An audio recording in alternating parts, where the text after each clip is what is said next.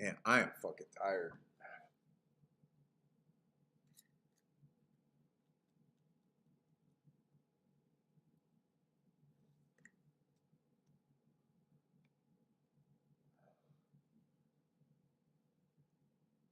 Billy, are we ready?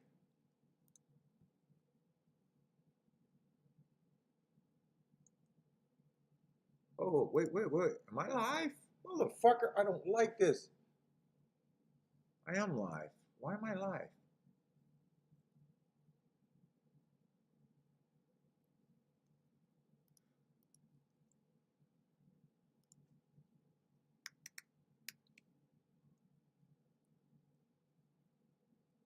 All right, I'm live. What's up, everybody? Welcome to the Shake Up.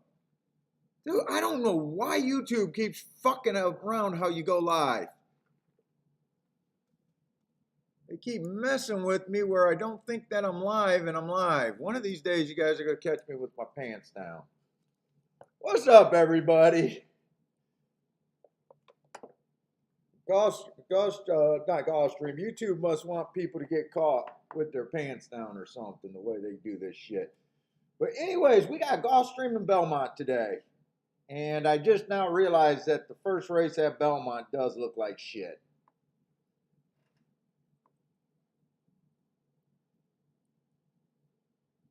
Just set this up real quick.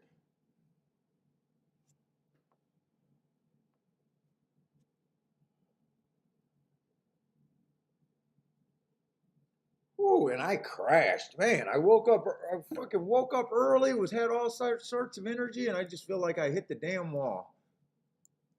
Let's see, I still need the chat room. I need my chat room. What's up, Ronald?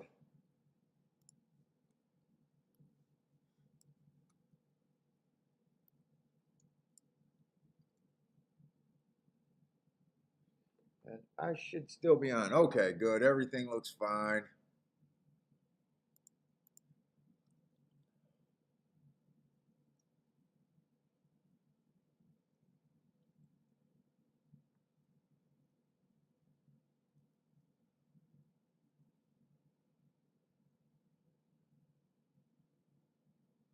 Oh, I finally figured out what they were talking about there. Okay, I'll fix that for the next show. Oh, man. Well, yesterday's show was a good show. Yesterday I had a really good day. What's up, Daryl? We're doing good. We're coming off a good yesterday.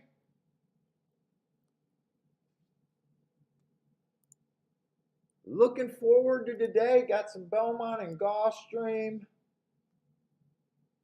But I'm just now realizing that I'm not that interested in, because I never look ahead. I never really look ahead and plan anything. And actually, I'm just now realizing that the first two races look like shit. What is that second race? Is that second race only 3 or 4 horses in it? 3 or 4 horses in the second race? Is that right? Holy fuck no. Oh no, they say they got 5, but still, 5 horses. Okay.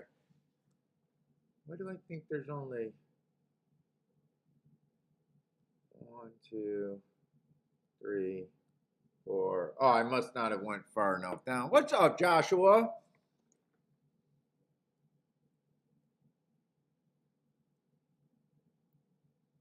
In Canada, there's no internet. You're at the public library. Oh yeah, Daryl. I definitely miss not being able to go to a track. I definitely miss that. If I had a choice between being live racing and sitting at home, I would go live racing every time. Now just going to a sports book, fuck it. The sports book is not a thrill, but I still like going to live racing.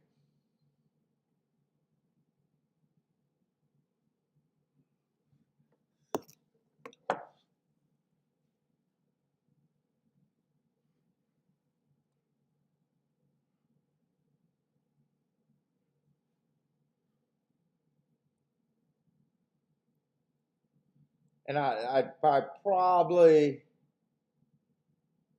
I even miss going to the track, the simulcasting part of the tracks. Not the casinos, but the tracks. I still miss that. Being able to bullshit with other people in person. I still miss it. But not enough to drive the half an hour or 40 minutes each way now. I mean, I could still go to my track, Northville, but it's not worth me going to Northville at all.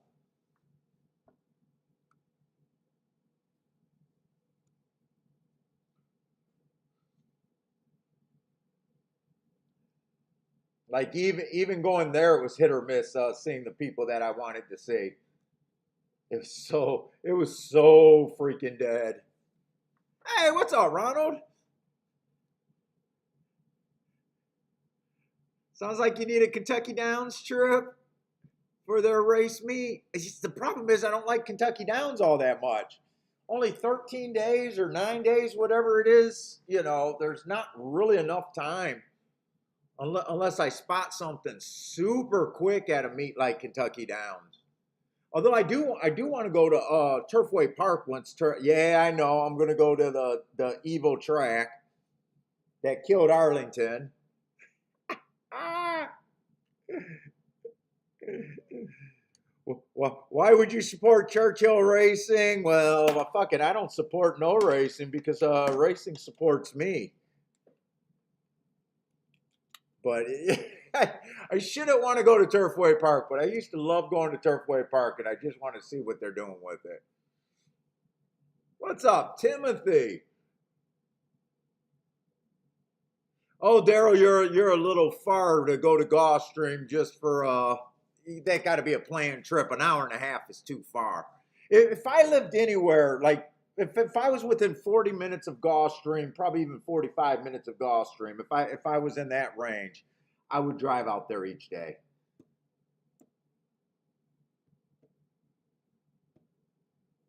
Maybe if I lived there, it might get old, but I don't know. If I get there, then I know more people, and more people will take care of me and give me extras. I don't know.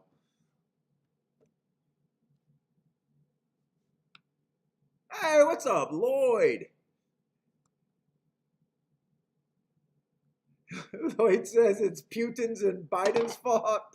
According to Biden's, it's Putin's fault. Canada is with no internet. Uh,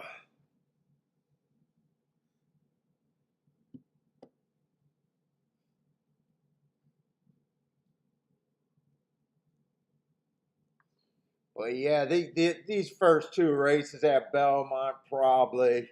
Now, you might say, hey, you should have not wasted your time and came on early, but it gives me time just to hang out for a few. And I still like to watch the races and see what's going on if I can glean anything from it.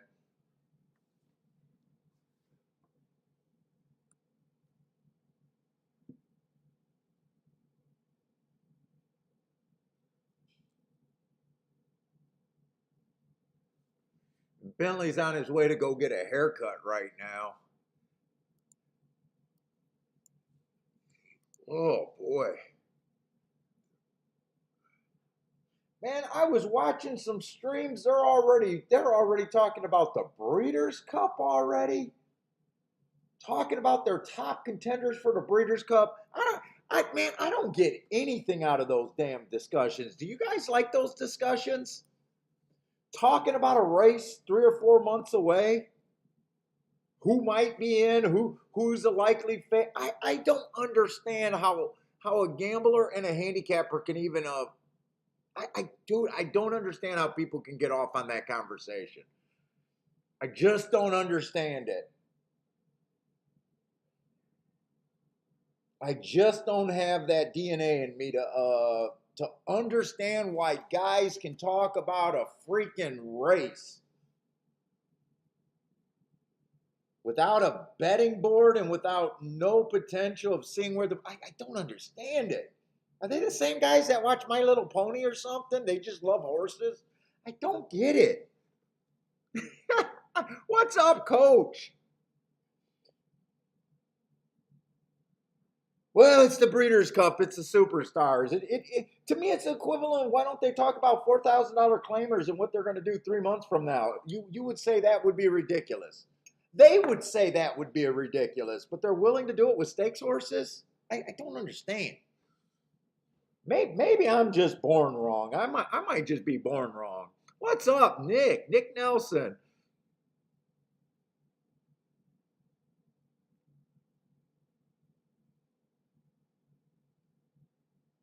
Oh, what does my shirt say? I practice safe six. The old ladies at the dentist does not like it when I wore this shirt. But I think it's a sailing term. I don't know who got me this shirt. I think it might have been Bill.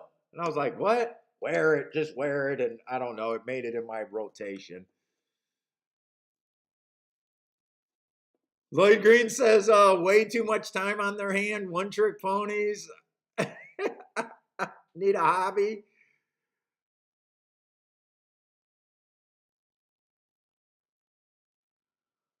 Hawk River says, yeah, and I don't even if they're right 3 months out, like who the fuck cares? I don't get it. I'm just, I wonder, dude, there's got to be a market because people are listening, so they must be interested, but I just don't get it. People don't get this show either, so, but man, I was just listening to that on my walk this morning. It was like, really? Let's get our list together and we'll compare our list for the Breeders' Cup Classic in this race. I'm like, what the fuck are you guys talking about?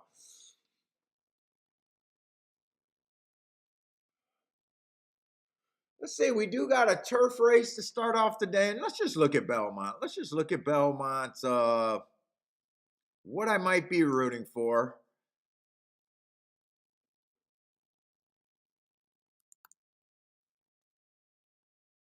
I think the sprint's just been speeding stalkers, but I'm just going to look it up.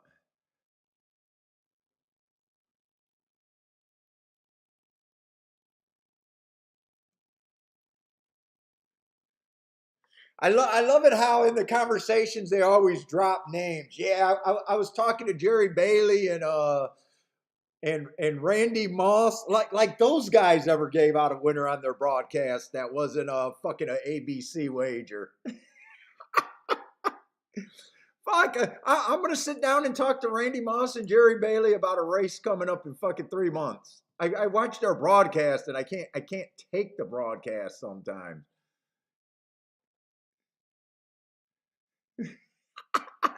That's the name you're gonna drop. All right, Jerry Bailey can ride a horse. Handicapping wise, fucking, okay, he can ride a horse. I'll stop there.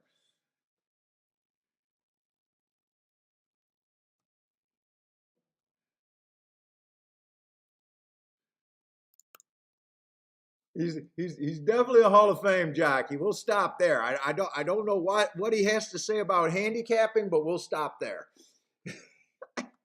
Ah, come on, Joshua. I'm trying to fake some fire going on right now. I want Jerry Bailey and Randy Moss to call me up and talk about handicapping. PDT, PDT, I've never seen where I thought Randy Moss was fucking solid. Not one time, not one broadcast, not ever. I do not know what you're looking at where you think he's a solid handicapper. You must have some personal time with him, but because on the broadcast, I've never seen anything that made me go, oh, all right, oh, okay. Never once. No, it's not. It's just watching some YouTube stuff. I should have even went there, but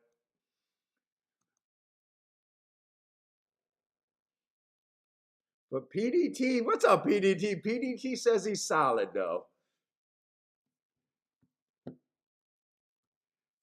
I know he got the Moss pace figures. Let's see, for the sprints, post positions are pretty fair. Kind of first six post positions got a little edge.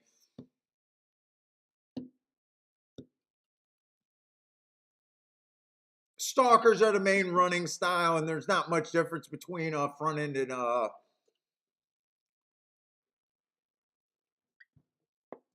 Dude, I always worry about handicappers when they're too knowledgeable too, PD or PDT. When they start spitting out facts and they know too much history and sound too knowledgeable, I almost think that where they wasted their time learning at. And sometimes I get turned off when a guy sounds like they know too much. Oh yeah, Joshua can't even download the forms. Looks like the 11 is scratched. Did they end up scratching another horse there? I didn't get that scratch.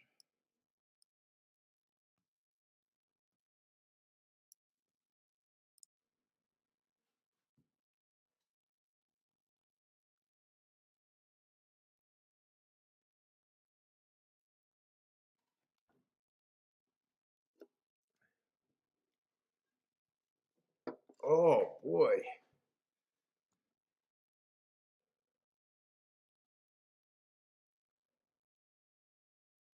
What's up, Hawk? Thad, what's up, Thad? Who else slipped in here that I may have missed?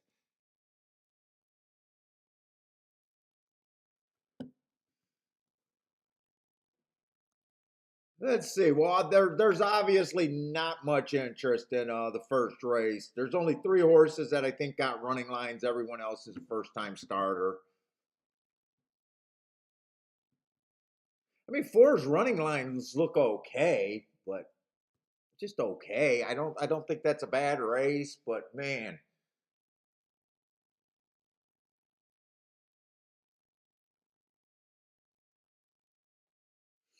the one ran against the inside speed favoring day, hit the grid gate. So I love the asterisk. An asterisk is an excuse. You know,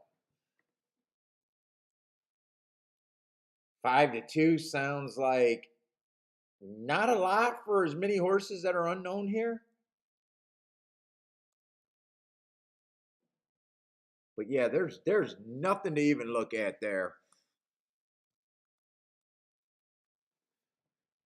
Vito, what's up, man? You like the 4 and the 9 there. 4 and the 9. So you like that 4 horse and then a first time starter.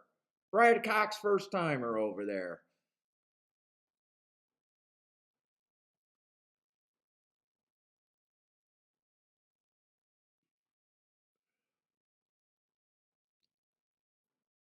Omar, what's up, man?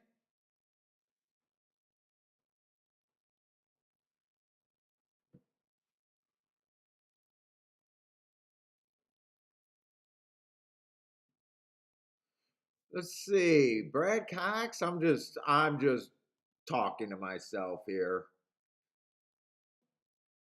He's 17% with first time starters, and he's minus 79 cents for every dollar you bet. But people loves the Brad Cox first time starter angle. At least you're getting 5-1 unless he gets hammered. Debuted on the turf.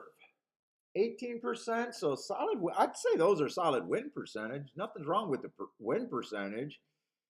It's just not a winning proposition long term. Minus 65 cents on the dollar, and I'm not even talking about your bet. I'm just I seen he was Brad Cox, and I just started reading his stats because I know that Brad Cox on the turf early is supposed to be a real good thing. So I'm not even trying to backdoor pick apart your bet or anything. By the way, it's just you mentioned the 9. Brad Cox caught my 9, and then I just got nothing else to talk about. So I'm just looking at the trainers' angles, not taking a shot at your bet or anything in particular. He's 22% after 1,050 races. So wow, that is pretty good on the turf. But still minus 39%. But yeah, solid percentages. I never look at these. I never look at these, but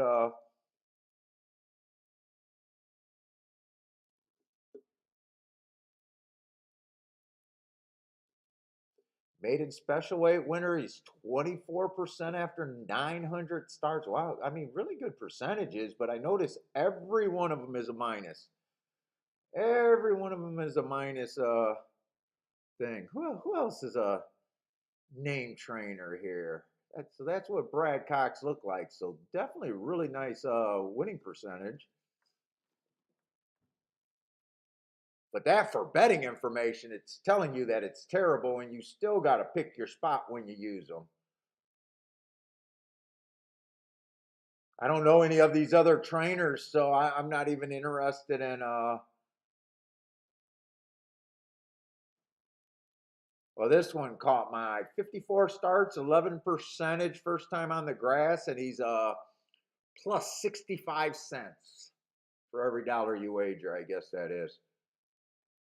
Well, this jockey or this trainer is the opposite. He got lower win percentages, but he got a couple pluses. Second career race, 11% plus 11 cents on the dollar. I never look at these stats because I don't like these stats. You know, if you play a lot with stats and stuff, and you can say the same thing about my buyer's reports and that stuff, the way I use my buyer's reports and stuff. You know, you can just take numbers, data, and stats and just make them, you can kind of make them say whatever you want by the ranges you look at during time and shit like that. You can really, dirt to turf plus 10%. So he had 13 winners out of 134, so a 10% and a plus 73 cents on the dollar.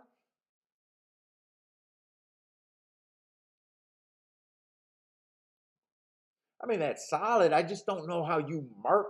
I just don't know how you bank off of that information.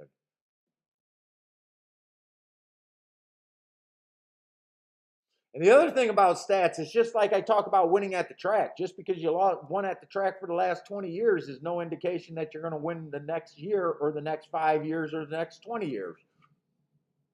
At any time, it can all fall apart on you. That's the other problem about stats. You know, stats is if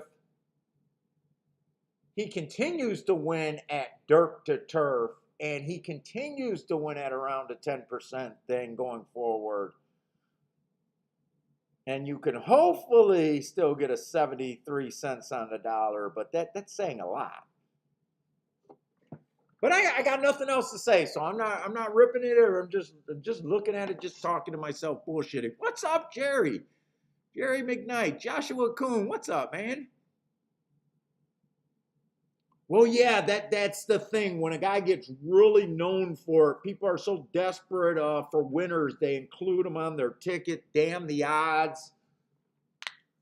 You know, they get over bet. You know, it really gets hard to win. That's why I was talking about yesterday. The skill is narrowing down the horses, but is a skill. But the real skill is looking at what you got and deciding what's good about the group of numbers that you got and what's shitty about the group of numbers that you got. And trying to play to what's good more often than not. That's really right there. If that's the first time you heard that and you take that to heart, that will improve your handicapping in the long run. As stupid as that sounds.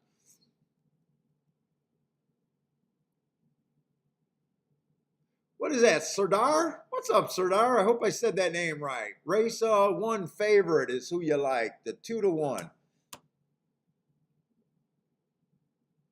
Oh, that's Todd Fletcher. Let's see. Todd Fletcher on the grass, 18%. And this is not taking a shot at your bet. I honestly don't look at trainers. Most of the guys know this. This is just catching my eye as something to talk about. It's not even an opinion that I'm talking about. 18% out of 136, so definitely that's what, roughly 26, maybe 25, 24 winners out of 136, so definitely not a bad job. But minus 43% or minus 43 cents for every dollar you bet.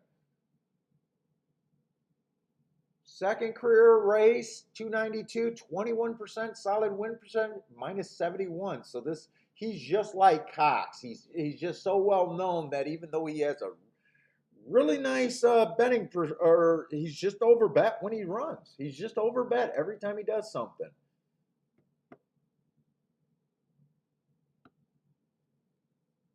Steve B, what's up, man? What's up, Steve B? Oh, Michael Lester got a value bet here. Let's see. Michael Lester, 3-4 with the 1-2-3-4. Lester, I never knew you thought about first-time starters there. I've talked to you a few times, but never about first-timers, and I guess I didn't really realize you handicapped first-time starters. I wonder what you look at when you're doing first-time starters. What's up, Pie Man?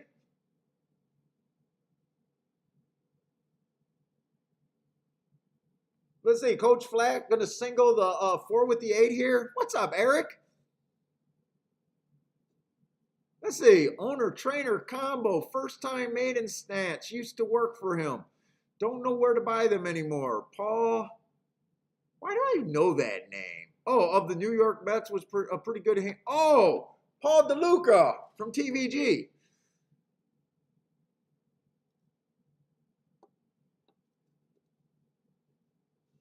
Dude, I would think you. I would think you would. I would think there'd be a lot of places that have maiden stats, first time starters, and that for people to buy. I would think that. I would think there would be quite a few sources where a quick internet search would be able to find those.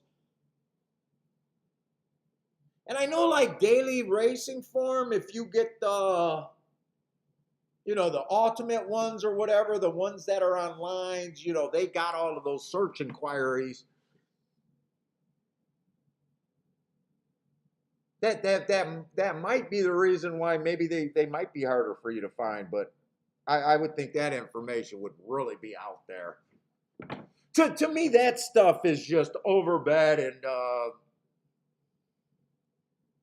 oh, you can see why. Every time a trainer looks really good at doing something, they're minus. They're terrible bets. Doing that thing they're good at. That doesn't make sense to a lot of people. That goes against human nature. Paul, you're telling me that this guy is really good at doing this. He's really good. He's excels at doing this, but he still manages to be a terrible bet. That's not understanding the horse racing math. That's not that's where the disconnect is, because it's such against human nature there. Hey, what's up, Brady? Oh, your buddy's horses racing in Toga next week. I'm heading, so I'm excited. Well, good luck. Good luck to you, and good luck to your buddy out there in Saratoga. Oh, hopefully your buddy gets a Saratoga win out there. Unless I happen to know your buddy and think he's a dick, then I hope he doesn't get a win. But I don't think I know your buddy, so I'm gonna root best wishes. Let's see, Hawk Rivers likes the 2 and the 4 over here at Belmont.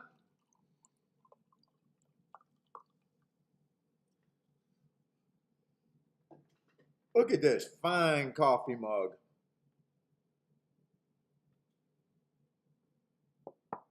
Let's see. Brady says, keep an eye out for no surrender.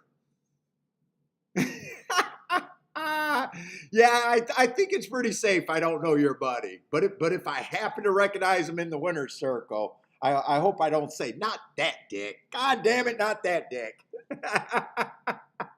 What's up, Jeff D? Ellis starts tomorrow. You looking forward for a little bit of Ellis? I think Ellis for the last couple years have been having some very strong biases there, if I remember right. It's my coffee mug right now, but I'm drinking seltzer water. Oh my God, it's terrible. The seltzer water.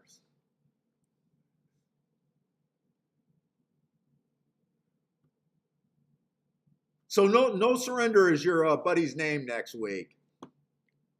Do you know if the race is going for sure? I know Parsons always sometimes has to wait till almost like a day or two before to know if the race is really going for sure.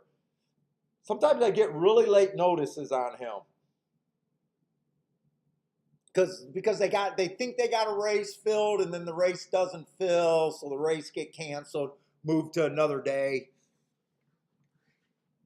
Yeah, that's what Brady's saying. It isn't for sure. It's just they're there. They're hoping that the race fills and everything, and that they use it. What's up, JW? Dude, I'm in a good mood. I woke up early, did a whole bunch of shit this morning, and then I crashed, and then I don't know. I perked up and got in a good mood. So we'll see. Hopefully we can just make it through these first few bad races. They're not bad. They're bad for me. You know, if you guys got opinions and you're handicapping, and I'm not trying to discredit what you guys are doing. They're just bad for me, for my style of handicapping. They're just bad. You don't have to be an expert at everything at the racetrack.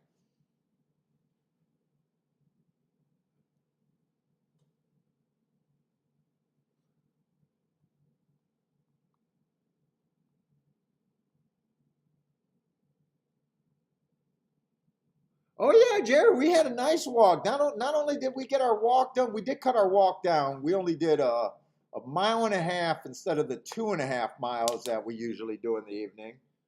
It's fucking hot, so the mosquitoes were bugging my wife, and then it was humid. So Bentley got that thick ass coat, so it's not bad that we cut down the walk. But we were able to play soccer on the lawn with them too. So he had a great time. The wife was happy that we got to fit that in. Bentley's schedule was a little messed up, but not too bad. I may do that next Thursday too. If Gulfstream, if nothing's really running during the day, we'll have to see. I might be okay doing Wednesday in the evening, or not Wednesday, Woodbine in the evening again. I'll have to see what's running next week. Yeah, it is cool in this basement. It still gets freezing in this basement too.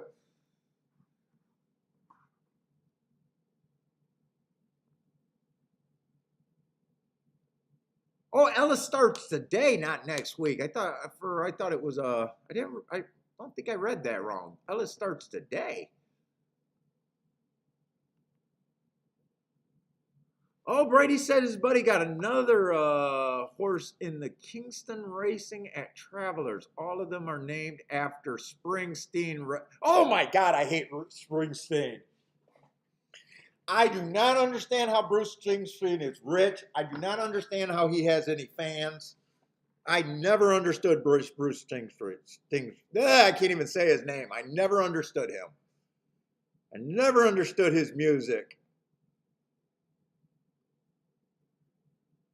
But he's obviously a fan of Springsteen, huh? Or maybe I'm just putting the Bruce in front of that.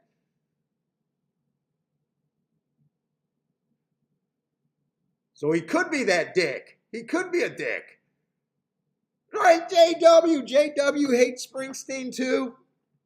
If it was up to me, that guy should be broke and just working. He should not have a career in music. I don't understand it. Oh, he's a draft. I didn't even know that. I just don't like his music. I just never understood his music. Not at all. What is that? The 4 got the lead there? Let's see. 1 is in position. 4 ended up being a nice price for a horse that ran before. I don't know if he's a winner yet, but he definitely broke out the gate okay. 1's gonna be forced to be a closer. I guess I'm talking about the 1 because he took a lot of money and he ran before. Other than that, it's not like I had my eye on him. 9, I know someone like 9. What 9 was the Brad Cox horse. He does look interested. He looks like a little threat. Well, 4 kind of rebroke. He was looking a little threatening. 1's coming, but 1 was just too far back too early. So that was dominated by the horses that ran before. In fact, the 3 got 4th who ran before. So that came in 4-1-7-3, I want to say.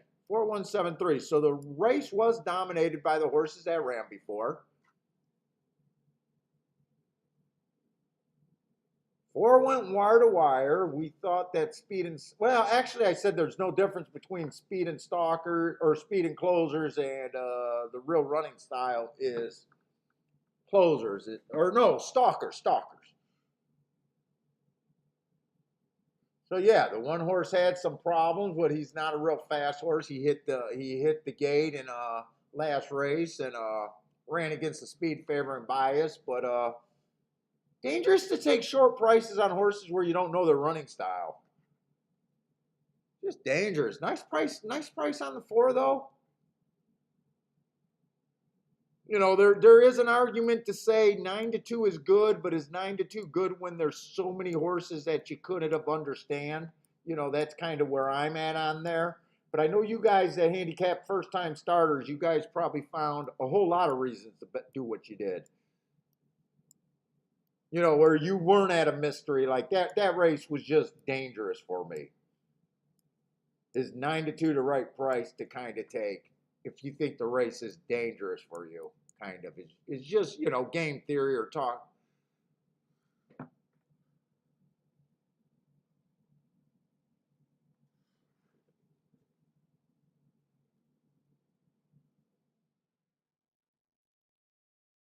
Oh, yeah, oh, Omar's a Springsteen fan, so he says easy on the boss there.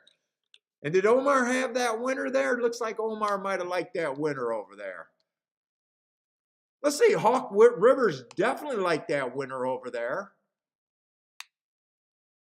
He had the 4 and the 2 to win. Looks like he missed the exacta though, but he did have the 2 and the 4 to win. Coach Flat like that finished. He got the 4 starting a double. Hey, what's up, Elliot? Elliot says on paper 4 looks like the better horse. So if that was before the race, I bet Elliot's pretty happy with that result there. Omar had the 4 on top of the 1-2. So yeah, definitely exacta there. So Omar's pretty happy with that. Michael Lester did hit his exacta. He kept the 3 and the 4 on top of the 1, 2, 3, 4.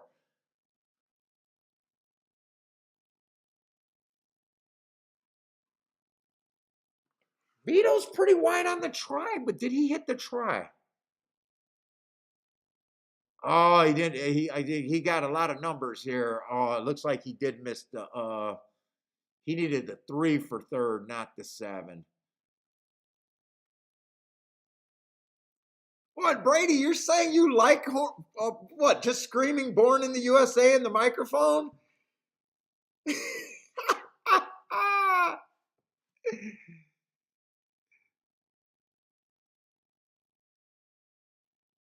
Omar would have been better off if the set. Well, yeah, you definitely would have. What was the set? Yeah, 7 at 11 to 1. Yeah, you definitely wanted the 7 to get second over your 1.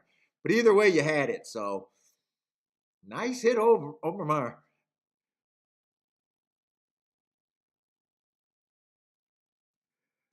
Oh my God, we're gonna have the Springsteen. You want to know who else I always hated that I never got? Oh my God, and they were big.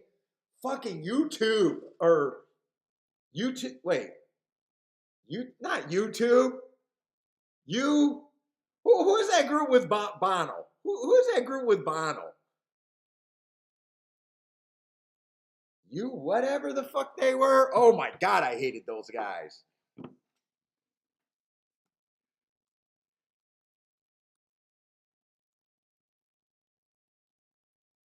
Who the fuck was Bono's group? You.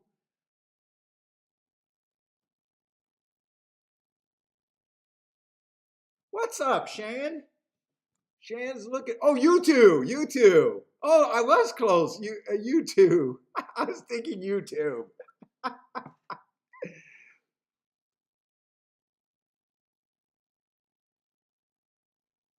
Dude, there's no way that exacta paid $90, or is that total? I think that's your Toto bet, right? There's no way. What did that exacta pay? Oh, okay, yeah, that's your total. Oh, the exacta paid 15 to 1. Oh, I thought he could have paid a little bit better than that. I guess that's not too far off. You did have the favorite with oh,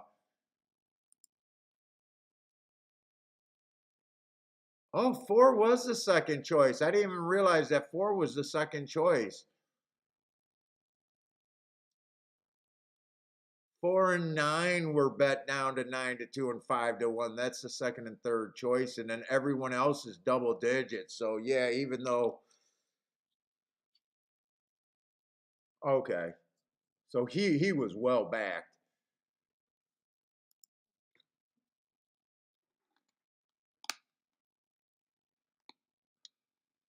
Let's see, Daryl. Daryl's off to start. Hopefully, he can take down his double here. Let's see, 3, 8, 7, and 1.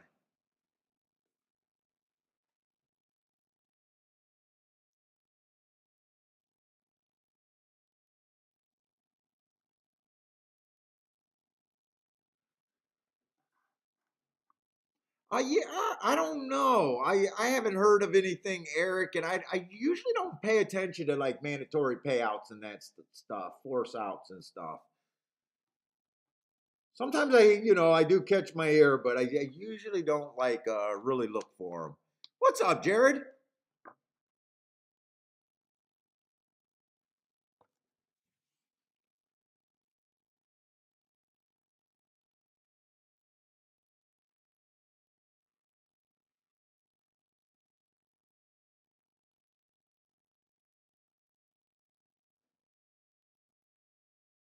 Oh, you're talking about the Prairie Meadows and Indy Horseshoe has stakes pick fives tomorrow with big pools.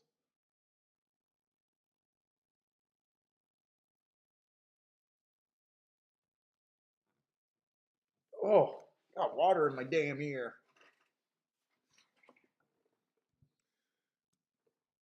All right, what we got for the second row? Oh, we got another turf sprint.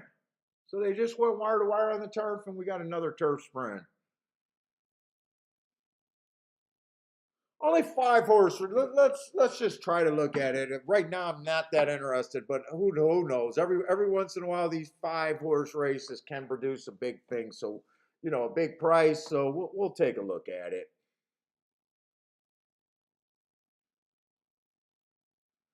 Let's see. So what we got? 62,000 optional claimer on the turf.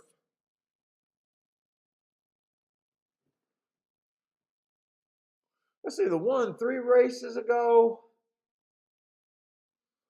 was a route to sprint. I don't like route to sprint. That was an early pressing day. I gave him an asterisk for being a closer, slow, slow, slow. But the excuse trumps everything there. Came back, won his very next race, so the excuse was kind of good there. He won at 95 cents on a dollar, so you don't. Yeah, I mean everyone do it. He did drop down to 6.5. Usually I don't like that move, but he did win off of a route to sprint. It's possible. Horses do it all the time. I just don't like that angle. I hate that angle, but yeah, there's an example of it working right there. That was an early pressing day, exactly what he was. He was average, average. Stopped the clock, being the fastest winner of the day at the 6 furlong mark. So definitely not a bad race. And then last race ran at this level, average, average. Stalked, got away at the top of the stretch, and then only to get caught. I don't think any of those are bad races, and they're just fine.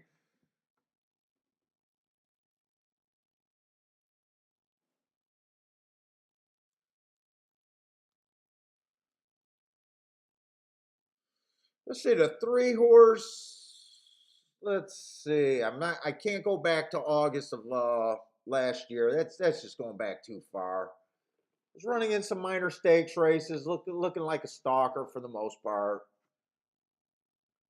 that September race two races ago. The timer malfunctioned or something malfunctioned where I didn't have it.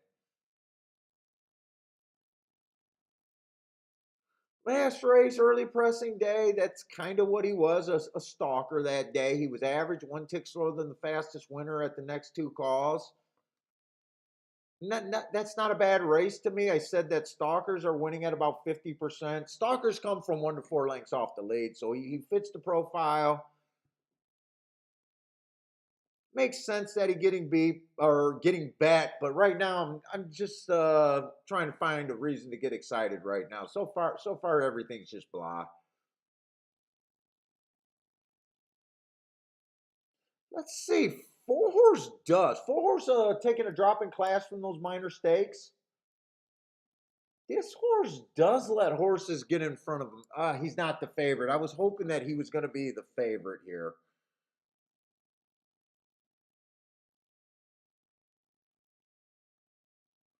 I was looking at these a few races where he's like almost 7 and 9 lengths back. If he lets horses get that far in front of him today, I think he could be beat. But if he gets positioned and be within four lengths off the lead, 3 or 4 lengths off the lead, he's definitely a win candidate here. I don't love him. I was hoping he'd be a favorite because I don't love him and I feel like I could try to beat him. But 4 to 1 now, even money 2 to 1. I hate his guts. 5 to 2, I don't like him. You know, 4 to 1 right now that he's being offered, he makes a little bit more sense. And when you're handicapping, you're also playing the value and what price do you like him at kind of game. Let's see. I love the sevens race on October 15 where he went too fast to win on a closing day in a minor stakes race. That's a really nice race. The biggest problem with him, and not really a problem because he came back twice after that, ran 2 seconds, right running style and everything. My problem is they're just one race samples. And I don't have any extra story to tell or to convince myself that I want to get involved. Not at 6 to 5. I don't want to get involved at 6 to 5 on him. But I just don't have any extra story. But I do love that race 3 races ago against the bias. I'm going back to October and, looks like he held his form pretty well. He ran 2 races in October. They were both really nice seconds, but I don't have any inside extra.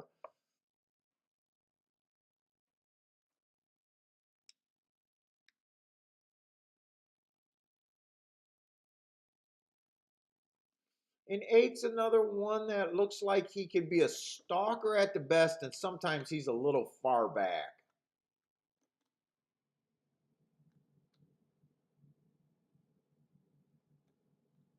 I got a feeling he's going to be too far back, but last race he did have an excuse where I thought the inside of track was good and he was in the 4 hole. He was average, match strides with the fastest winner at a little bit lower of a level.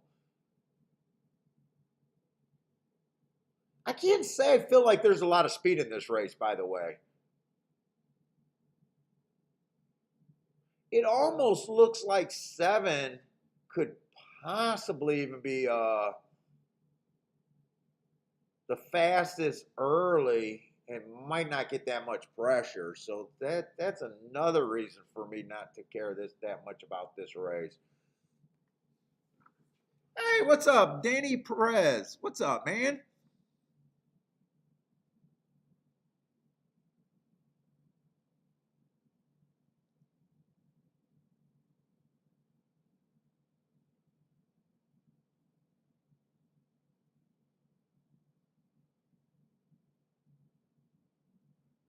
Jared started out saying he's not betting today, and right away he comes up with a bet. What's up, Jared? Oh, that shit out of there. Oh man, thank you for checking us out, man. We've been doing this for about, I don't know, over 400 episodes. Thursdays, Fridays, and we've been doing a lot more extra shows. So I got a ton of content out there. But thank you for checking out the show. Thank you for checking out the show. Give the show a few tries and listen to what we're talking about. The people that get most out of my handicapping are not the people looking for picks. The handicappers that can appreciate the theories, how we move as handicappers, and we're just the concept of the show is just trying to get people better, understand the game better, cut the learning curve if you're brand new, because the learning curve is tremendous in horse racing. But since you just put out the brand new thing, well, I'm also the only guy that'll say I don't expect to hit more than 20 to 25% of the races I play. So right off the bat, I'm telling you that I'm losing 75 to 80% of the races that I bet. And I will be profitable at the end of the year with that. So we don't believe in blowing smoke up players' asses over there. What's up, Joe? Rex says, welcome. Don't let Lloyd get on your nerves.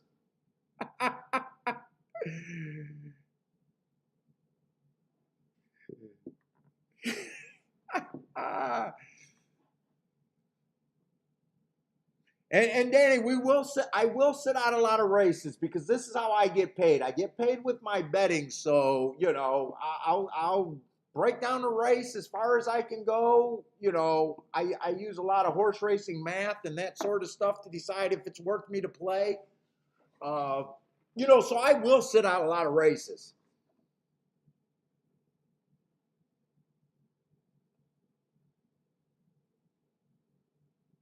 Lloyd's laughing at that. Don't let Lloyd get on your nerves over there.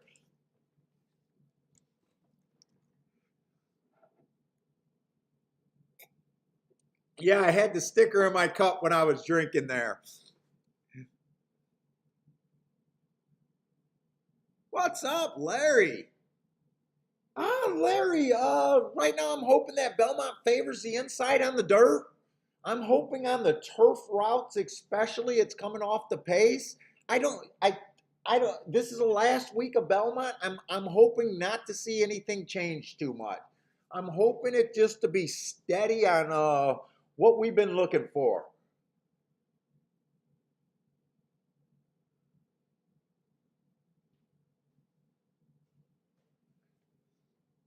So no surprises. No surprises, I'm hoping. Well, what's up, Larry?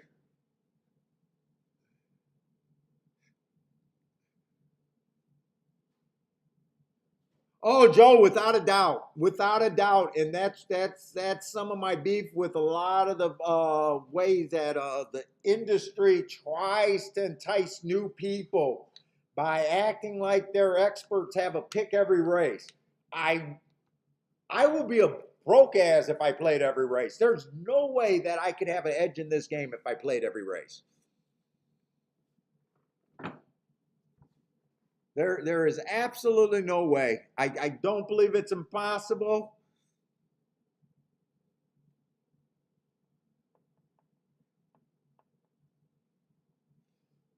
You know, I look at it that when you use your handicapping to find your spots, you use your handicapping to sit out, and even if you sit out half the card, you're still playing.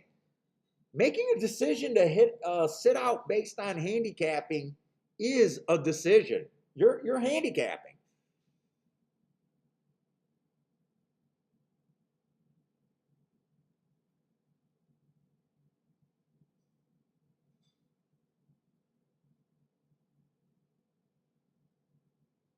Okay, yeah, Danny, feel free, throw a pick wherever you play. I'm only able to handle 2 tracks, but people are definitely looking at picks all over.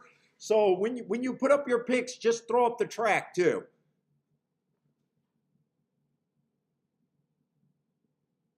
That helps everyone. And if you guys are new, and want to throw up picks, don't be shy. No one's going to judge you off of your picks, especially on one day. Don't be shy.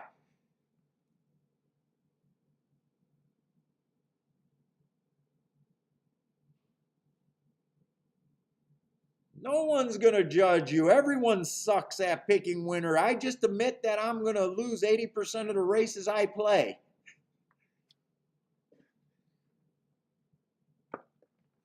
So my winners might not even come today. All right, but I will guarantee that they will be based on something fat.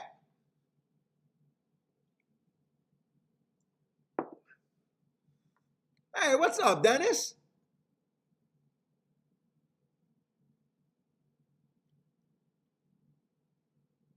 Well, yeah, most important things. Let's make handicapping fun again and have a real fun chat room. That's all we want to do here.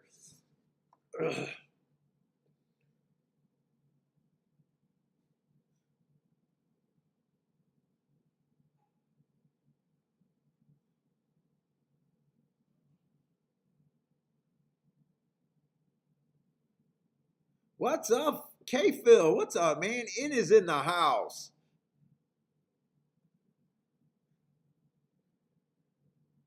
Jared, is that an exacta or try box right there? 7458. Hey Jared, there's no 5 in this race if that's Belmont.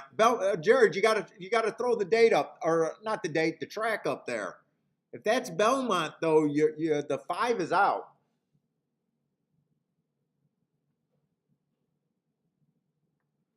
What's up, Jevin?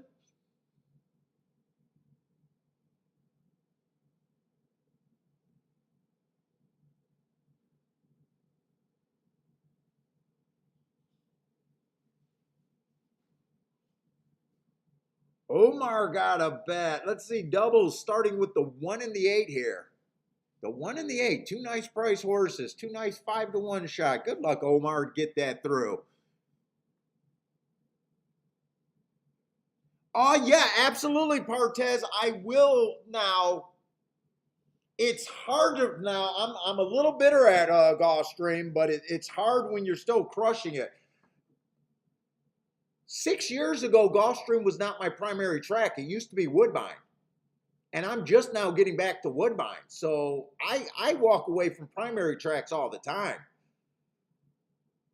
You know, soon as I have, soon as I go through that, you know, going through my records, if I start, so that Woodbine was my primary track for years, and then I had a month of very bad results. Couldn't really explain why. And I think after a month and a half, I ended up walking away. And I always kept my notes for Woodbine because, you know, if I crushed a track for years, I know I can come back and crush it. But when your head gets fucked, you know, so sometimes it's hard to. So, fuck, it's been a, and then I found Gulfstream. So then I found Gulfstream during that time and just been crushing Gulfstream.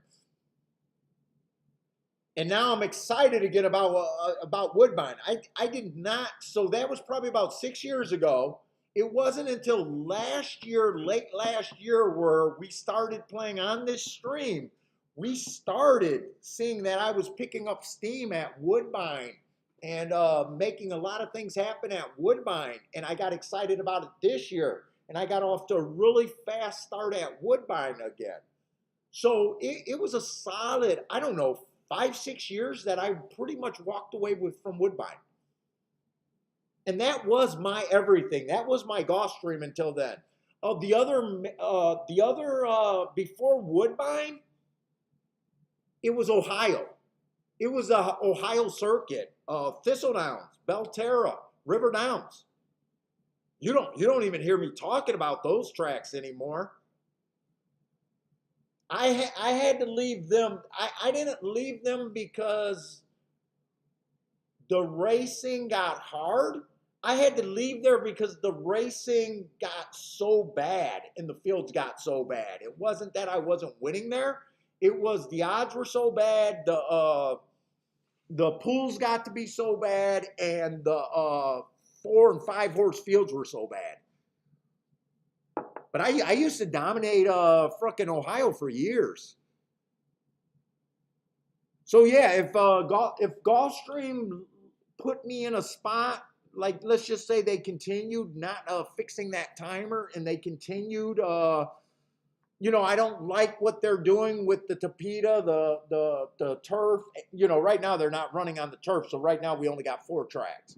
But when they got 6 tracks, if they continue just day after day, give me a 1 race sample, 1 race sample, 1 race sample, 2 race samples, my notes don't help there.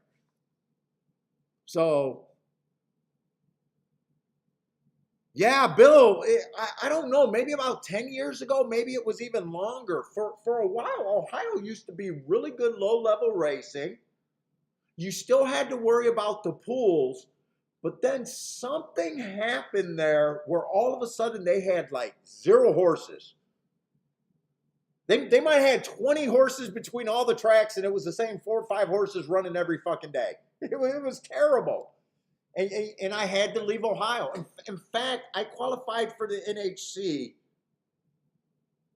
3 times, and 2 of the times were both on the Ohio circuit, and the other one was a Vegas tournament win, or Vegas tournament second. But Ohio used to be very good, and you guys in the 4 years or whatever I've been doing this show, you've never heard me talk about Ohio being a viable betting opportunity. The racing just went so far downhill, so you always got to be willing to leave a track.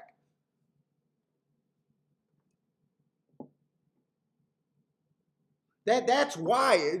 Look at how many tracks I keep track of. You want to know how many tracks I got to keep track of just to have an edge?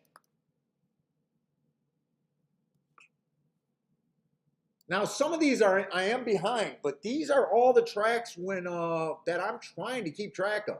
Mahoney, Louisiana Downs, Lone Star, Laurel. Some of these are different years too. Kentucky Downs, Keelan, Indiana Downs, Horseshoe, which is the same, Hawthorne, Gulfstream, used to be Gulfstream Park West, Tampa Bay, Fairgrounds, Evangeline, Ellis Park. I keep track of Delta Downs. I do not keep track of Del Mar. That was just for the Breeders' Cup. Churchill, I keep track of Churchill. Belterra, I keep track of fucking, all of that just to be able to play 1 or 2 tracks. That's because I'm always keeping my eye out, first of all, for the next best opportunity, a super strong profile, or I'm keeping my eye out just for knowing how to rank shippers when they come in. It's a lot of work in gambling to be in front of the public. It really is a lot of work. Hey, what's up, Lanier? What's up, Lanier? I'm sorry, I lost track. Let's see. 7 did get the lead. I did say that I thought he could get the lead, but the price was just non-playable.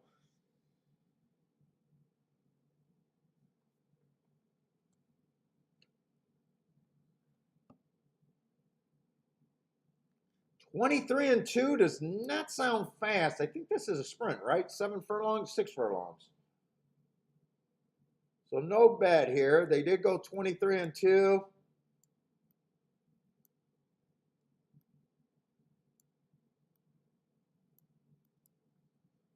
Doesn't really seem like, or sounds like 46-4 is the second call.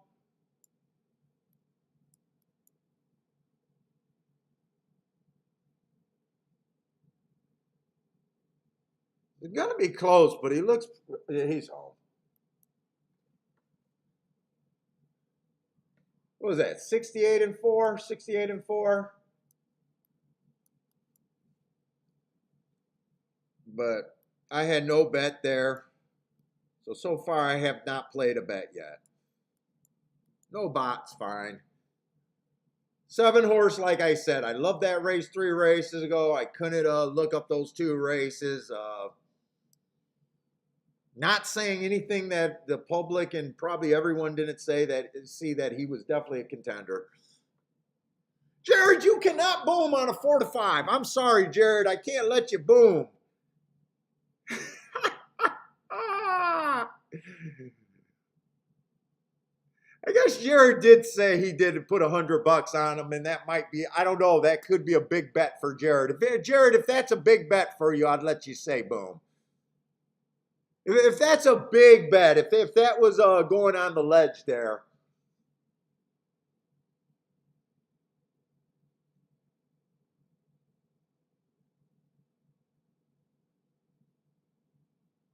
Larry had 7 on top of the 3 and 4 on the double, so he had the winner.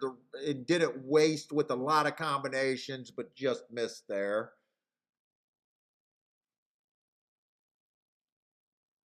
Lanier was thinking the exact same thing, 7-3-4 kind of deal.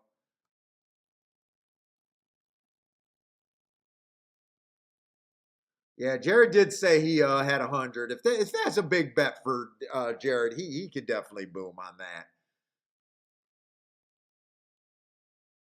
I don't like booming on 4-5s, but if you say that you did a big bet for you and it's a big bet for you, you can do something with that. I don't like playing that way, and for the most part.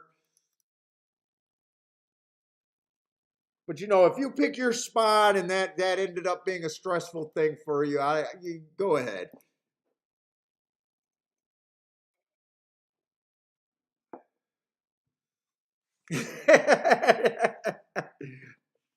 Jared says, "Damn, he went down to 4-5."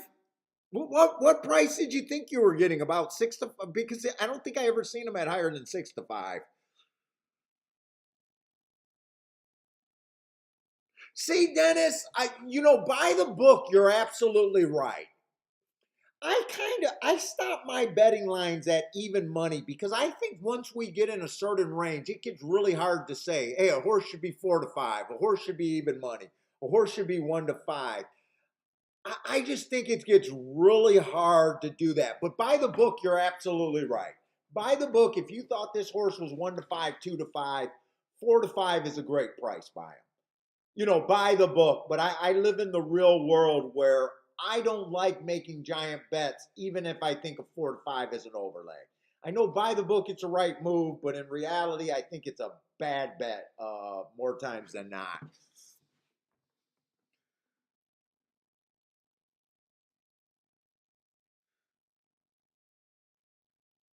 And you guys, and you might have better records. You might say, "Hey, Paul, I do really well at doing that." I'm just saying, for me and most handicappers, I just think it's really hard to decide.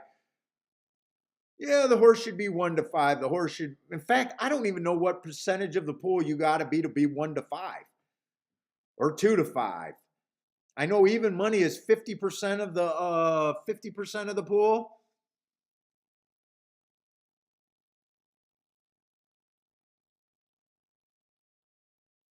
Charles says he agrees that that horse was an overlay in Charles' mind. What's up, Charles?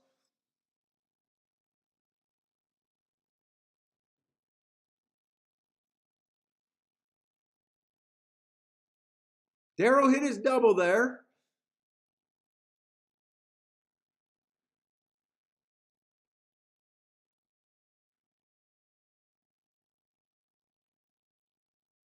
Oh, Joshua Coons. Yeah, Joshua Coons saying that 1-5 is 83% of the win pool. Ooh, that's a big. So or you're saying that 83% chance. I don't know how to say that a horse has an 83% chance to win a race.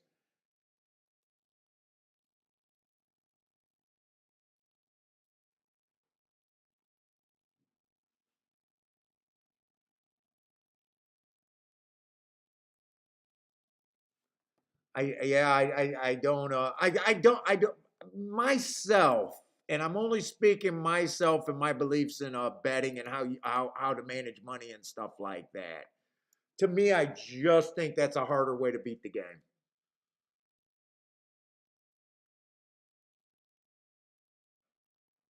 I'd rather bet. on 10 to 1s that I think are overlaying higher all day long, knowing that I have to be right 1 out of 10 times, then, being right at a short price where you're damn sure saying that I got to be right 50% of the time or more. It's, oh my God. Yeah, you can get away bucking the system for a while, but man, every loss is so much more devastating. Just betting theory, just kind of game theory.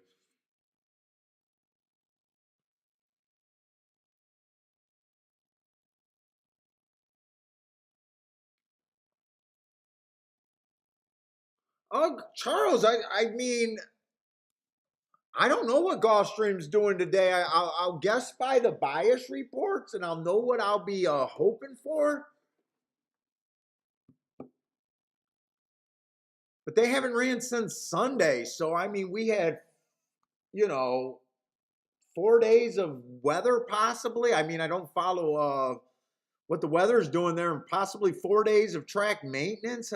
Who knows? I mean, I always start with the buyer's reports. Directing. I mean, I'm hoping that Gulfstream, the rail is inside, and I'm hoping that on the dirt, and I'm hoping on the Tapeta that the track's backing up. Other than that, it's all adjustments in my game from there. Oh, you're asking on the report. Oh, I'm sorry. I'm sorry. You just wanted to get a heads up on the report. I usually start off reading it. Let's see. Dirt sprints, 43% on the inside. Last week, it was not good, though. Last week, they only won 29% on the inside. That's well below average. But for the meet, 43% on the inside, post 1 through 3, 39% 4 through 6. So if they're not winning on the, 1 through 3, it's 4 through 6, low on 7 and out. Speed and stalkers, closers have almost no shot. 46% going wire to wire, 48% stalking, 1 to 3 or 1 to 4 lengths off the lead. Dirt routes, kind of the same thing. 84% of all the winners are coming from 1 through 6. Speed and stalkers, closing only 11%. So closing is just bad on the dirt at Gulfstream. Tapeta, speed and stalkers, closers are terrible.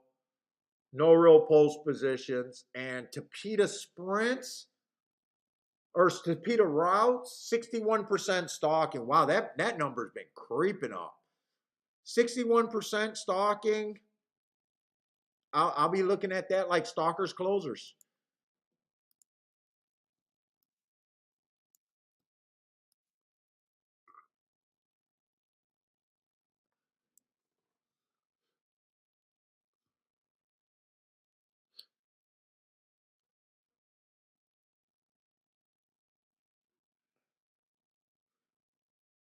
All right, this looks like we're down to 6 for horses, but I can handicap 6 horse cards.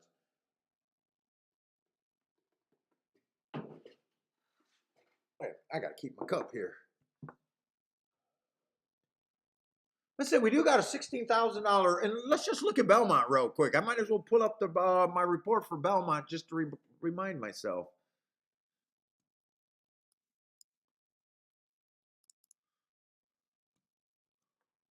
Take a quick look at Belmont.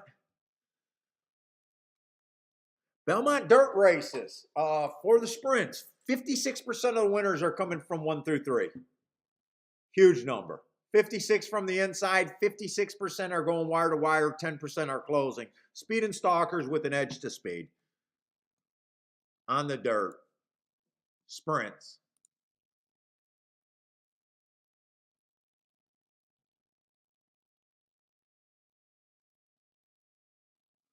Let's see, what is Charles saying?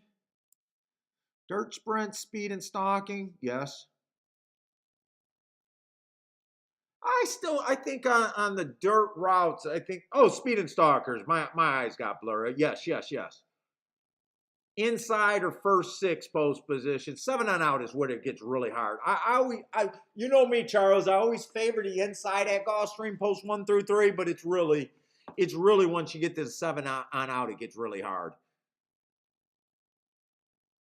Tapita speed and stalkers, yep, and stalkers to closers. Dude, and I have been trying to look up and compare Gulfstream's Tapita to Woodbine Tapita to Prestyle Tapita. I want to see if there's something with the brand there. I've been doing some cross looking at stuff too. See if that's just a Tapita thing. Or does climbing and that sort of thing make it change? You know, does it run different in the summer or Florida's hot weather compared to Turfway in the winter? Because I think for the last few years at Prestyle, Tapita on the routes have been extremely unkind to front runners too. I'm way behind this year. So I'm not up on it this year, but that might be a Tapita thing, and I think Woodbine, it's kind of for the routes is favoring off the pace a little bit.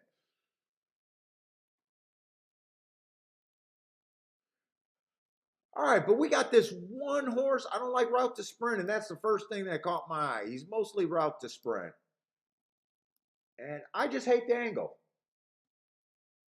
Let's see, 4 races ago, speed favoring track. He definitely had no speed. Was second best, and I guess made a rally there with the asterisk. I guess that's an okay race. Comes back, gets an inside track day, early pressing day, was good for a second there. I'm okay with that. But that did look like that was a little bit bias aided there. 2 races ago, early pressing day, he had the right running styles. Ran a nice third by 3/4 of a length. Definitely in form. And then last race, early pressing day, slowest winner of the day. Right running style, stepping up in class, but this step up is okay. But for the most part, I just don't like route to sprint. And if it sounds like I'm just now looking at the races, I am. I do my marks in advance, but all my picks are done in real time. So I don't have like, I know I love the 5 horse, 3 races from now. I'm building my day. I don't play like that.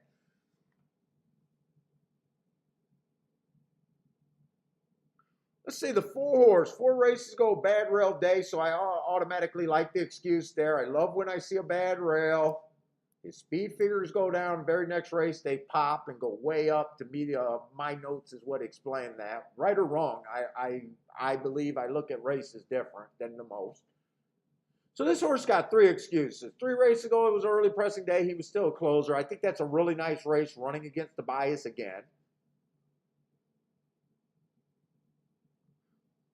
2 races ago, I think was a really nice race, running against the bias, and then he finally gets a race where I don't think there's a bias. And he wins at a short price. Stepping up in class against winners. I don't like him or hate him right now. Looks to be slow closer at a sprint, and he has a lot of route races behind him. 2-1. I don't like him at 2-1 at all. Holy shit, there's got to be something here. He does not look like 2-1 to me. He will be getting benefit from being in the 2-hole, though. He will get some benefit being in the 2-hole.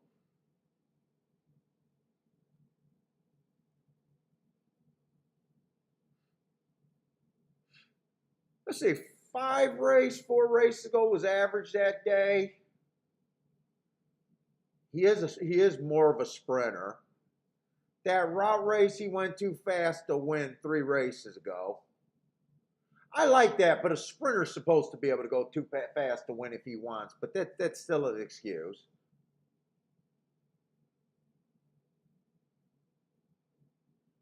Let's see if there's too much speed in here or any other speed, because I'm a little interested in him at a little bit of a price. 6 horse, mostly a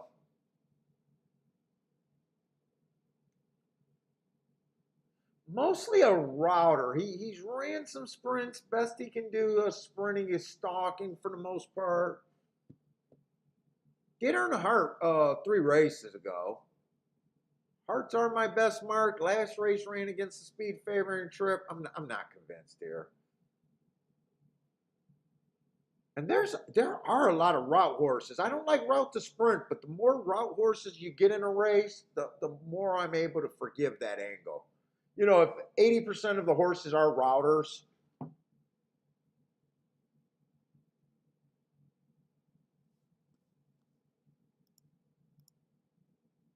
I say Gulfstream, I just got to make sure we got a lot of time over there at Gulfstream.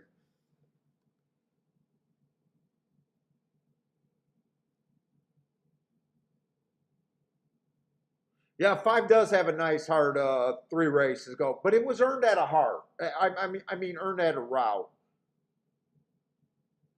Just like the 7 earned a hard last race and been running some really fast paces. But they were all earned at routes.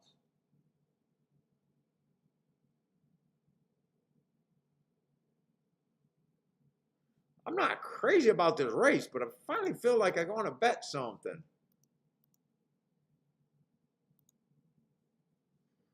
Let's see, 8's the favorite. Going to be on the outside. We talked about how the inside's been so good.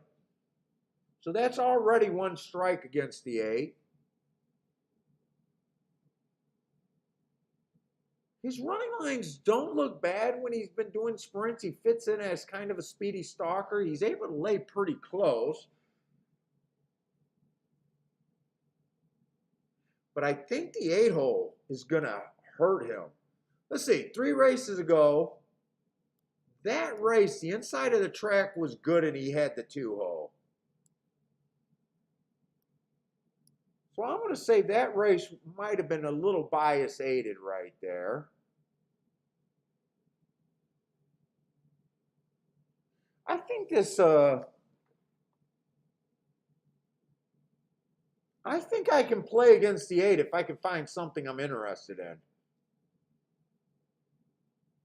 Who gets the lead towards the inside at a price that I might want to do something with?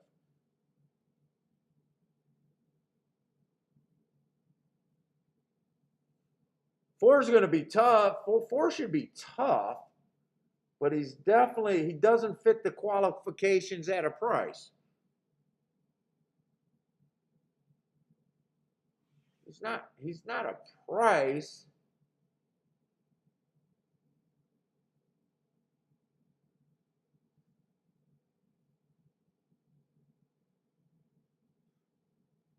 Let's see, 5's going to be in the 3 hole.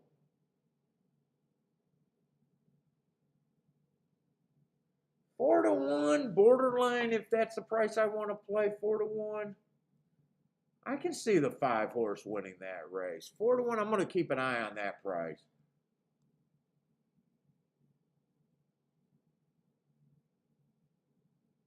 Six horses, 7 to 2, not super upside. 7, we're getting back outside. Let's see, 7's going to be in the 5 hole.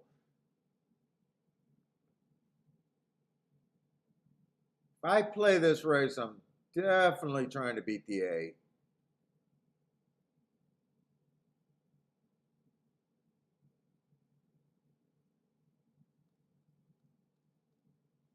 Is there doubles? Oh my God, next race is a 5 horse field? Oh my God, this card is kind of shit so far.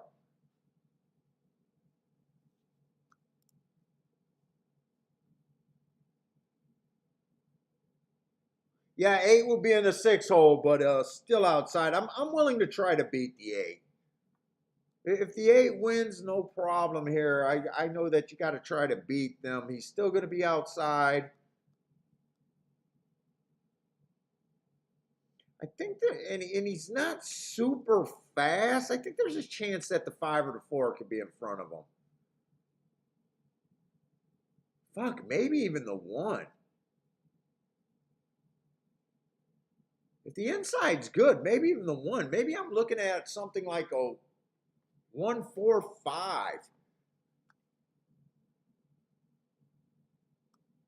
Let's see, Lanier likes 4-5-6 over there at Belmont. Jared likes the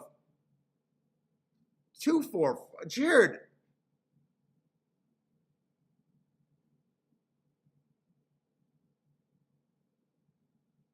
Oh, Jared, if that's Belmont, man, I think you got another scratched horse in there. Wait a minute, is this my eyes or your 2 is scratched? If that's Belmont, Jared, you got another scratched horse in there.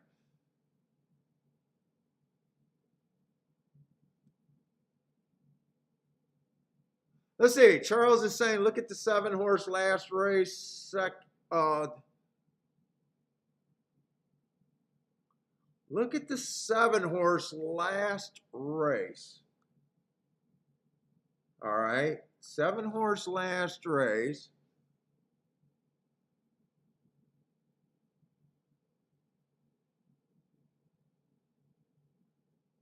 Or are you talking about look at the 7's last call in this race and not last race?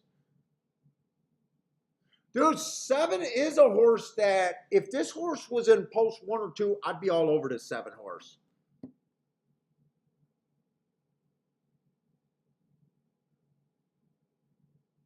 He's been cheap speed. I love the heart. He's consistently been cheap speed. I don't think there's a lot of speed in here. But I think the 5, possibly the 4, and possibly the 1 all keeps the 7 outside. I might be wrong about that. And I did consider this 7 in my head. And it falls under a part. I might be being too cute because I always say, look, as soon as you see a favorite, you're supposed to be building a case why you can lose. But as soon as you get the price, you're supposed to see why you think you can win and go to the window. You're not supposed to ask too many questions on a horse that you like at 15-1. And I might be being a little bit too cute there. But my reasons for not liking him is I'm leaning towards the inside of the track, and I think he'll have a hard time crossing.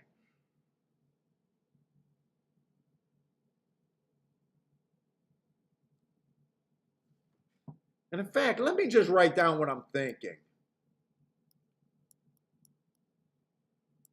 These are kind of the contenders that I was thinking of.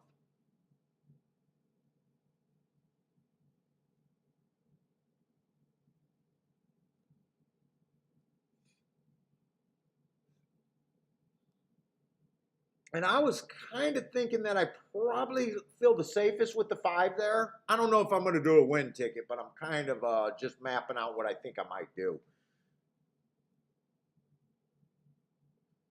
Now, just looking at those horses, you can see the best part of that bet. The 1 and the 7 are definitely the best part of that bet. The 4 and the 5 are the worst part of that bet. 4 being the absolute worst part of that bet. And now I'm just trying to how to extract money in this race if I do anything here.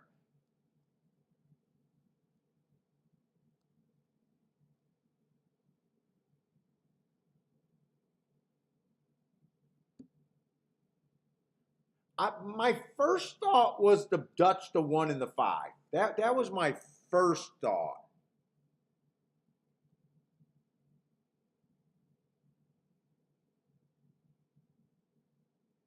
You're right. 7 might have some upside. I might be getting a little too cute on a 17-1, trying not to play him.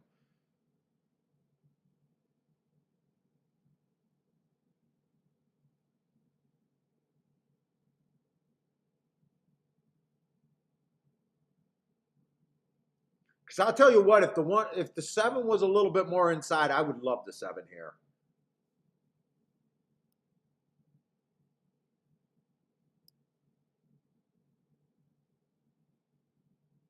In 8, I think a contender. I just think there's a reason to try to beat the 8.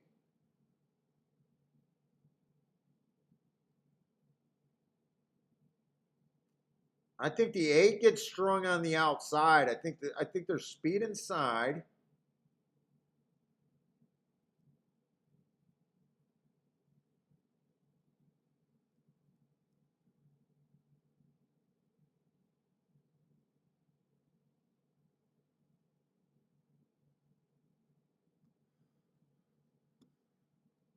I think I'm going to bet that 5 and the 7. I might as well do my first bet here.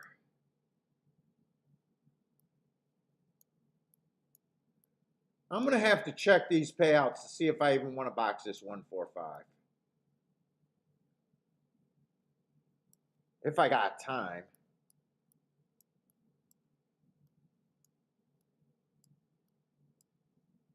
I think I key box that. I think I do a 3-horse box.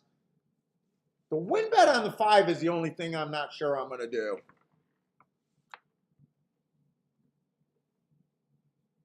5 at 3-1. That I may not do that win bet. I'm going to do the exactas first.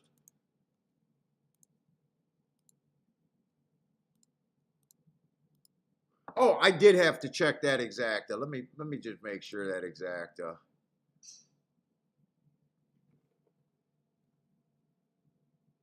If it comes in 4-5, it's paying $12. 5-4 is paying $13. You know what? I can't do that 3-horse box there. I can't do that 3-horse box there.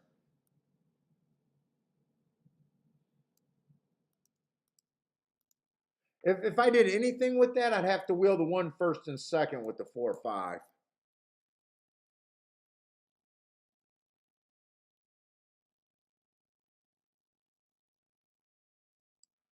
I think I'm going to leave that combination alone. I think I'm going to do the 5 key with the 4-5-7 and 7 to win. And maybe a 5 to win, but I'm going to do that key box first. Let's see, 5. Wait a minute, I don't want a 4-5. I don't want the 4-5.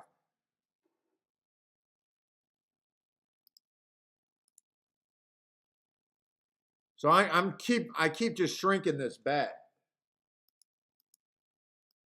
I don't want that 4-5, so I just did 5 with the 1 and 7 key box. Definitely doing the win bet on the 7.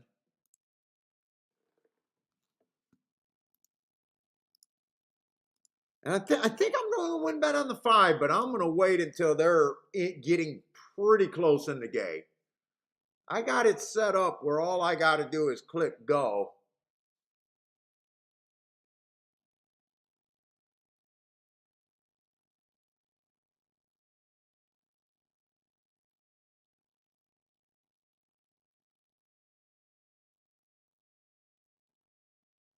All I got to do is click go, but I'm not sure I want it.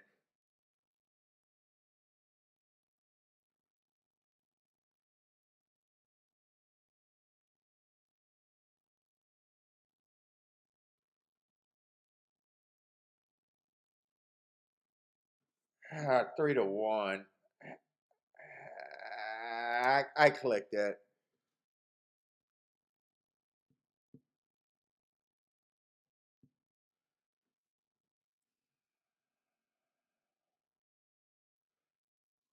We'll see how that one work out. Let's see. K Phil likes the 5 with the 1-4-6-7. See, I just didn't want that 5-4. I think 5-4 can win that race, and I think that could be the exacta. But I think that exacta was only paying 10 to 1 or less. Come on, I need the fat with this 7. Come on, you beautiful fat 7. 8's on the outside. Hopefully 8 can get beat here. And I don't have anything with the 7 other than the 5. Wait a minute, that's kind of a mistake with my betting. Come on, 7.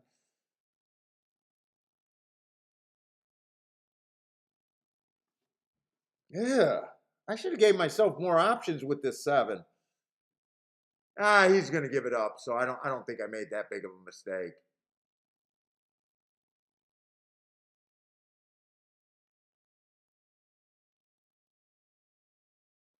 The inside's not help. Well, let's see. Is this eight? No, I think this eight's gone.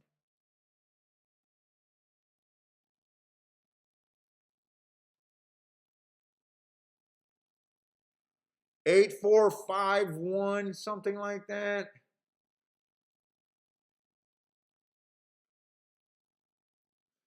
Yeah, I bet a race with zero. Let's see. Get rid of these. I bet a race with very little upside.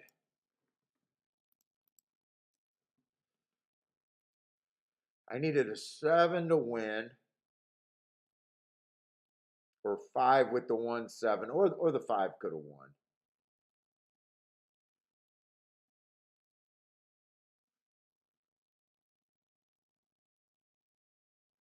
Man, I thought 5 should have been closer to the lead there.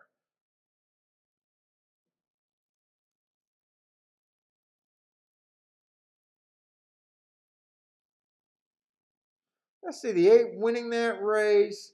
My only reason for going against him is the track bias told me that the inside is so good. Other than that, I like him.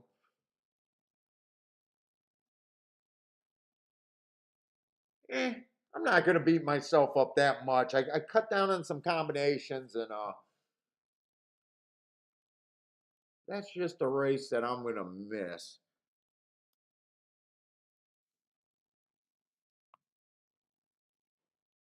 That's just a race that I'm going to miss that I'm okay with.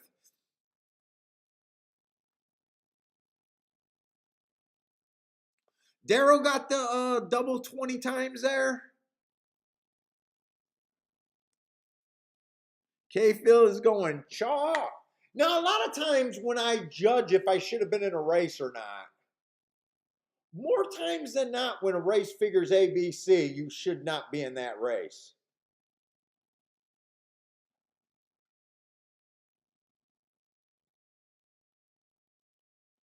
But I did like the 7 at 26 to 1, so I definitely don't mind any of the money that I wasted on the 7. I don't mind that. And I did cut down the combinations on the 5, so I really don't mind that I bet I took a little swing there and lost.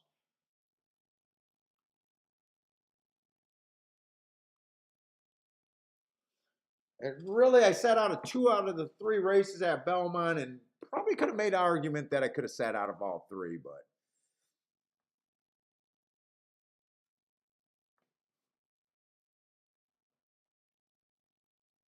oh, Daryl, you got a 6 to 1 on that double. Oh, yeah, that makes it rough. That makes it rough.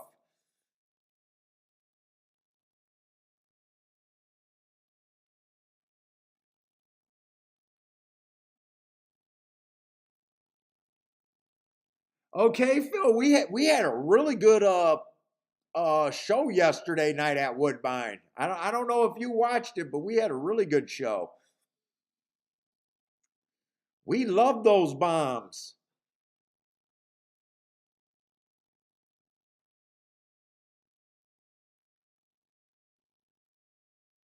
What's up, Imran?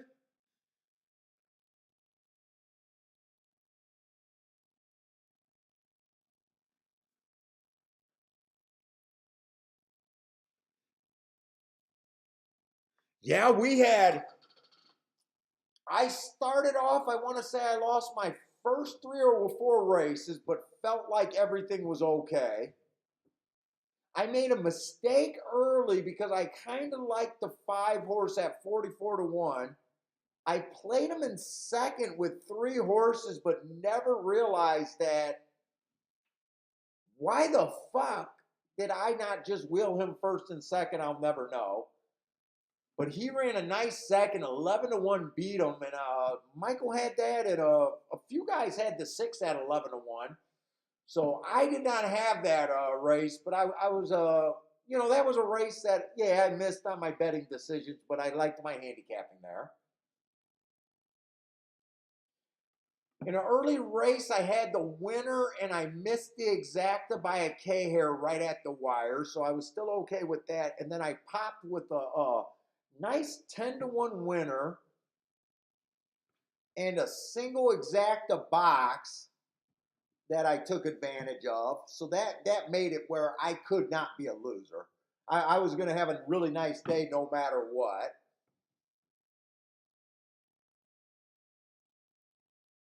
Let's see, Boulder hit that 4-7 double. That the 4 horse was the horse that I had, but he had that double with the 4-7, that 200 and I think $75 double that I hope he crushed.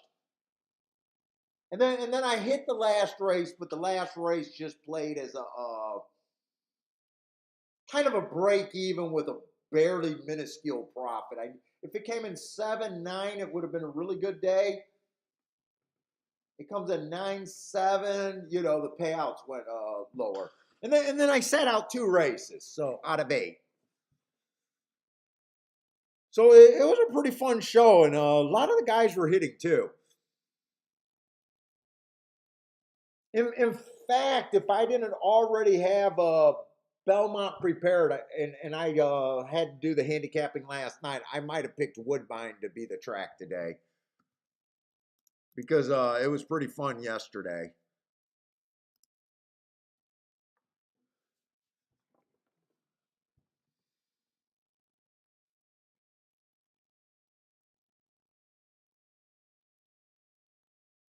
All that pick 6, even with 20 cents, paid 5 of 6.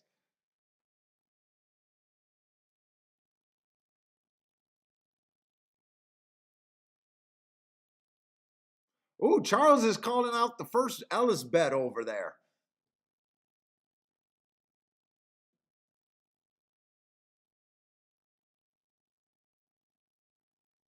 Yeah, so yeah, yesterday was a fun show. I mean, it just went fast, and the chat room and everyone got off to a pretty good start. Pretty fast start. You guys know when it's prices, we got a chance. When it's freaking chalk, I don't have a chance. Chalk days, unless the bombs are running second, I just need to manage my day. You know, it's a win if I can have less than an average losing day on a chalk day. I'm happy with that.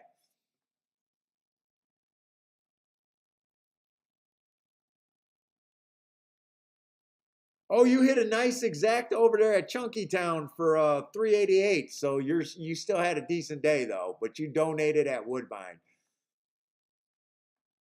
Well, nothing wrong with that.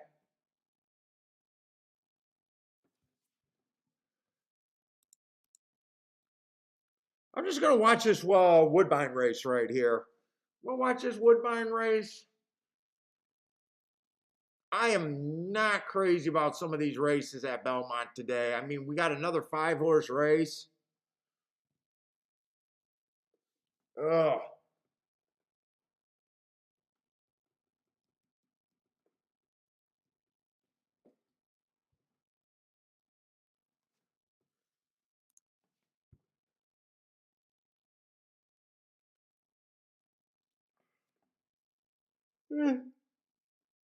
It's kind of boring racing so far.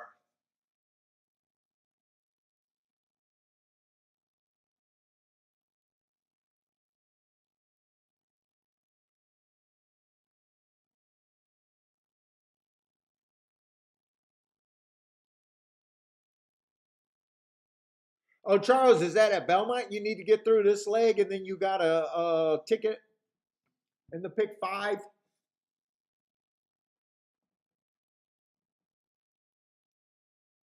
Let's see. Hawk's looking at this Woodbine race. 3 and 4 with the 6. It looks like Hawk is looking at.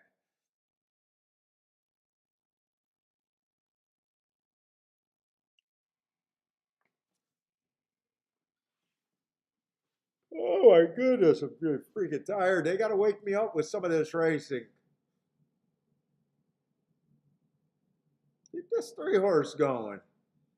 Can he stay interested? Speed was not that good at Woodbine yesterday. That on the Tapeta. I don't think a single horse went wire to wire last night.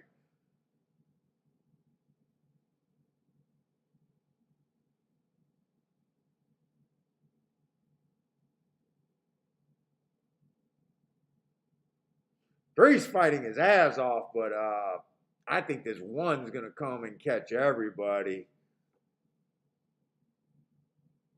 One's running out of room, but I still think he got everyone. Three tried his damn heart out at a nice oh, that's going to be a nice ticket. 15 to 1 over 15 to 1.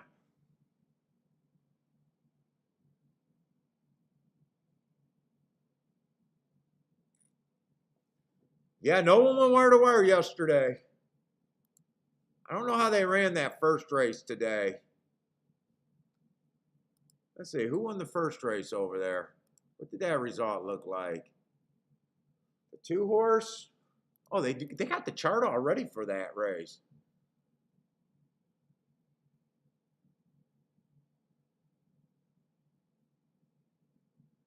You know what? I would say he went wire to wire, though. The 2-horse pretty much went wire to wire. In the first race. 7 furlongs, that was on Tabita.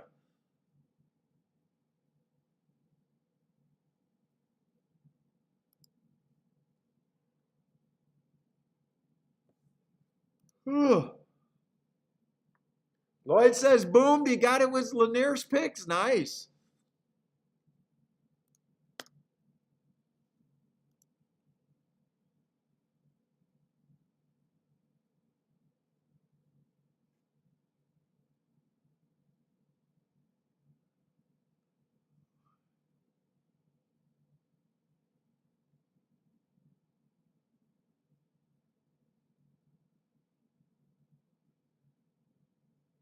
All right, let's look at this race. Right now, the betting board looks pretty bad unless you can get outside of the really the 3, 4, 5. Unless you can find a reason to get to the 1 or the 2, where they have to get first or second. There's probably like 0 upside in this race, at least for me. What we got? One of these little stakes races. Mile and a half. God, I hate these mile and a half races. I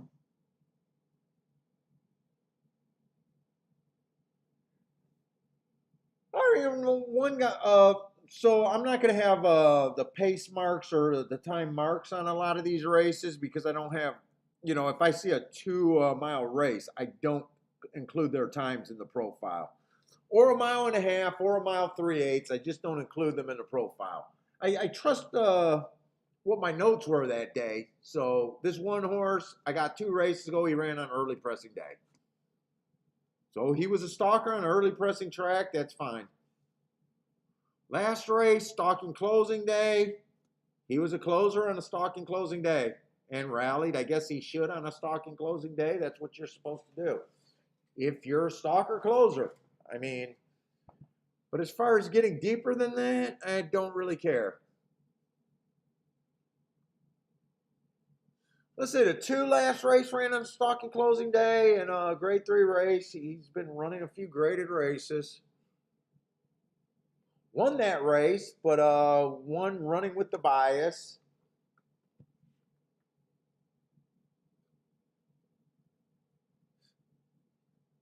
Oh, this is Channel Maker. I know who this horse is. Look at me. I play every day and I know who a horse is. I'm so uninterested in this race.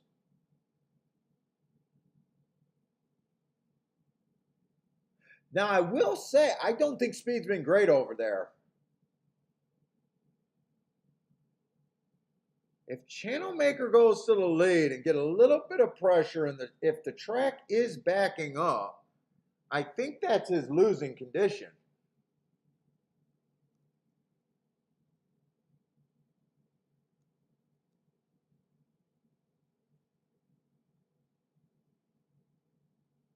But he successfully rated and he came pretty close to closing.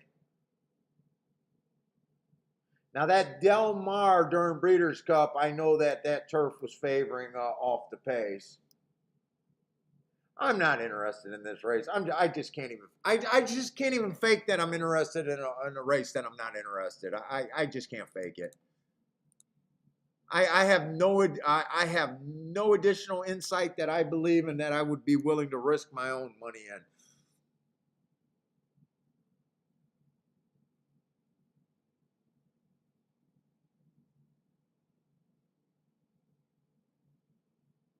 Oh, Partez, you're asking what percentages do I rate things? Now, see, form is tricky. So form to me, you got to be you got to have good notes, because a lot of times people that use form, that don't use biases and don't find excuses other than the horse went off form, they are at a real disadvantage with their analysis. So I don't even use that I'm using considerably form. I'm using excuses. Every once in a while, you'll hear me say that the horse doesn't look like he's interested in racing. I guess that's a form comment. So form is not on the charts for me. Biases, you know me. If I think a track is favoring something, I'm not afraid to jump there. And to me, that's pretty important. But it's just not biases, because I use biases to explain, my notes to explain why horses weren't able to accomplish or why I might downgrade a winner. So biases to me are just notes in general is extremely. Speed figures have nothing to do with racing. So speed figures is a big zero for me. The only reason why I even talk about speed figures is because I'm broadcasting, or I'd like to think that I'm broadcasting. Horse racing doesn't have a real audience, but I would never, in my personal handicapping, I never talk about speed figures. That's more for you guys and the newest people among us. So speed figures is not a factor to me. Speed figures to me, this is my joke about speed figures. If you use too much speed figures without being able to answer the why, and most of the people are using speed figures, the best they can make you an average, and what average is in the par mutual system is a loser. So you don't want to be average in a par mutual pool, because the average is not winners. So I hate speed figures.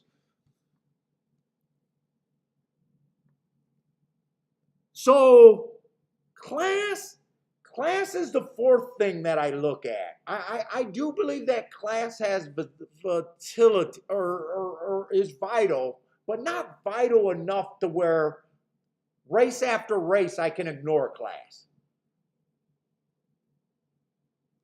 So I would say this. Let's see, what are my most important factors?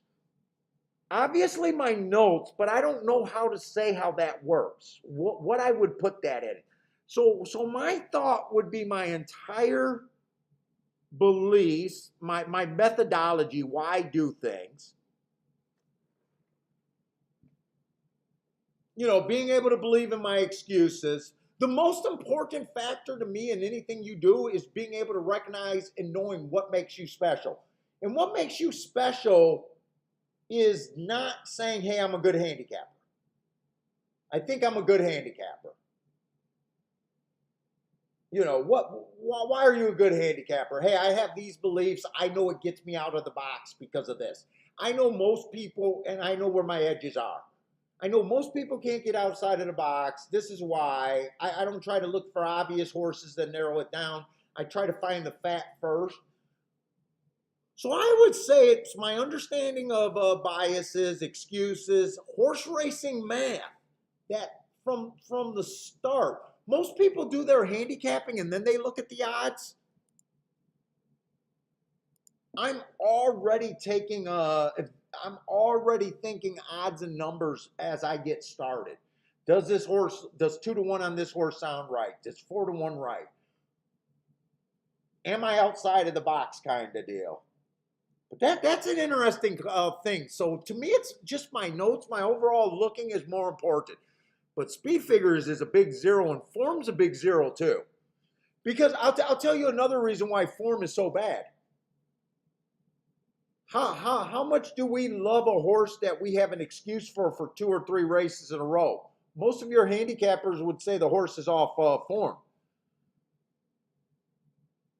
If you know that that horse ran against the bias 3 times in a row, I don't like the word form. But that's an interesting. Oh no, Partes. This is what speed figures tell you. They don't tell you who the fastest. First of all, it's based on on bad methodology with a variant and trying to compare speed for different days. We had a race yesterday that I bet the 3-horse and the 6-horse. I liked them both, but I had more money on the 3-horse to win. They both ran the exact same day. It wasn't until after the race. The 6-horse lost by a K-hair. The 3-horse didn't run at all, and I was shocked. Why didn't the 3 win?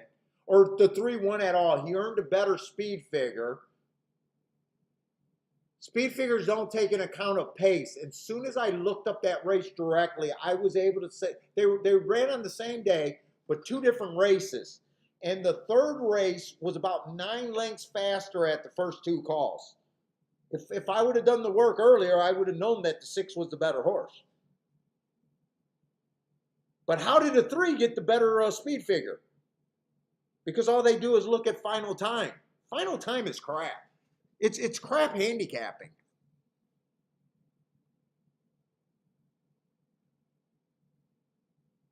Hey, what's up, Southside Cardinal? Nice to see you again.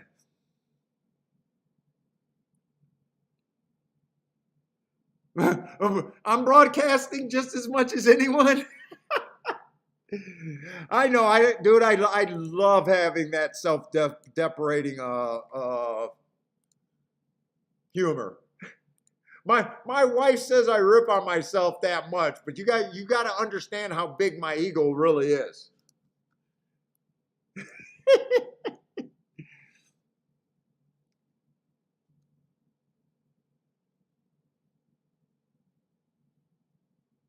Yeah. So here's the one thing. I'm not saying that class doesn't work. I'm not saying that speed figures don't work. I'm never going to say that speed figures don't get you on winners, and quite a few winners. This is what I want you to think about of handicapping methodology, right?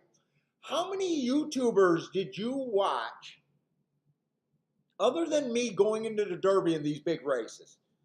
How many of them talked about speed figures? Other than me, 100 fucking percent. 100 fucking percent. How could playing in a par mutual pool with everyone looking at numbers be right in a par mutual pool? Not saying that it won't put you on winners, but whenever the majority is doing something in the par mutual pool, it's bad. It's bad. It's bad in the long run.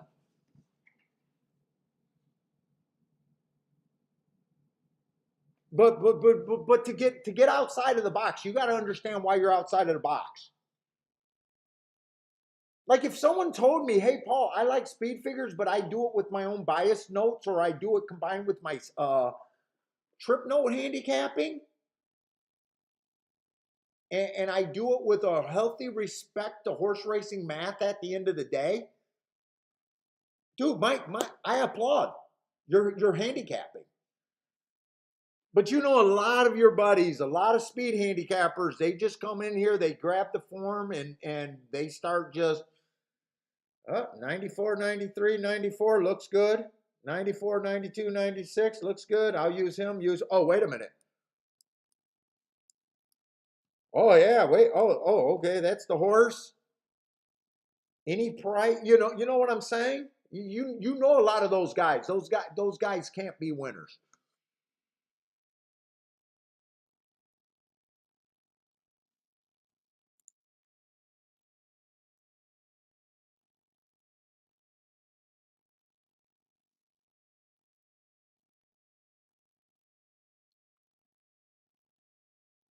Oh, South Side. I'm the first guy you ever watched on YouTube.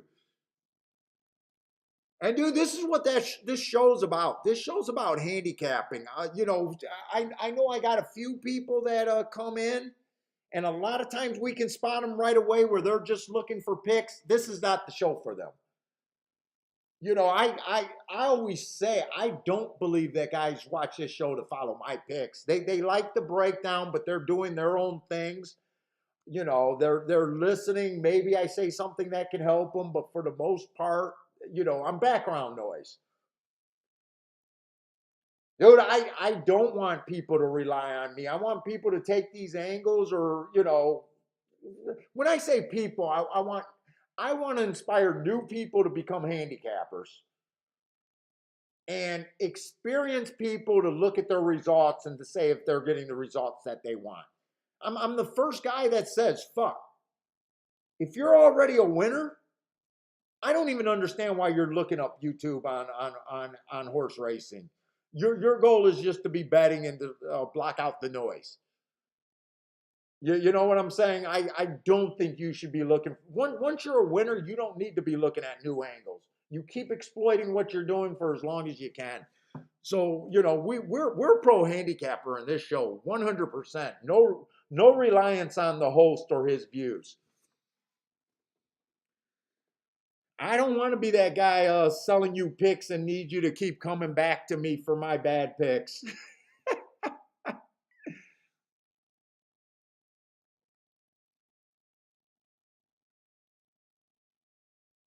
Oh, Partez, we're always open for question and answers. I just don't know if I get enough of them to fill the whole show. And you know what? A lot of times when you guys ask me something live, I think about it in the evening, and my answer is so much better. I'm not a well-spoken guy. Off the cuffs. I don't have talking points that I can, I got beliefs, but I don't, I'm not a well put together speaker.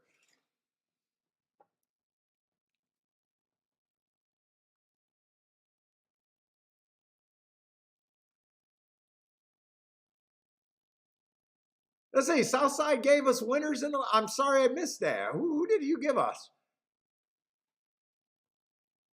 When it's been chalky like it's been Southside, a lot of times I don't even go back and look at the what guys gave us, especially if they were really short. If the results come up pretty chalky. Opposed to a mid-range shot or a long shot. When the long shots come in, I really look at it to give guys credit. But when it's short prices, I already know everyone else is handicappers, and a lot of times, I'm betting to beat those horses because I know what's right in the long run. So,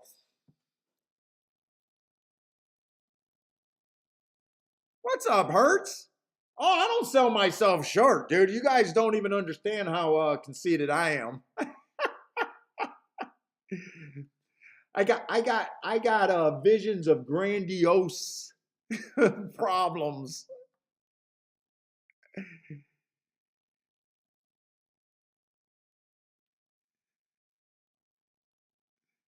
Oh yeah, no. I have no problems. I got to take those digs before people do, I guess.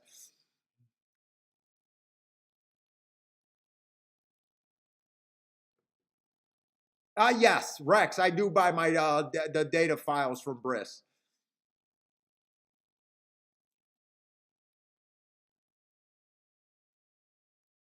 Dude, there's no way I can do what I do and not be conceited. If I wasn't conceited and if I thought that the public opinion mattered, there's no way I could have the disdain for the betting board. And just think of this: if someone says I am going to be a professional fucking horse player, Dad, I am not going to fucking work other than the fucking racetrack. I am not going to try to find insiders. I don't care about what the insiders say. And then they do it. Dude, anyone that tried to make a living at this game is already telling you what they think of themselves. By that fact alone, they're already telling you what they think of themselves. I handicap people. So I read into people, and you guys should already know about that about me. This guy's going online live. He's playing in front of people. He consistently gives out long shot. He sounds like not like the other shows in any way. This guy thinks a lot of himself. That should almost be the thought right there.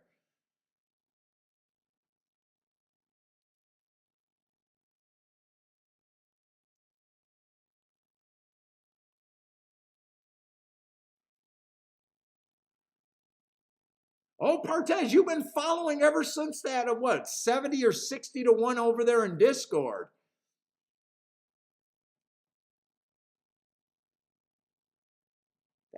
So for about 3 years now. That was probably about 3 years ago.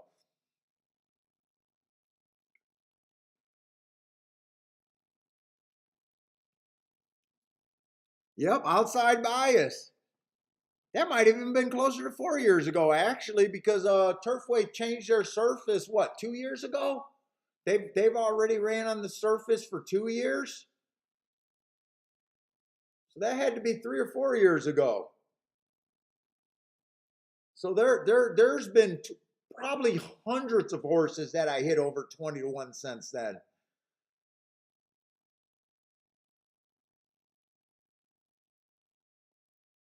And I have no idea what that horse's name is to this day. The only reason I remember that is because that was live on Discord, and so many of you guys also had it.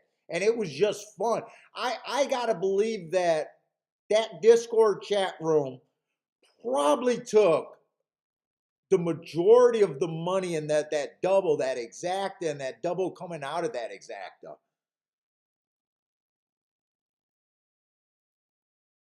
I mean, we crushed it. I crushed it. Chase crushed it, and so many people crushed that thing.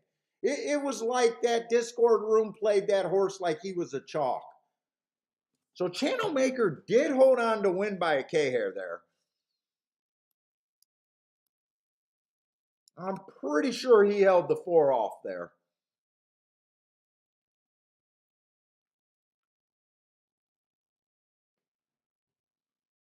What's up, long shot Louie?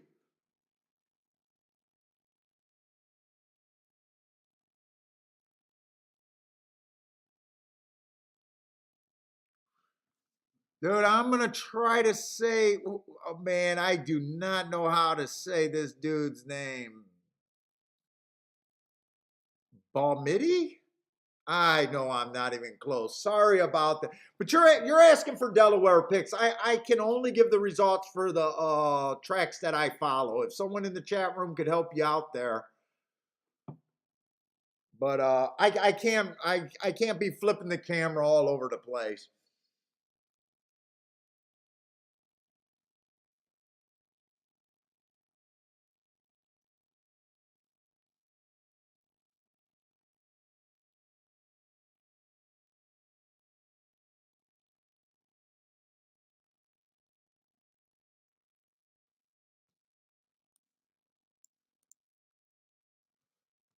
And let's see, are we getting ready for some Gulfstream?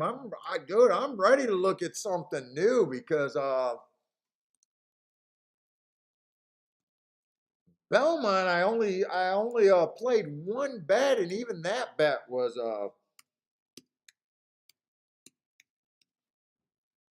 kind of a forced. Well, I can't say completely a force out, but I was really trying to make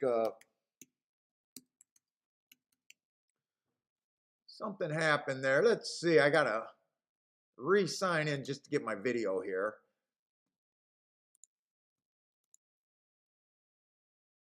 I'm gonna go to the restroom and then we'll jump on this Gulfstream race. I'll be right back.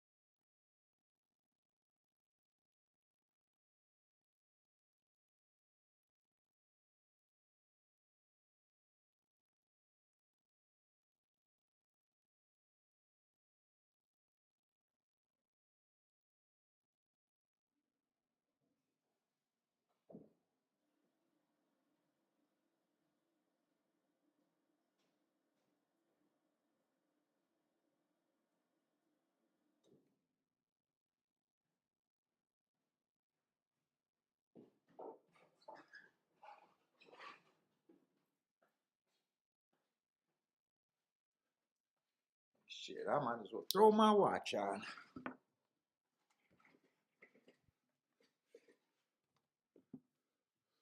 Let's say Lanier already got his Gulfstream picks out. All right, Lanier, what's up, man?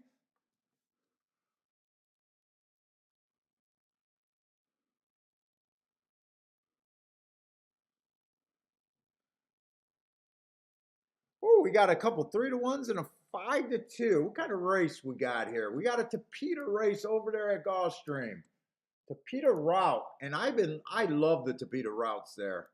Took me a while to figure it out, but once I did, it's been consistently unkind to front end.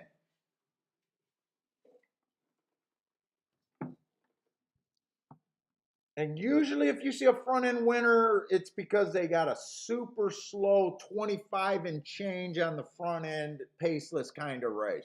So I'm looking at these tapetas like I always do at the start of the day, like it's a stalking closing track.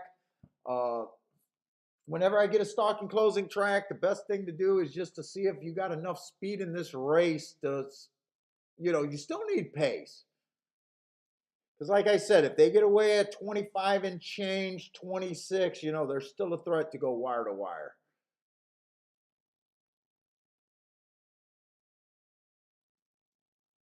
But that bias has been strong for a while. Let me see how many races we got there.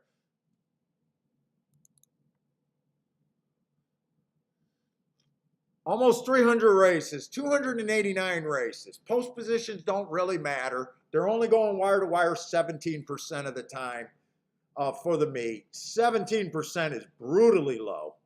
That's not a speed favoring track. Last week they ran 10 races. Only 2 of them went wire to wire, so you were pretty safe ignoring speed all last week too. Stalkers and closers. Stalkers do have a pretty big advantage. 61%. That my definition for a stalker is 1 to 4 lengths off the lead. 1 to 4 lengths off the lead. As soon as you get 5 lengths off the lead, you're a closer. Just try to keep it simple because we're talking to a lot of people. I don't use position. I use lengths, not first, second, and third. I gotta get my little flavor. So, and I do prefer cheap races, so let's go. Let's see what the hell we got.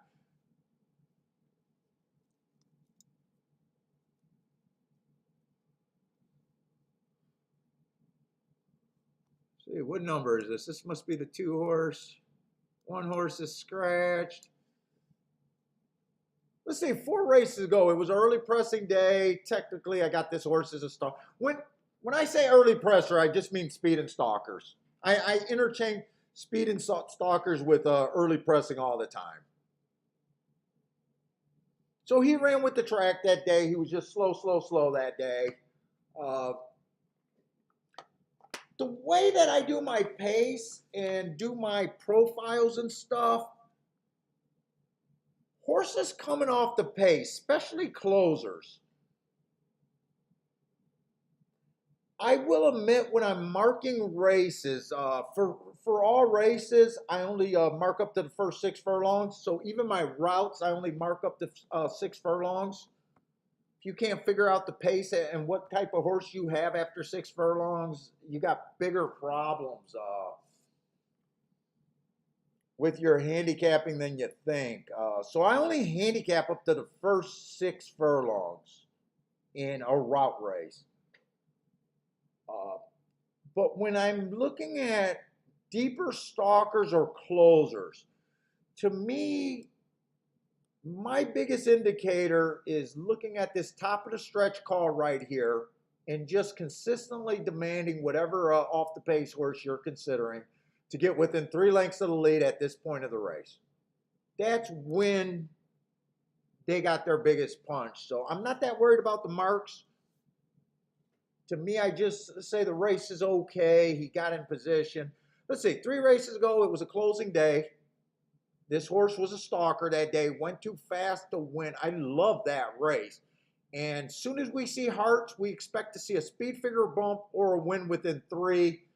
I mean, this horse obviously qualified for both. He went from 70s and that to his 86, and with the win there, which is what we expect.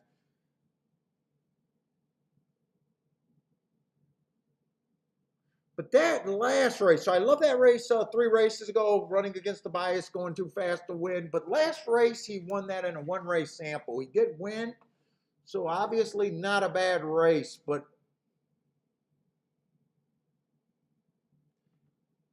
I don't know if there was a bias that day. I don't know anything. It's just a 1 race sample. And I always ask the speed figure guys, how do you make a variant and how do you make a speed figure on a 1 race sample? Why do you still push your speed figure on a 1 race sample?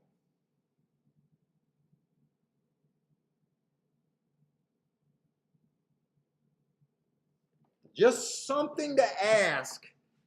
And even if you were a speed figure guy, would it help you out knowing which race was 1 race samples? Because how can you make one? If you read Byer's book and the methodology, how do you make a speed figure on a 1 day sample?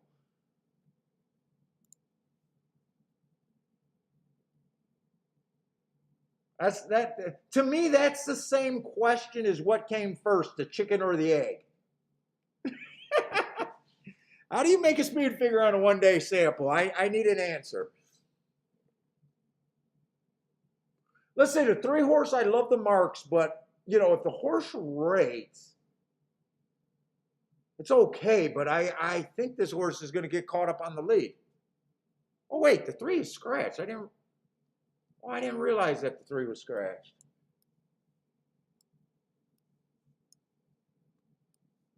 I'm at the right track. Yes, Gulfstream.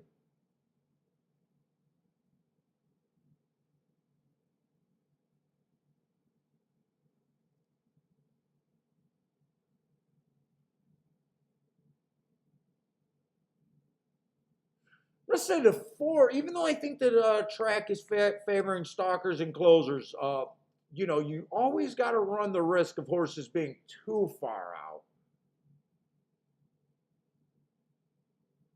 And this horse definitely runs that risk of being too far out. Let's see, 8-1 makes him fit to me.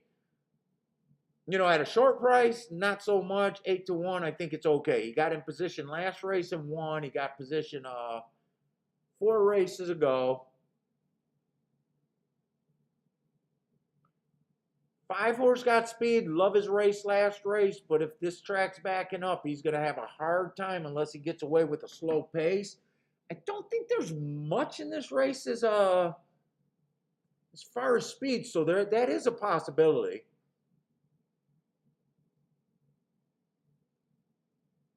Because with the 3 out, who pressures? And remember, I'm just talking about the win, so speed is having a hard time winning. They still can hold on for second.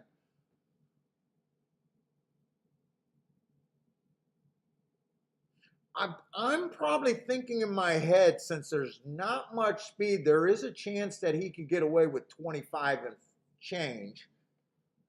I don't think I can throw him out. Usually I want to throw out the speed, but I don't think I can in this situation. It's a situational thing there. 6 kind of fits on the back end. 7 fits on the back end.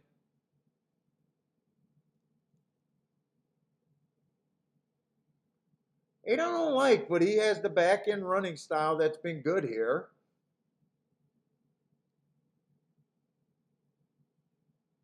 And so does the 9.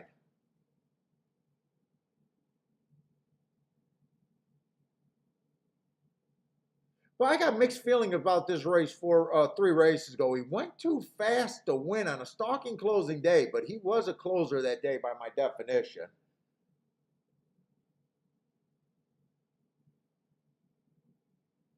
I got a couple 1 race samples.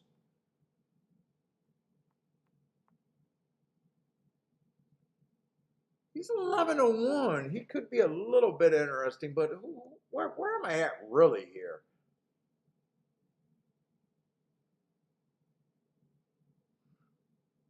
Two horse might put pressure. Let's see.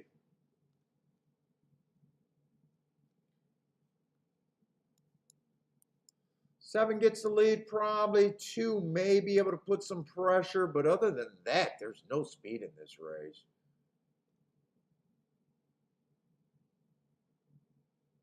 Four needs something to go his way. Why do I keep saying it's a 7? It's the 5 that gets the lead, probably.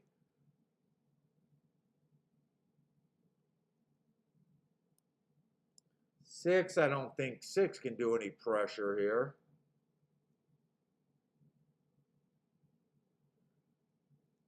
This race is just filled with a whole bunch of stalker closers.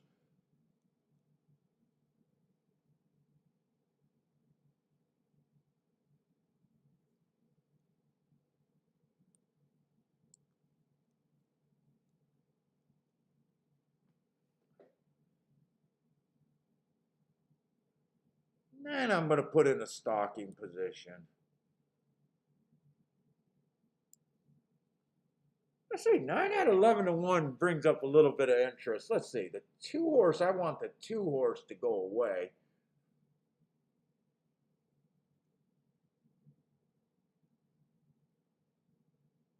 I said 2 might try to push some pressure. I don't even think he will.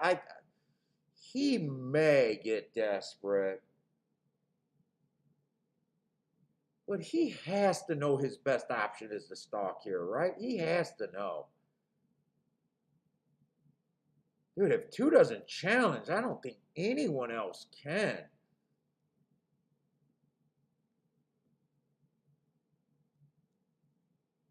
I think 2's a player. I think 5's a player here.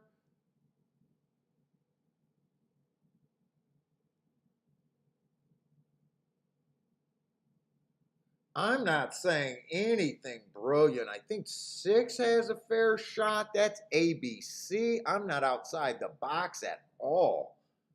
I'm lockstep with the public here.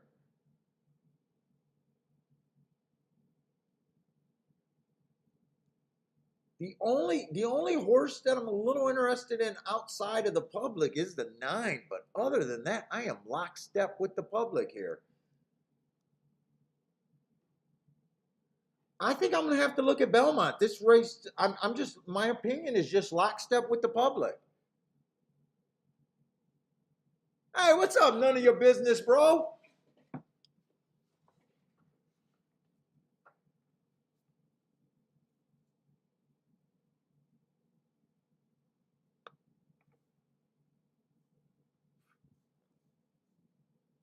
Let's see if there's a better play at Belmont right now. I'd be shocked because Belmont's been kind of crap today, but we'll see.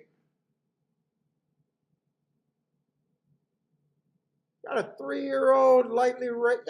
This race might not be that bad. Let me look at this one.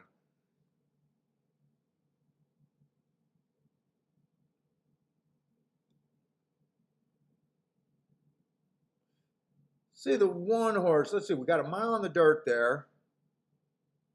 Inside early pressing day. I like that race. Had the 4-hole. 6 to 1. Hasn't Belmont the inside been gold? As soon as you get to the 7 post, it gets really hard. So as soon as you get to the 7 post, it gets really hard to win at Belmont. I didn't want that to look that sloppy.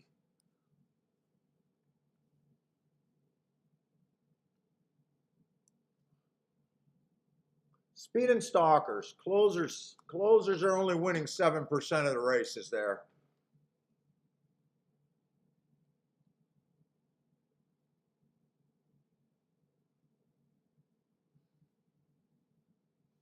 Let's see, the favorite. I can't say I hate the favorite.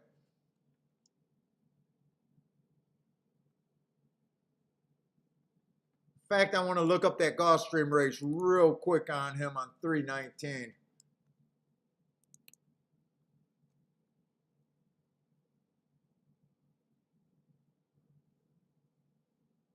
One race. Yeah, 1 race sample.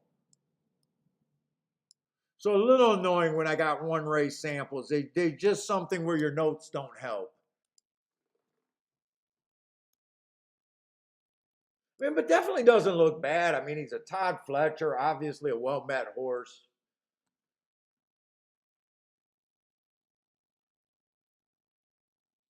Look, I hear that noise there.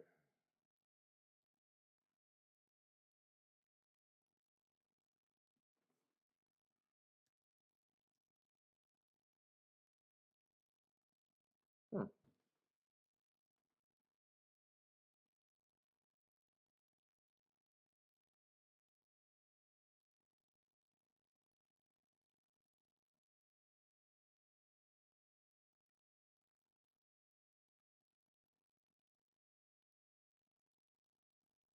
I do like that race on the one horse, and I do see some upside there. This is another tough race with just not a lot of upside. If I make that play on the one, I like the excuse first time out a little bit. I like what the bias reports are saying about the inside. But in my head, I know that it needs to be the inside to stop this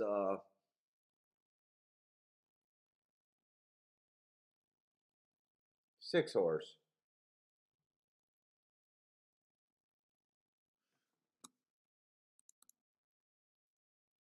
Why does my wife sound like she on top of me? What the fuck? She's talking that loud. She's up there on the third floor. Or second floor, whatever you want to call it if I'm in the basement. I just decided to look up this race right here. Inside of the track was good that day. Ran against the bias.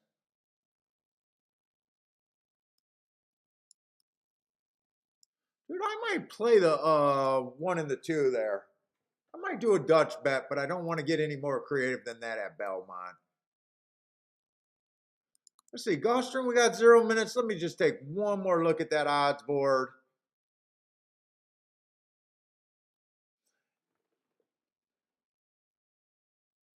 Two, 2, 5, 6, and 9. Obviously, the 6 and the 9 are the best part of that sequence.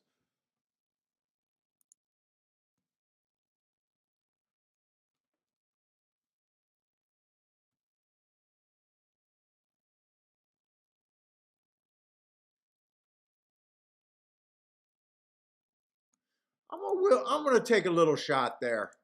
I thought I was gonna leave that race alone, but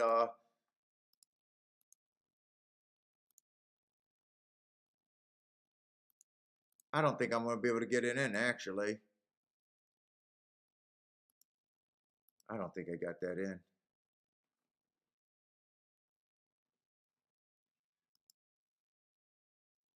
No, I did not get that in. I was going to use those 4 horses and play the 6 and the 9 first and second, but I did not get that bet in. 2 horse did get the lead over that 5. Okay. But this does not feel like a fast pace right there.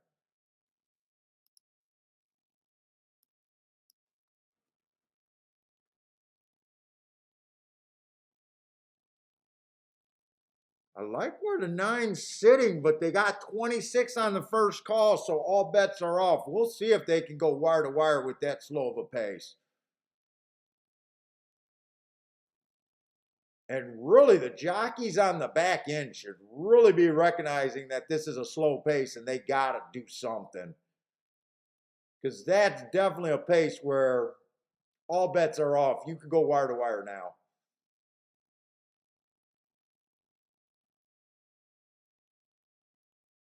I still like where the 9's at, though. But with this being such a slow pace, he's dead. He just went dead. It's going to be really hard to beat the 2-6-6-2 now. I mean, this is just so slow. 9's still running a little bit. 6 is trying to come from behind, but they got that 26-51. Oh, wow, 51. You know, 5 has front speed. I don't know why the 5 did not get desperate there.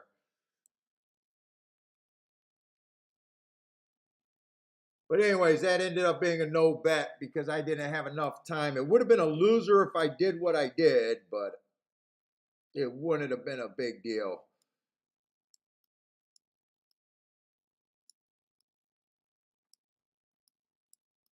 The four of the horses I ran was the try. I don't play tries, and I don't play exactas with an 8 to or 5 to 2, 2 to 1.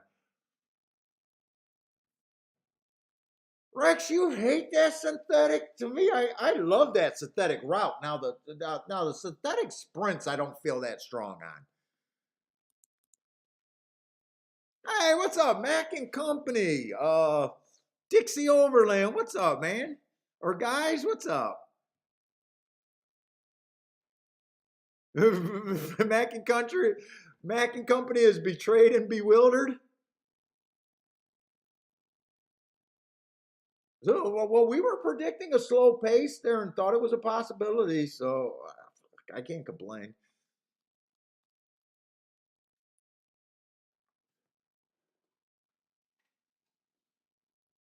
Let's see if I do anything, and I probably will do it. It's just a kind of biased note play on the 1 and the 2 here.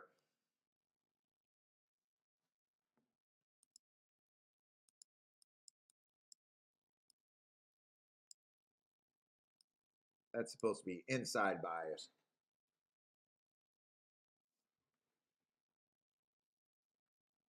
In fact,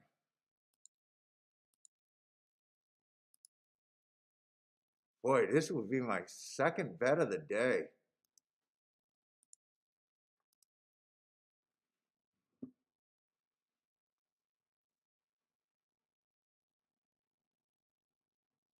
Let's see, it looks like Denny. That's a pick.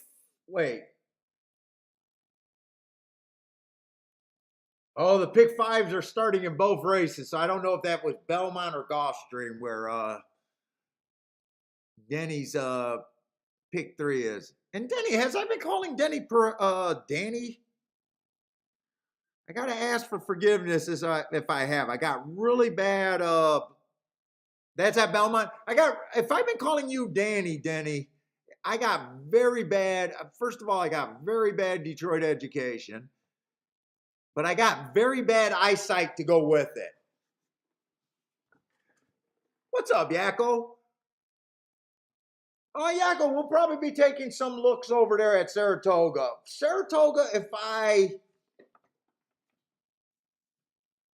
get off to a fast start and I think I see a bias, I'm really interested in Saratoga. If I don't, because they got so many 2-year-old racing, Saratoga, I either love it or hate it, and it varies from year to year. I always try to look at it. Right now, I'm still most interested in Gulfstream and probably Woodbine.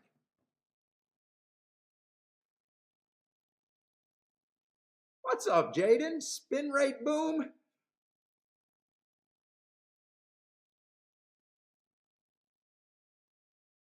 Might even Ellis Park. I think Ellis Park had a pretty strong bias that I took advantage of the last couple years, mostly on the weekend. I don't think we ever played them. I think I hate their video. I don't think we've ever played them or didn't play them much on the live stream. But they had a pretty strong bias, I thought, last year. Let me see. 56% inside and speed. It was speed on the inside on the dirt. So I'll be keeping my eye on that. Remember, my philosophy for the most part is I don't want to play on a fair track. I never want to play on a fair track if I can help it. Oh, so Belmont, I just slipped in a play bet on the 1 and the 2 to win.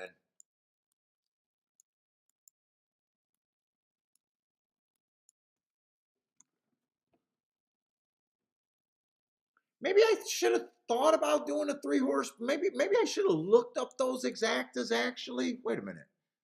6-1 is only paying $11. 6-2 is only paying $25.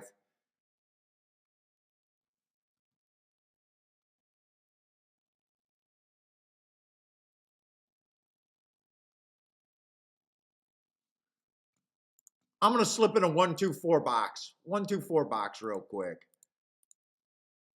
Oh. I couldn't get that in either. I'm gonna write it down because I was trying it and I just want to have it written down.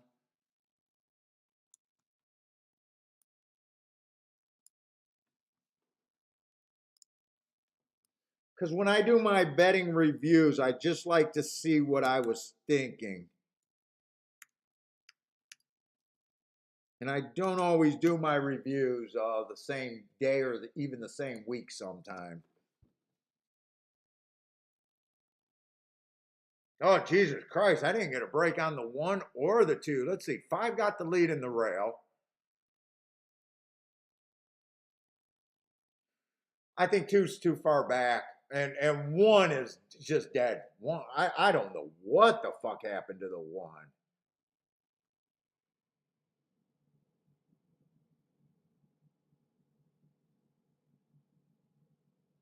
I have no clue.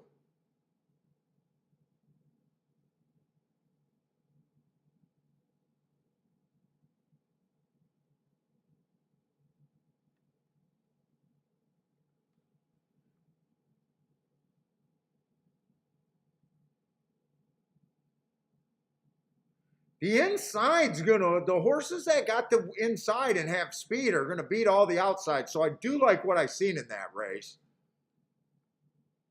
I do like what I seen there.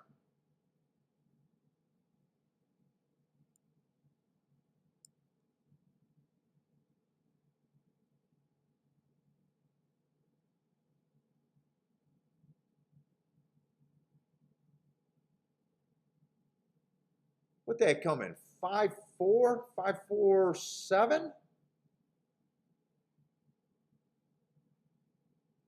5-4-7-6 maybe?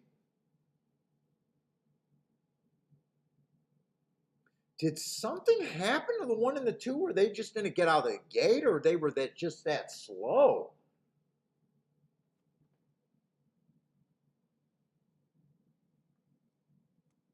Definitely gonna have to watch that replay again.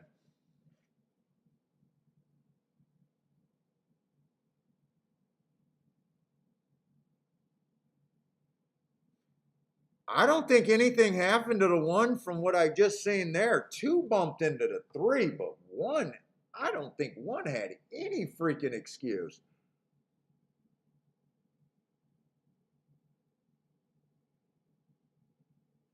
And he showed speed. It's very dangerous to say he's a speed horse. He happened to show speed in his first time out. That doesn't mean he's a speed horse. It just means the first time out he showed speed. But Jesus Christ, how was he 73 lengths back?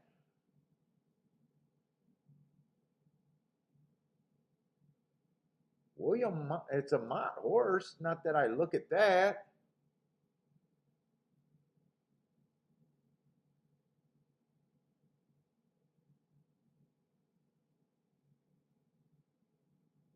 Charles got the pick 5 over there. You definitely needed a little bit of fat for that one, huh?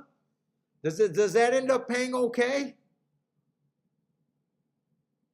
You had 3 singles in an all, so it sounds like a fairly skinny ticket with 3 singles in an all.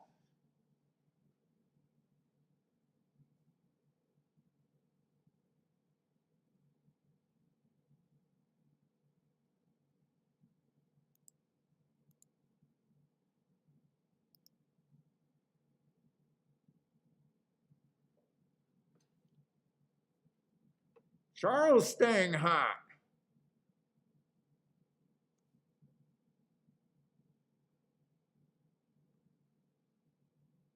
Oh, a $2 ticket. Nice.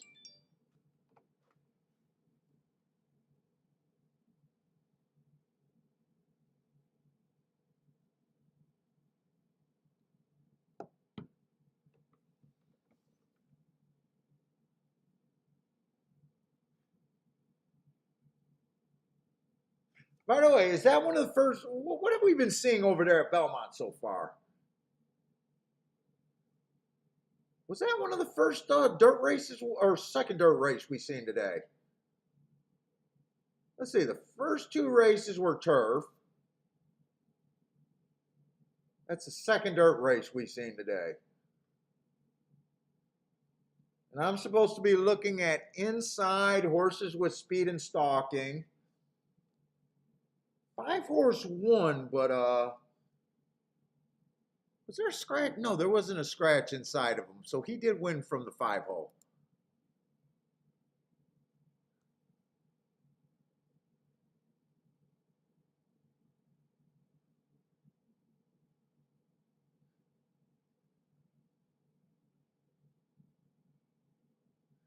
I just didn't think I didn't think this 5 would be the quickest early.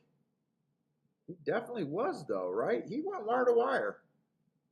I got to watch that race again. I'm pretty sure he went wire to wire. That's a $3,500 hit. Nice.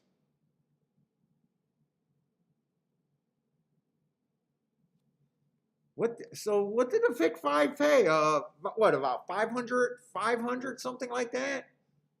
A little bit more than 5, 6, 700, maybe even.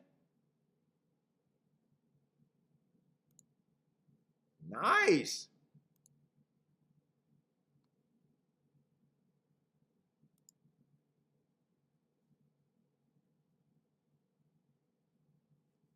Oh, 800 for 50 cents. 800 for 50 cents. Almost 900 for 50 cents with 3 singles? Well, holy shit, that's making some, that's making, what were the results there? You had Channel Maker.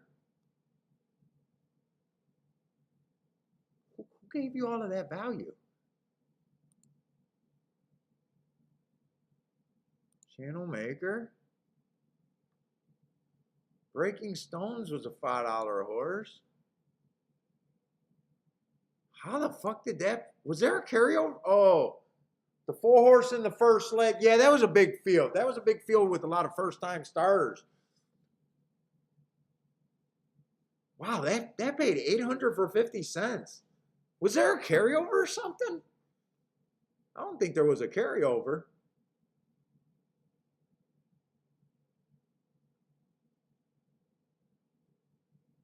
Oh, 5 did not. Well, wait. I'm going to say that's wire to wire. I think by the first call, he did have the lead. He broke a little tardy, but he ended up with the lead there. And I really see no excuse for the 1 or the 2 there. Two I knew I was reaching for, but the 1, I thought the 1 was definitely going to show speed there.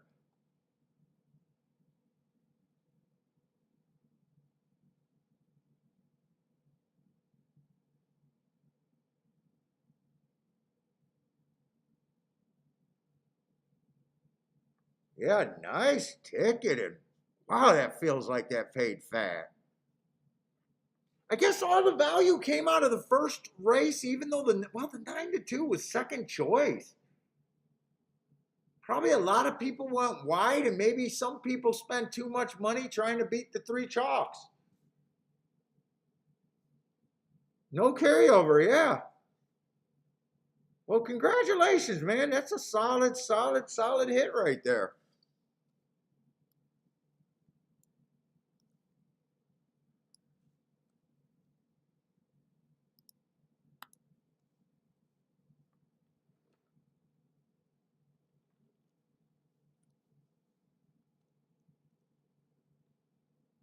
Let's see, we do got a dirt race over there at Gulfstream.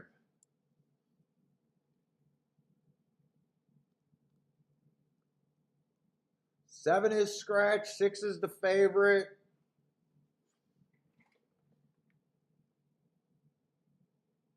Oh, this might be a little bit of a spot right here. This might be.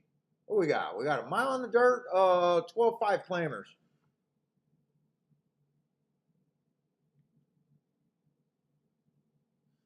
Let's see, 3 races go on this one. I got inside stalking closing bias, so ran against the track, had the 11 hole right there, and got a slow start. I like that asterisk there. Comes back, 1 race sample. Nice big middle move right there on a 1 race sample. Then wins last race on an inside day. Slowest winner of the day, had the bias in his direction.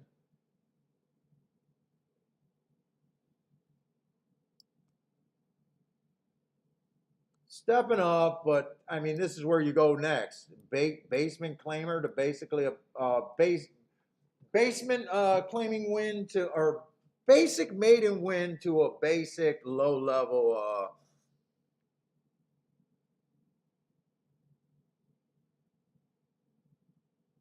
Let's see, Two's making a little drop from his last 3 races. Don't get too excited. He has ran second and third at this level.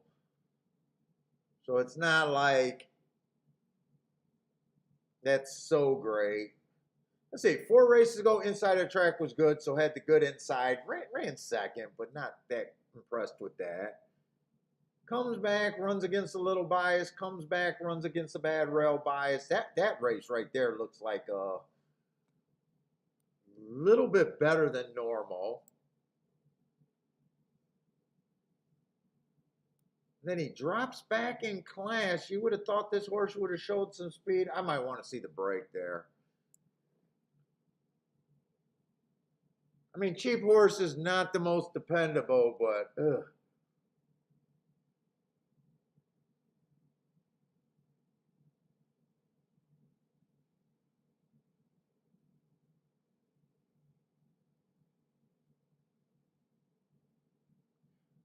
Three horse. I could be interested in the 3 horse.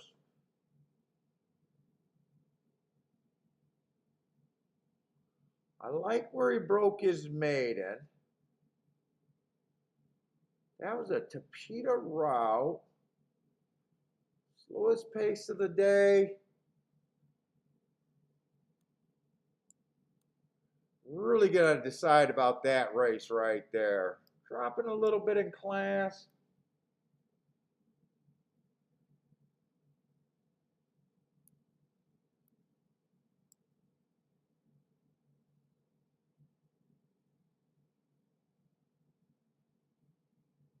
Man, there's not much in this race.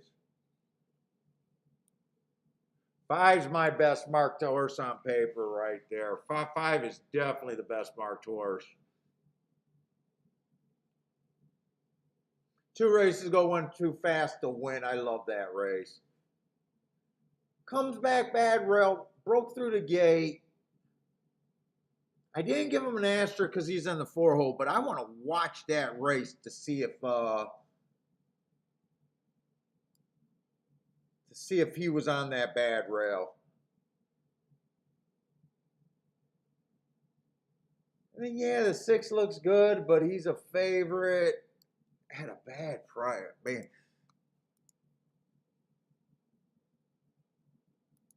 Let's see. I do want to watch a couple replays here.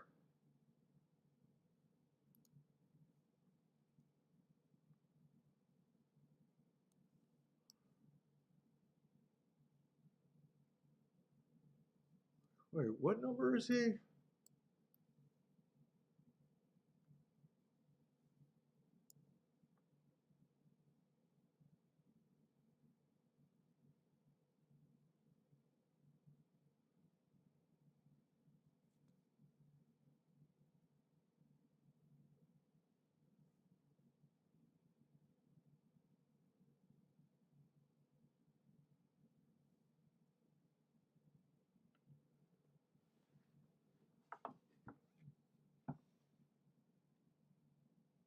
I didn't really go to the rail there.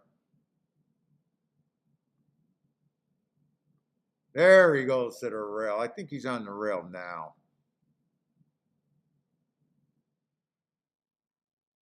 The 6 is going to win that race, circling the field.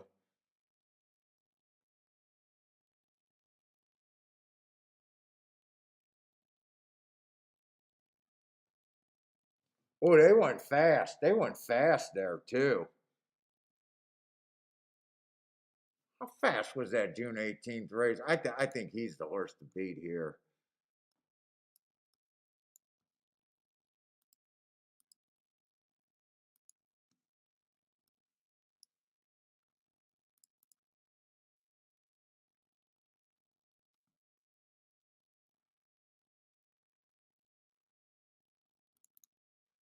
$6.18. That's a nice race right there. Third race of the day. Yes, that's a really nice race right there.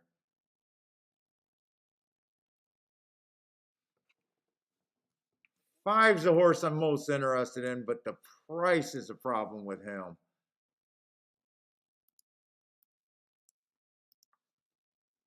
Let's see, 3-1. I mean, not terrible yet. Let's see, 6 is still a player.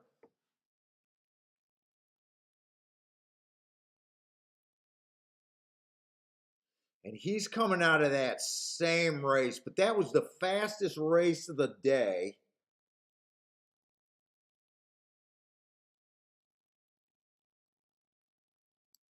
He finished better, ran even, but to me, this is a more superior race. He chased for a while on a very fast fraction, fell apart. I don't care about the 22 lengths.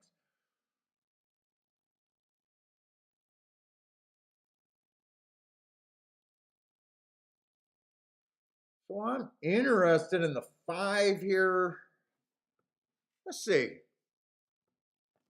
I was just thinking, do I want to do a betting line here or not?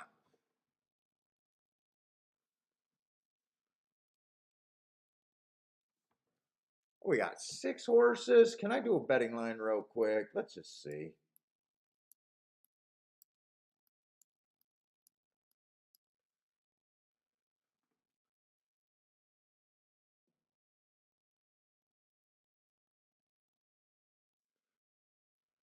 I honestly don't think there's anyone that I hate.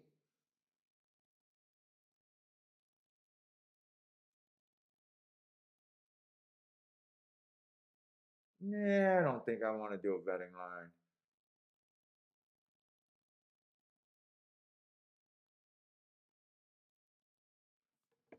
Can I play doubles or exactas?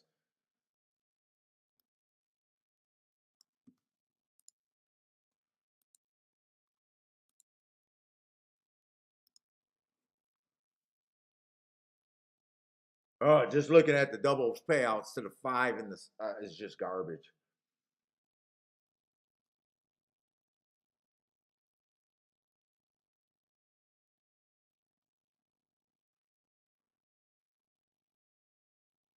Five to the 1 and 2 are just trash. 5 to the 1, 2, 3 are just trash next race. Let's see, exactas. 5, 6 is trash. 5, 1 is trash. Jesus Christ, there's just not a lot of places to go for a better. See, if I get 7 to 2, I wouldn't be. I could take the 5 to win.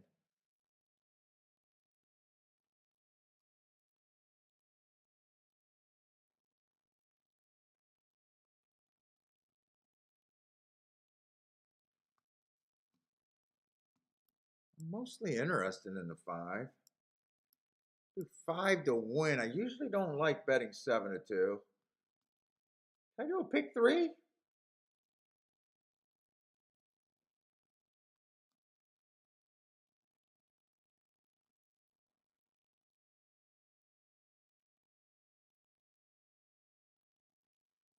Yeah, I'm not going to have enough time for a pick 3.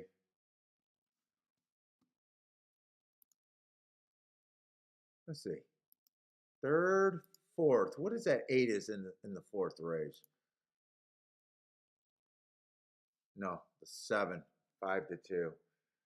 Yeah, no, no, no. I don't think I'm looking at any prices. Let's say 5's 2 to 1. I can't even bet them to win now. I'm losing. I'm losing interest in this race.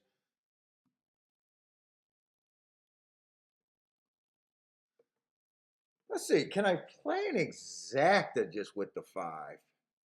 Who would I play the exactas with? Since I can't do a win ticket, Oh, did I mark? What did I got circled that for?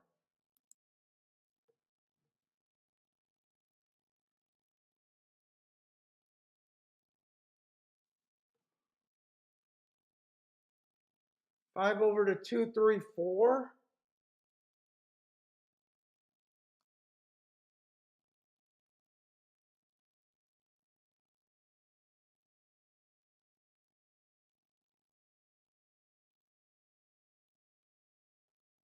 I don't think this one's really a killer. This one passes horses.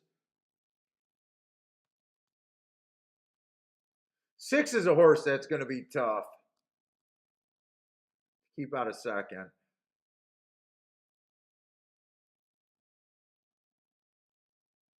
I'm going to play five over to 234 and a little 234 over the five. But mostly five on top of the 234. I feel like, fuck, I got to do something. Can't bet the five to win. I do like the five.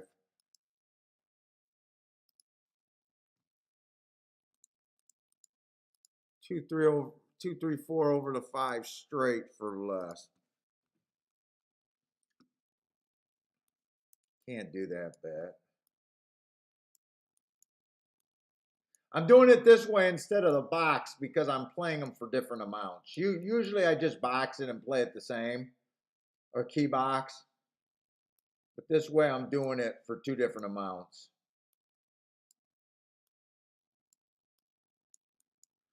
I'm not interested in the five at 5 to 2.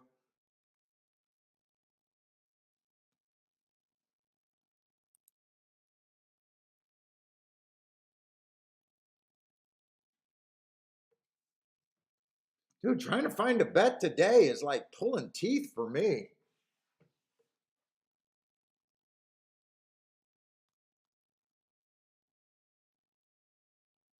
I mean, not bad because it's not like I seen anything that I said, oh yeah, I should have crushed that. So I haven't made any like wagering mistakes or anything. It's just been rough to really like anything for me today. Even this five horse, I like him, but man, at 5 to 2, I'm fucking not that interested.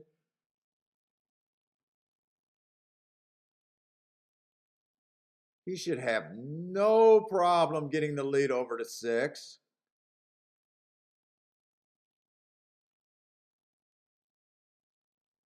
But I don't want him to be stranded way outside for long. Come on, 5 over to 243, I think it is. Get this 6 out of there and just let this 5 run is what I want.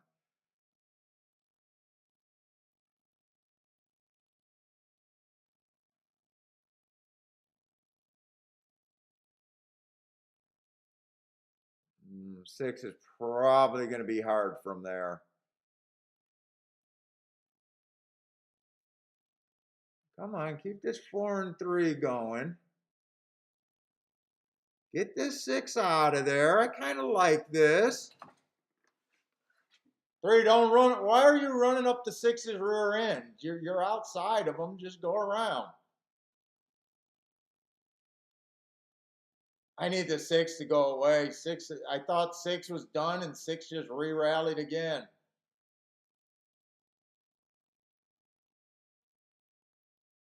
And 2's done, so five's done. 5's done. It's going to be 6, 5, 5, 6 maybe.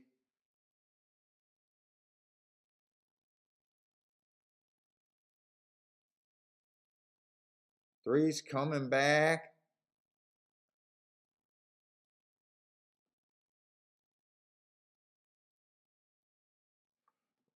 Used the wrong favorite. 6-3. I don't think there was anything to do there. 6-3 is only paying $9 on the exacta. Oh God. All right.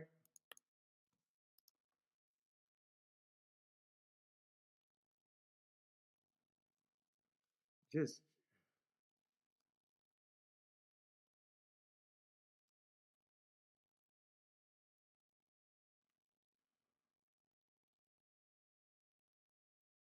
you know what? This is not a bad betting board over here at Belmont. That's actually an interesting betting board for a change.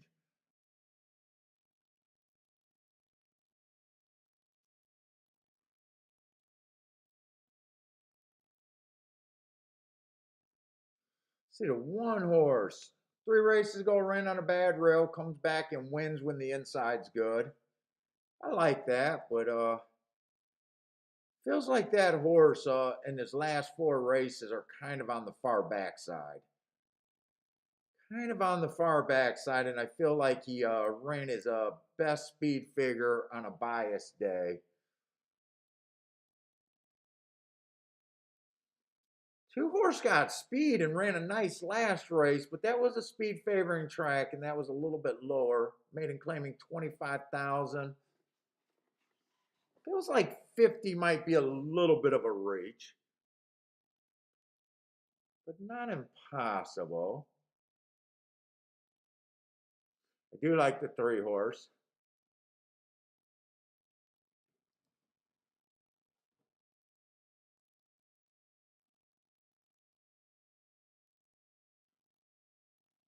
Three, 6 to 1. I got to get to these favorites.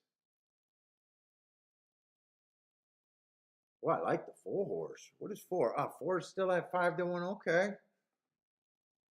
I was hoping for a little bit more meat, but some of the horses that I'm interested in aren't that bad.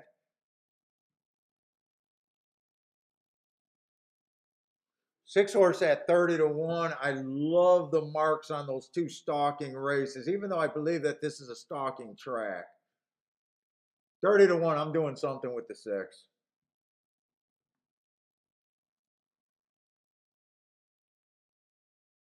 9 horse, I like him. I just feel like he's back too far, and he's already kind of been close to 2 other horses in this race.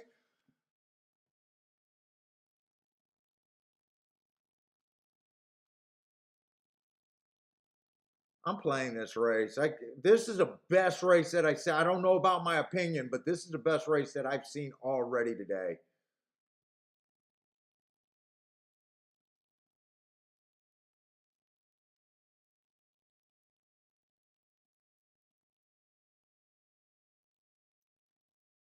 I like 3, 4, 6 a bit there.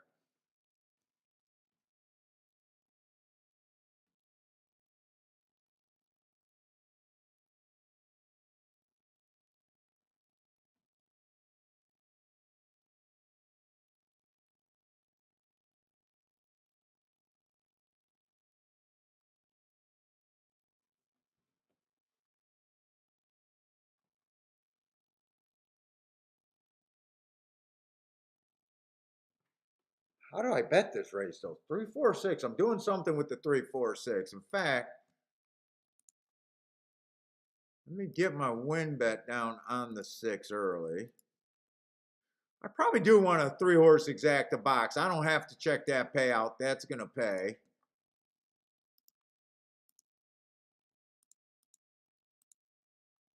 So I got a win bet to start, a 3, 4, 6 exacta box.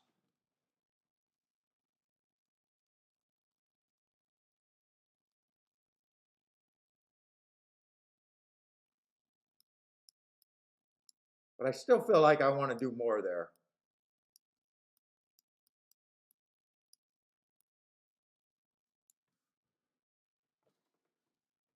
June 12th and May 14th. All of these horses are coming out of the same race, right? There's the May 14th. He had the lead, stalking day. June 12th, May 14th, he was stalking on a stalking day, chasing. May 15th.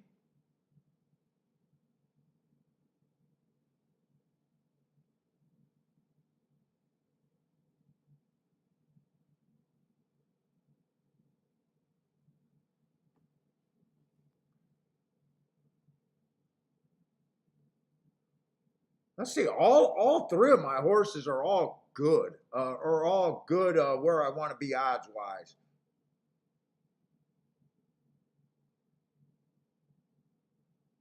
Let's see, I want to also bet the 4 to win.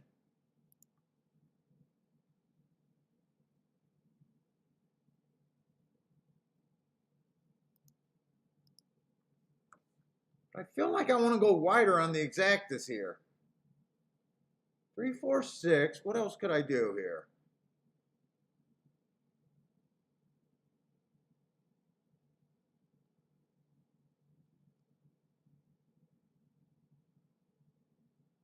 Got the 4 to win.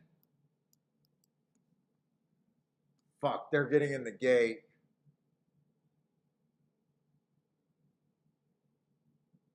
I feel like I should be doing more with the 6 in first and second.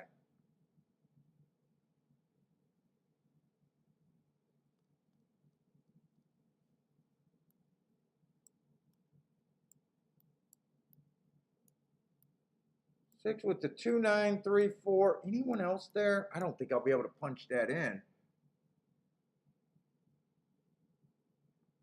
Fuck, why not even use a 10? But I don't think I'll be able to get that.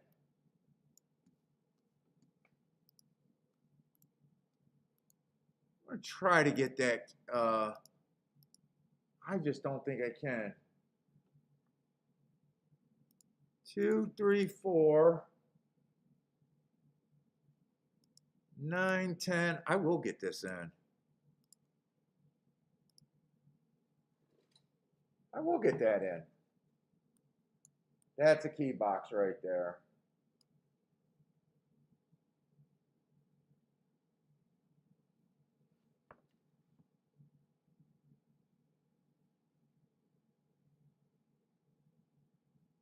Yeah, I was hoping that they wouldn't be 3 across. I was hoping that the 6 would get the lead. Maybe the 6 can rate, though, but I doubt it.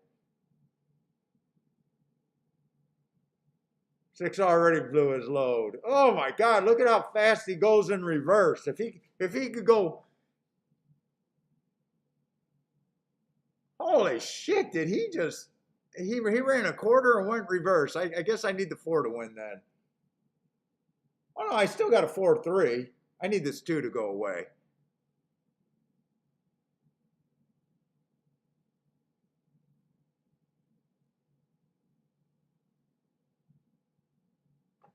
I gotta walk. I gotta walk. Get this 4 home for me.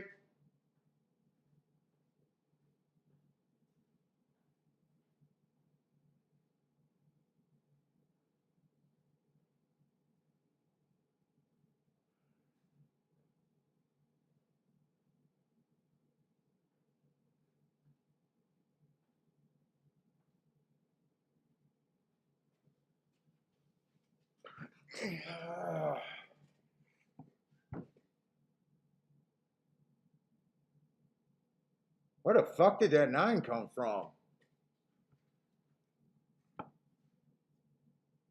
Boy, when I got up to walk, I thought I had a winner. Whoa, 9 came from that far off? 4 didn't even hold on for, 4 didn't even hold on for second.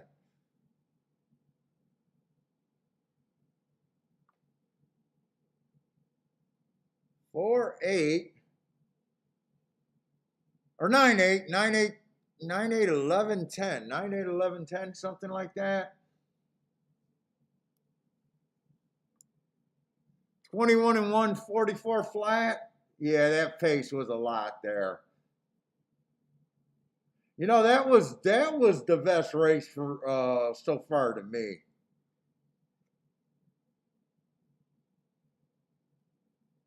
I'm not even close on the board, but that was the best race for me so far.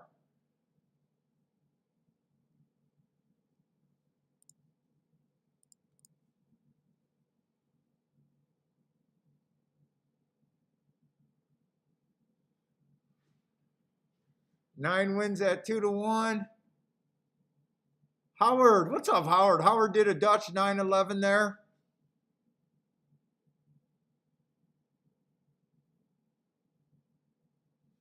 El Novato Invincible with the 9 to win.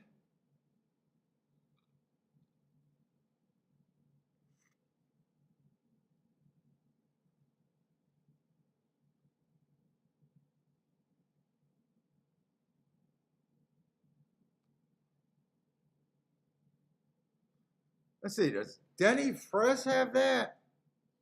No, he got the 9, but not the 8 in his group.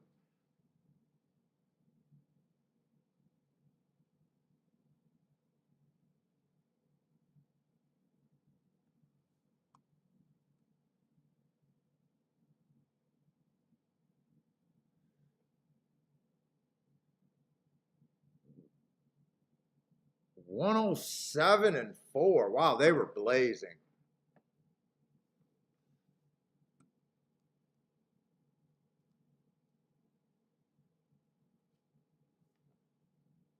Yeah, I seen that the 9 ran with that whole group, and there wasn't that much difference. At least the 4 ran. The 3 was nowhere. I mean, even the 6 popped and stopped. That 3 was no. Wasn't he in that same race, May 14th? He actually won that. No, no, he didn't win that race. He missed by a K hair. Dude, I'm more disappointed in the 3 than I am the 4 and the 6. I mean, at least the 4 and the 6 ran a race.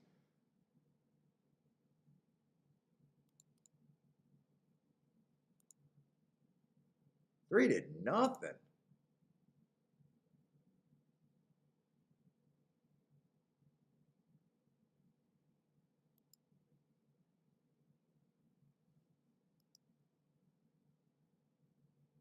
Yeah, no, that was a. Oh, coach is saying 3 stepped in a hole. Okay, that explains it. Three got a terrible break.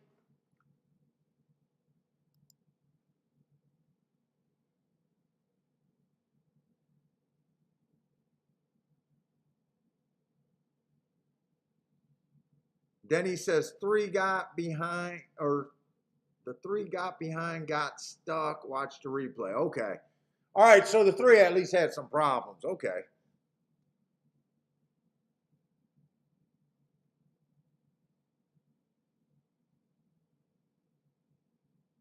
Oh, that's a big old winner circle right there.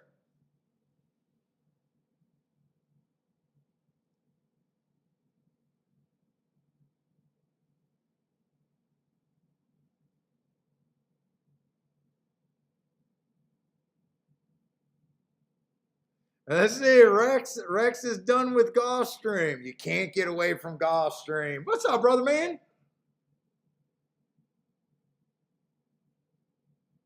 Well, what do you got for me to see with the brothers over there at the Jamaicans over there at Woodbine? They're a fun group out there. What's up, brother man?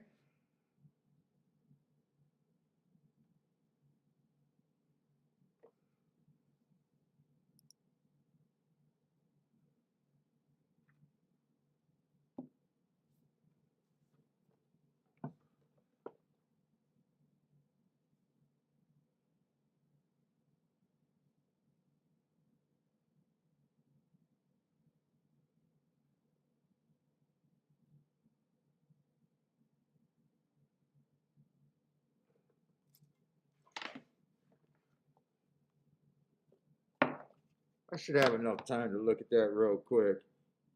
Or at least put it in my search so I can find it later at the very least. MIC.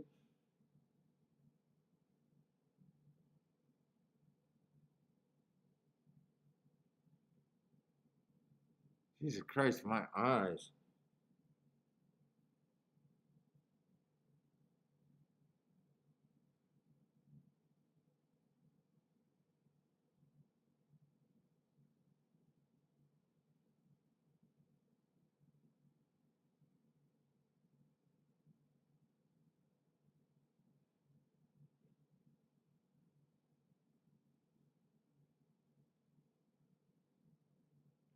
Oh, I see it right there.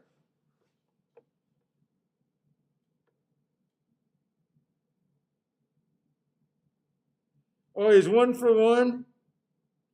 He needs to retire right now. He or she, I can't tell what that name is. Micah?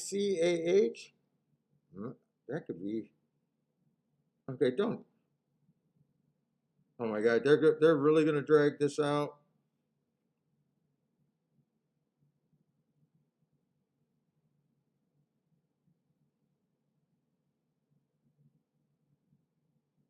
Nice. I'll watch that video. I got that on my feed right now, so I'll watch that video when I'm not on the stream though.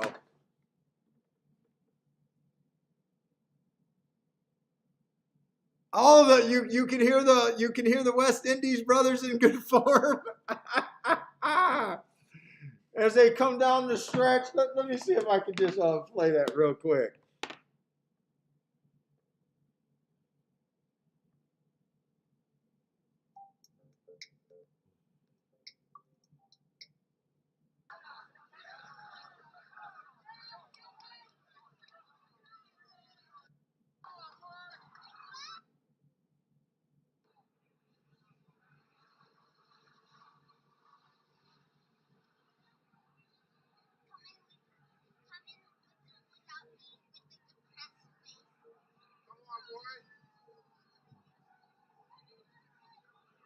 Yeah, they come. They're coming around the turn right now.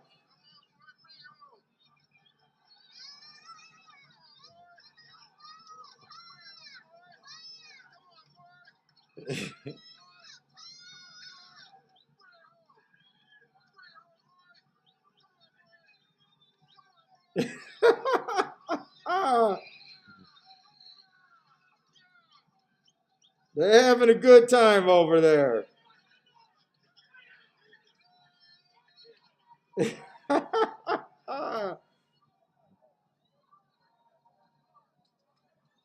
Yeah, brother man, they're having a good time over there. Love to see that.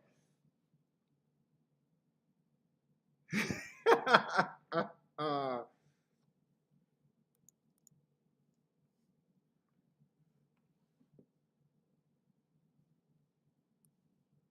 right.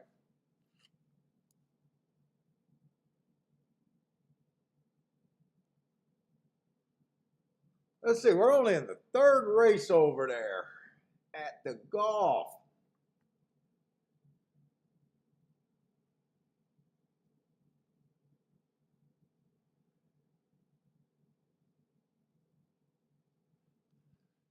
I didn't think there was that much upside for this race. I mean, I like the one.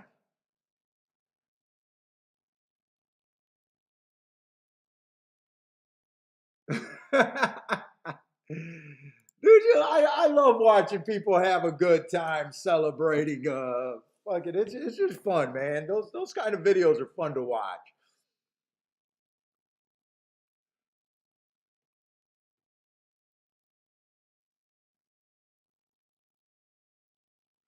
Let's see, we got 5 furlongs made it claiming 12.5, looking for speed and stalkers over there. I mean, one fits the bill to me. 2 races ago went too fast to win. Last race ran on a bad rail, went too fast to win. I just don't like the price, and they keep.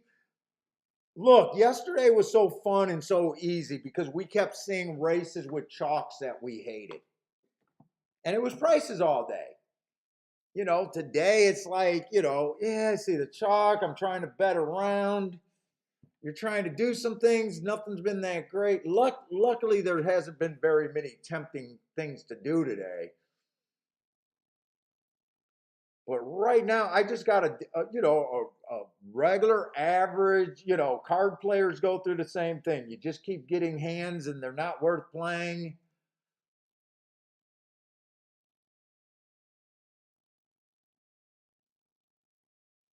I thought the two had a little bit of upside. He is route to sprint, something I normally don't like, but they were a couple to Peter routes, so I give a little bit more leeway there. He is a nice price where it's worth it for me to take the play there, but I'm still, would have to play against that one horse. Let's see, three's a first time starter, not interested.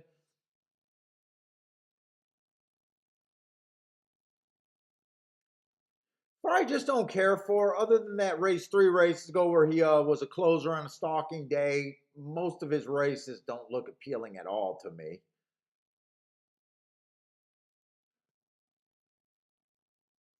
5 I don't care for. Six that first race out, two two races ago, he was one tick slower than the first two at the first 2 calls than the fastest winner of the day. So that was definitely a little bit of speed there.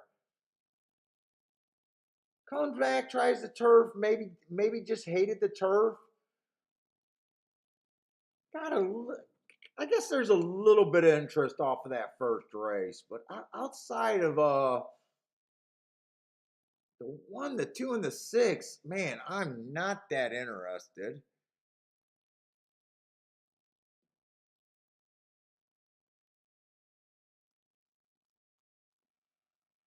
I just got some boring ass cards today that I'm playing.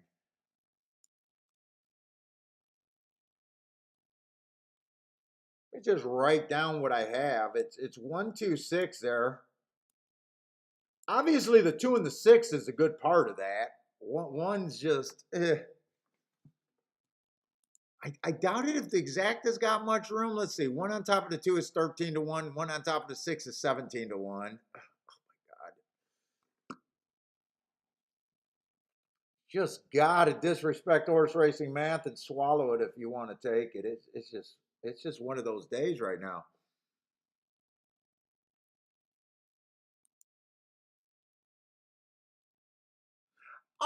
Charles, let's see that 4 horse that we liked in the first race that didn't play. Didn't he go wire to wire on the turf? Let me look at the results so far. I think there's been you're asking if I think the turf sprints are backing up. I don't think so. I think that was a super fast pace compared to the other two. I know that everyone came off the back end last race. Let's see how we want to how I would look at that. Let's see. The first race was a turf race, and they went 22 and 245. So you can already, they went 21, I think 21 flat, 44 flat, something like that last race. So that's like 7 to 12 lengths faster by the first 2 calls compared to the first race when that 4 horse went wire to wire. So we have seen a horse go wire to wire today, but the pace was much slower. In the second race, they went wire to wire too, and the pace they went even slower, 23 and 2.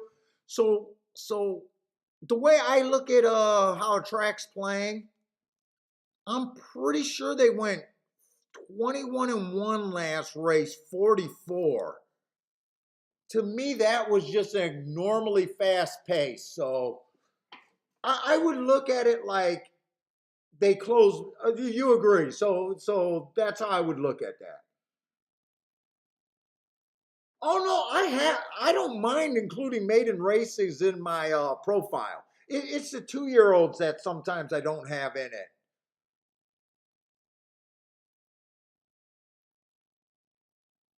And usually 2-year-olds I still put in the profile, not so the times, not necessarily what I think about the running style.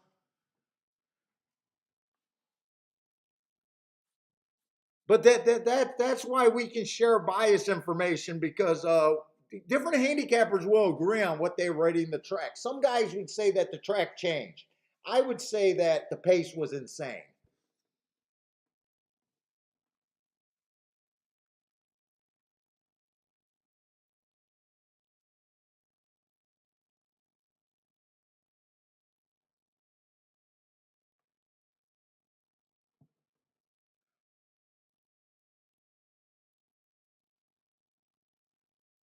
And then the other thing, Charles, I think I told you this before when we were guessing or debating on what a track might do after a first few results. The other thing that I have in the back of my mind, I might say, well, they had 2 horses wire and 1 horse close, right?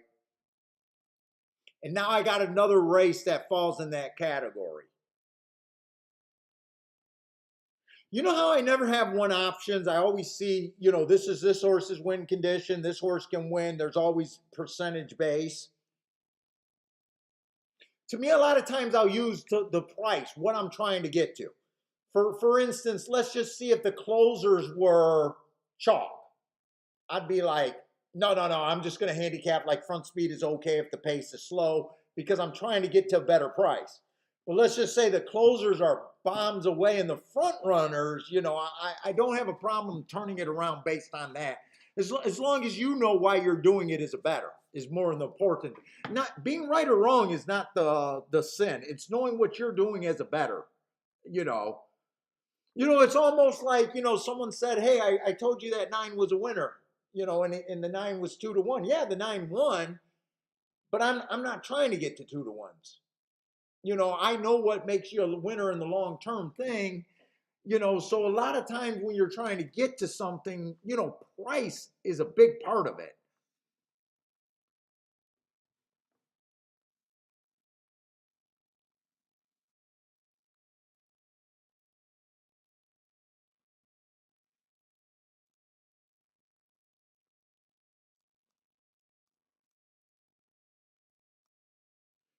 And just like this race at Gulfstream, there's enough for me to be interested. The 2 and the 6 are nice prices, but God damn it, I like the 1 too.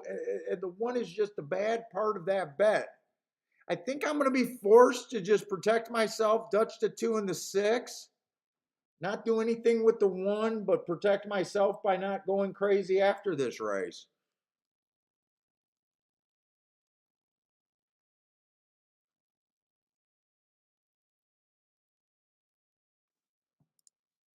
Let's see, they get to that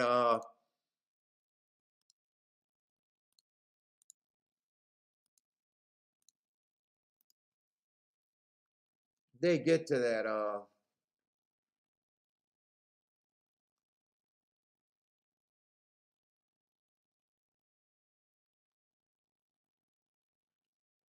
I probably want a little bit more on the 2 than the 6 there too.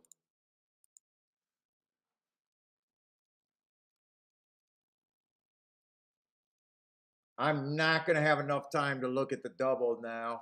I was going to try to put in a double, but I did like the 7 next race. I do a quick double, 2 and 6 to the 7.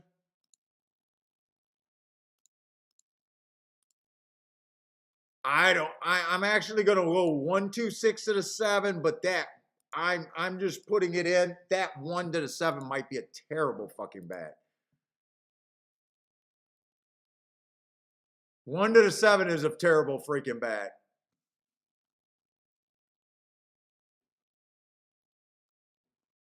But I got it. I'm not gonna cancel it. 1, 2, 6 to the 7. At least I'm single there. 2 and 6 to win.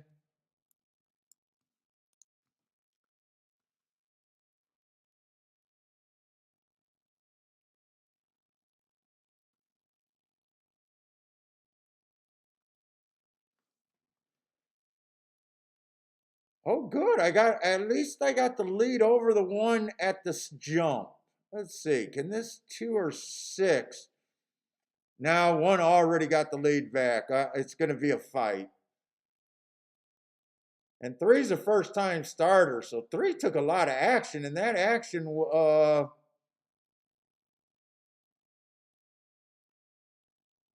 6, stay interested because this might be a stalking this might be something you can stalk into.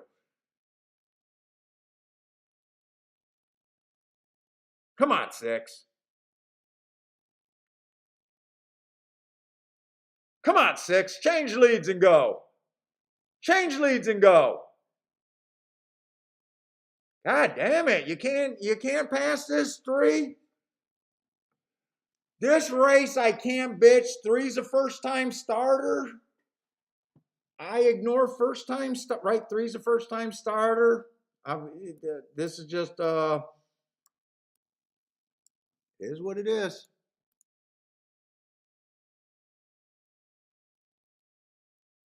Hey, what's up, Peter?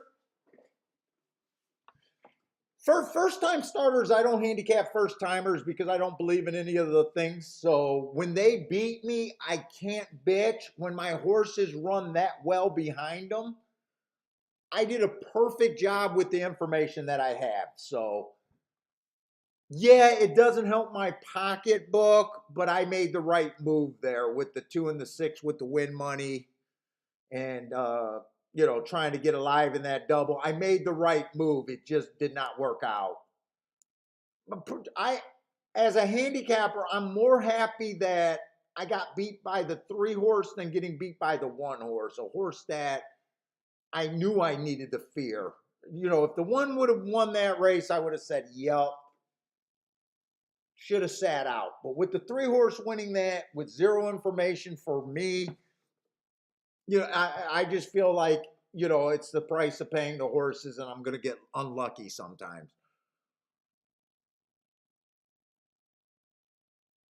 But I got to be a big boy and I don't reserve the right to bitch when a first time starter beats me there.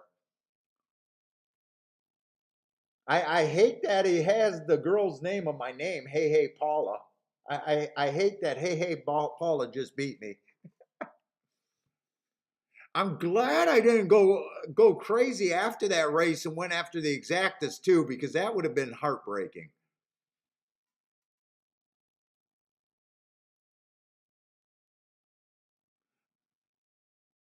Let's say Dennis liked the 3 there, but needed the 6. Anyone else like the 3? Let's see, Denny. Denny liked the 3 there.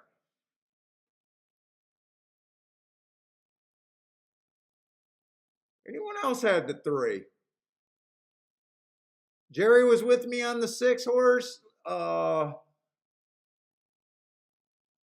Lanier had the 3 in his algorithm, but no 6.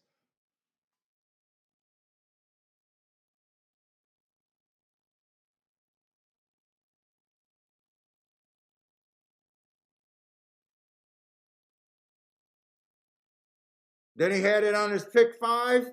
Oh, Hawk had it too. I didn't see Hawk's bet up there. Hawk had it too. Denny's so far 3 for 3. Well, take it down, man.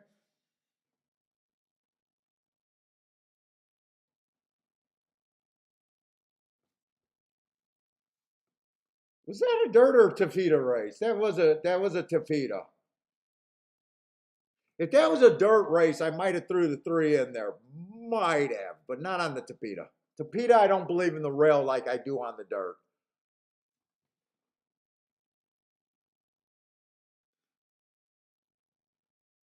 Let's see, Denny needs the 4 next race. Is that just the single next race, or you got a few more outs?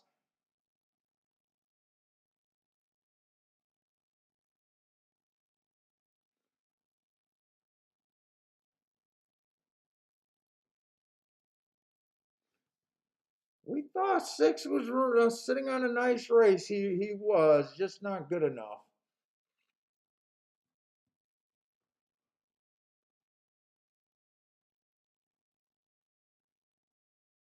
Oh, you got one. Wait a minute.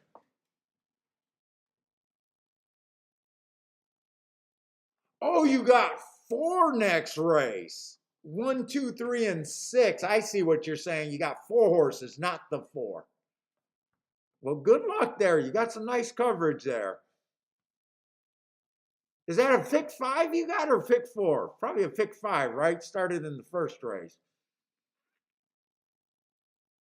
Good luck, Denny.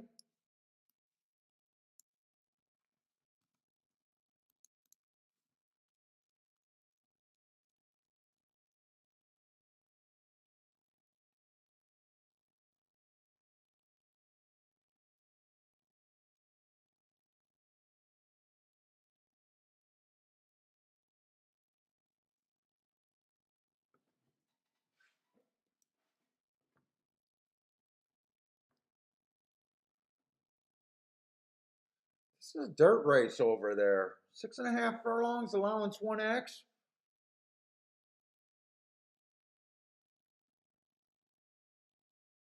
One ran against the inside early pressing day last time and had the 6-0.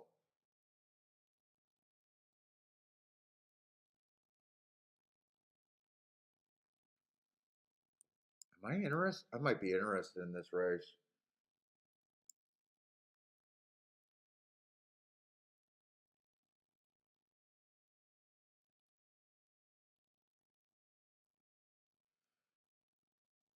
They're betting the 4 though.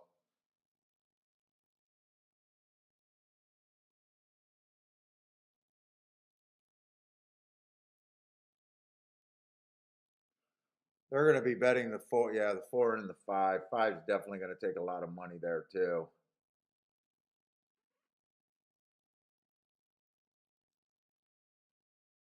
Mhm.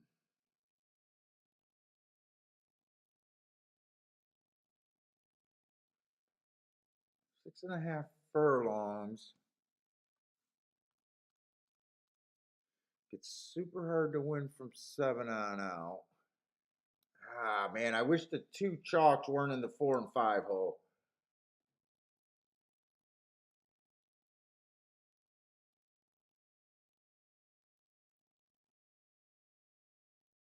This is where I have problems. When I don't have problems with 1X as long as they're claiming horses and that. I always run into problems with not knowing what these minor stakes are.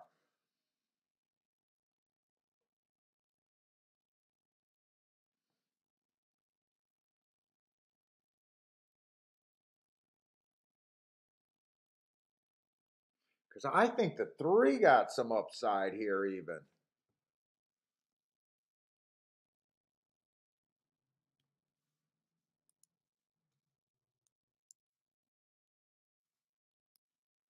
I'm not exactly sure how I want to address this race. What the fuck did we see at Belmont today on that dirt? What the fuck did I see? We've only seen like 2 Belmont races.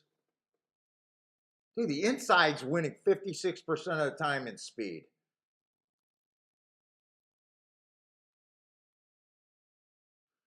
5 horse got the lead in the rail. That's right. The 5 horse got the lead in the rail. The 1 and the 2 didn't break at all. So 5 ended up on the rail, and that came in 5-4. That was like rail. What happened in this first race?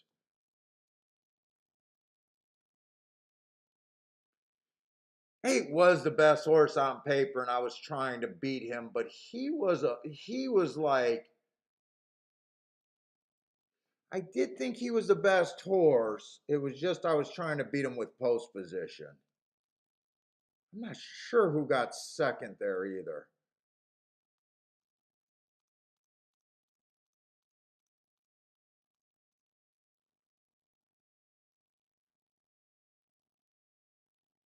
Dude, 1 has speed and he has the rail and he ran against the bias last race. And I'm gonna do it. I'm gonna Dutch this 1 and this 3. I don't even know if I'll be able to get this in.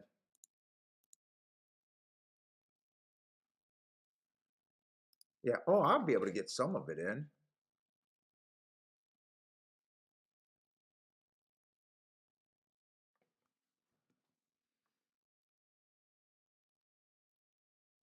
That's all I'll be able to get in is just the 1 and the 3 win bet.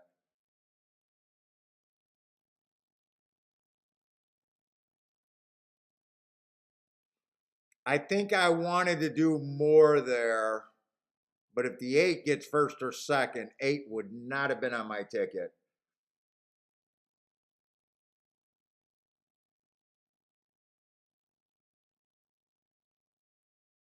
8 does have speed, but I keep looking at that bias report and knowing how good that rail been. And come on, 3. Ah, 4's right next to him. I think even if the 3's going to have to fight here. Come on, 3.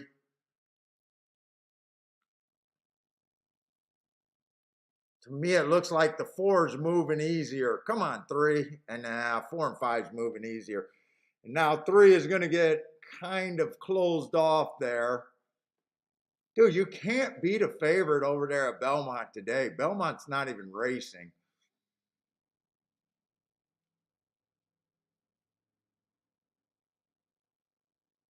8 ran a super nice race, though.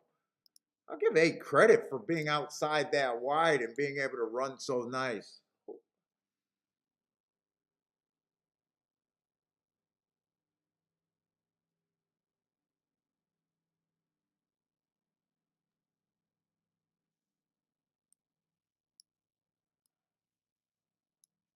Yeah, I was saying I wanted to do something with the exactas. I would have used the 4, the 5, the 3, and the 1 there. but I would not have had a 4-5-5-4. So the eight would not have popped me there. The three or the one horse would have had to get second. I definitely wouldn't have had a 5-4 exacta.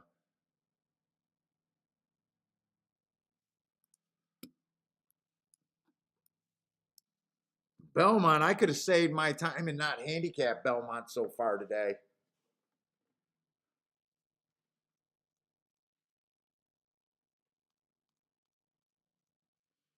And I was pretty sure I don't like the next race.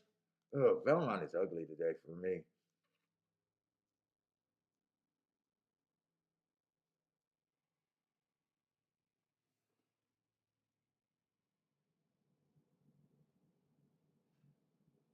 It might not stay ugly though.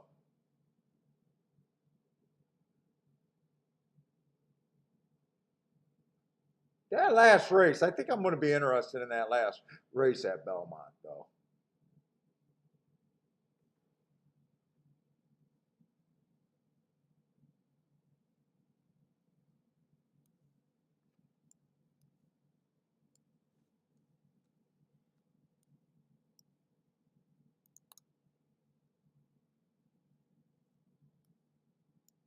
And I'm still searching for my first cash of the day. I haven't cashed shit.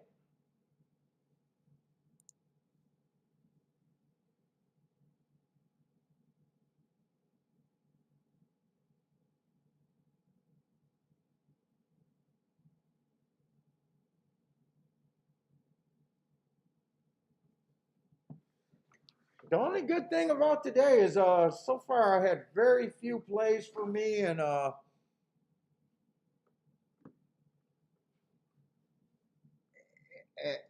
I'm behind schedule. I'm still on schedule of having a lower than an average losing day.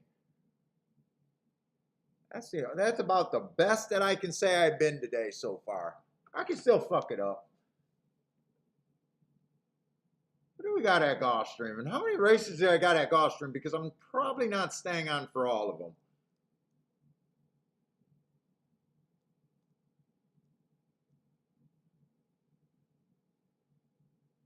I I might just play to the fifth race.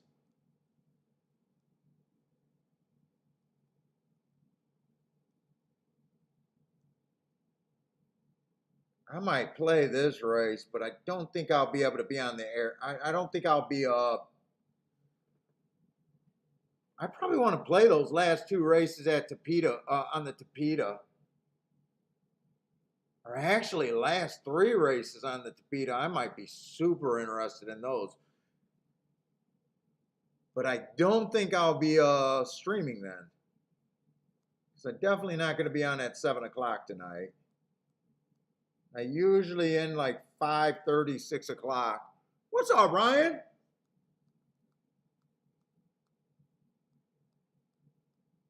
Struggling a little bit so far today, but not too bad just because there hasn't been that many plays. It's Belmont's been brutally chalky.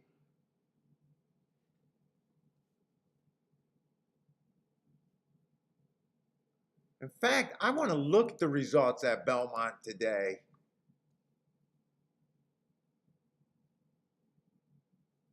I want to make sure I'm supposed to be losing at Belmont today.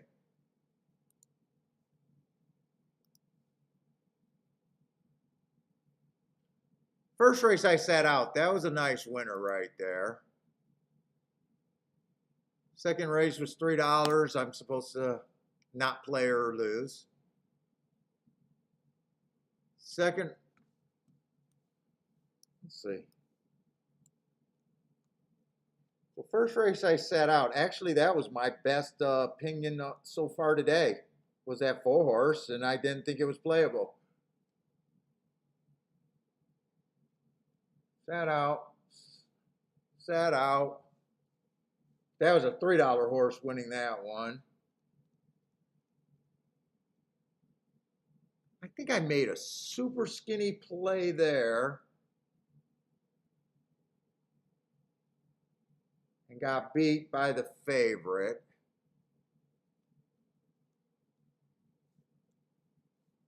Pretty Pretty sure I set out this race. Yes, I set out that race, 5-horse field, and I was supposed to. I think that was another big favorite. Channel Maker, right? Yeah, Channel Maker won that race.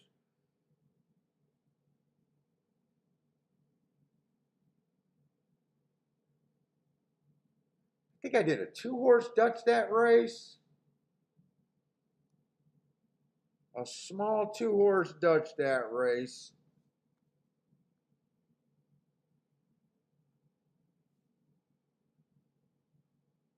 That ended up being a nice betting race, but 5 was not on my radar. I had the, what did I play? The 1 and the 2, and I was going to use the 1, 2, 4 in the exact. Okay. But that race just cost me $40. I just put 20 on both of them.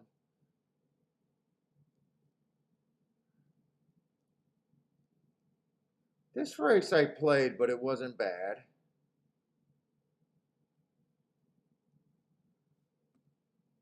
Didn't that horse pay about 3 to 1?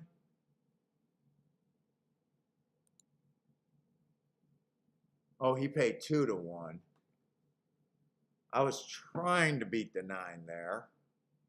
They went insane pace. I think that was more insane pace. I had the lead at the top of the stretch, looked like a winner until he started to suck wind. And this was a little bet here.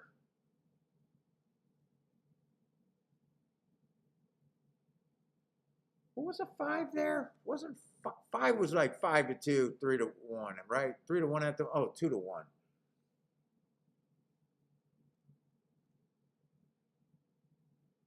So I'm supposed to be, I'm kind of supposed to be, if I was to make plays at Belmont today, I'm supposed to be losing right now.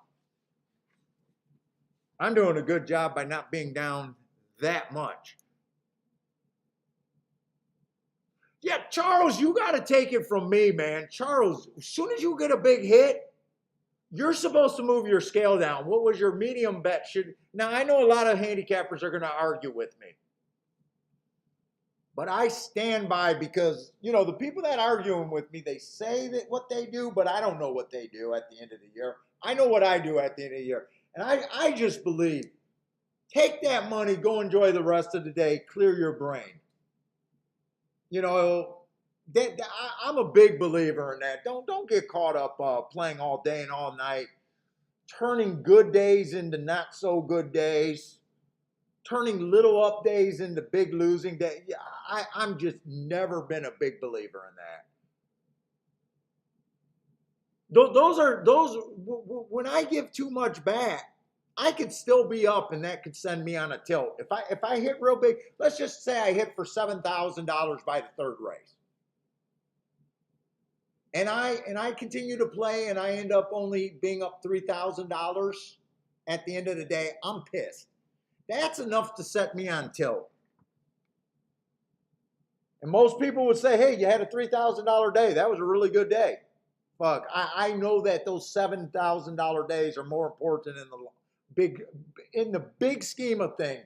Those $7,000 days, you know, protecting your mental energy. Go take a nap, jerk off, go enjoy the sunshine, do whatever you need to do. But dude, I got to get away from it. I honestly got to get away from it.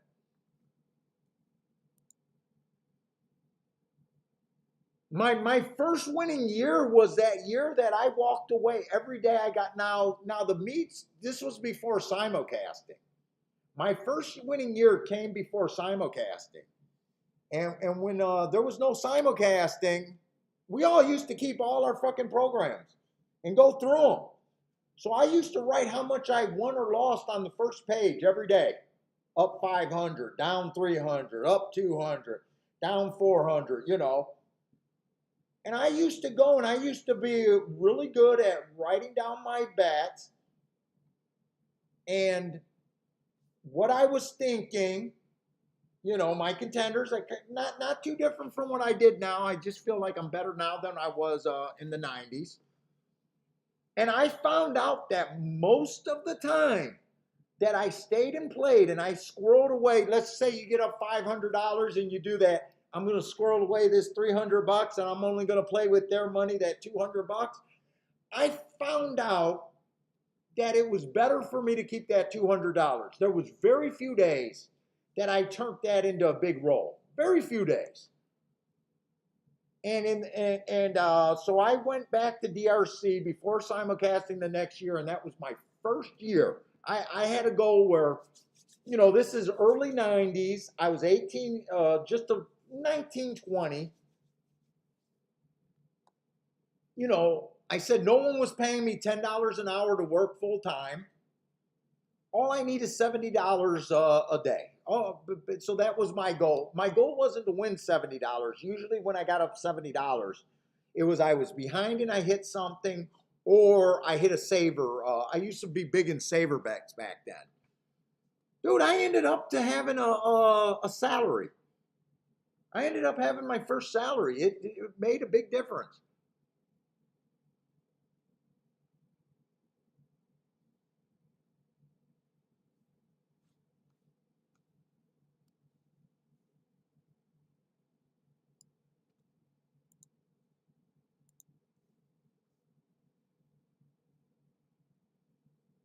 Just like I read in that book about recognizing what puts you on tilt and recognizing your losing streaks before you get too deep in them.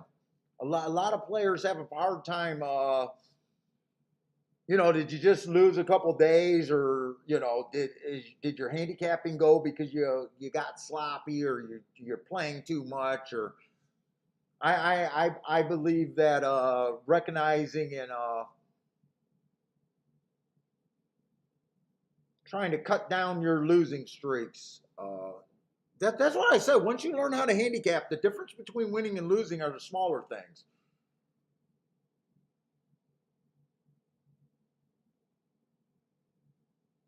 Let's see, we got a $20,000 Tapeta, and I don't want Tapeta Sprints right now, really. I did love, wow, I thought the 7 was going to be bet a lot heavier than 4-1. Actually, I'm shocked that the 7's 4-1 here.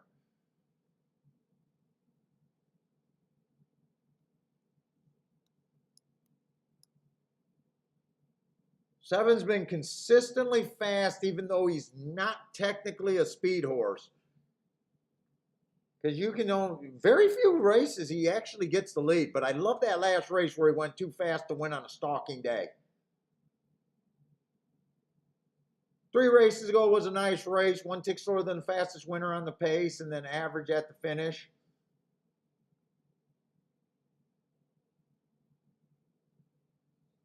I thought he was going to be 5-2 or less. They might come to him.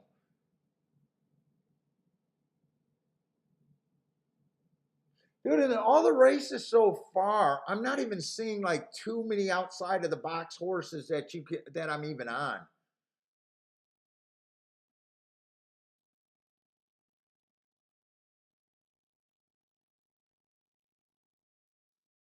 April 21.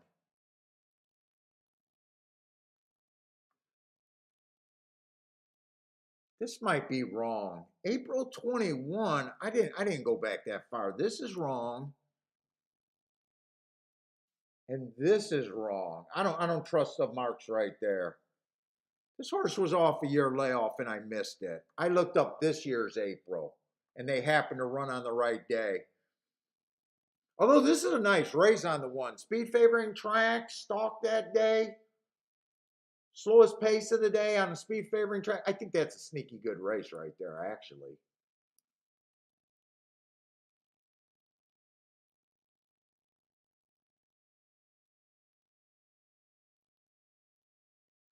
The 2 horse I don't like or hate, when I get these 1 race samples, I feel like I don't have any inside information, and for some reason I just don't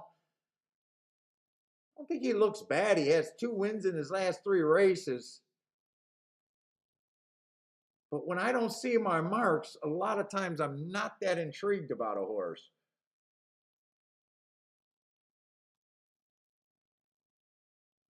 God, I'm not really seeing anything that far outside of the box here, really.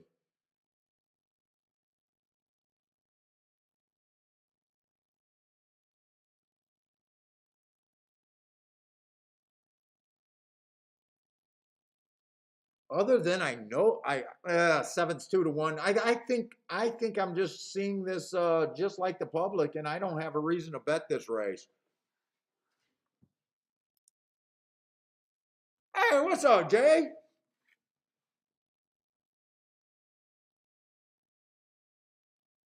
Jay's like that on crap. Well, you know the funny thing when you watch craps,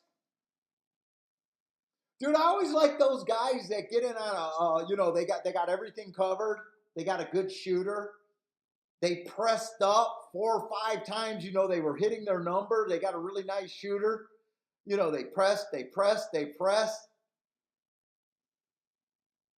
and then they colored up, or they pressed a few times, and then all of a sudden he craps out, and you're like, God damn it, why didn't they take any of that money off the table?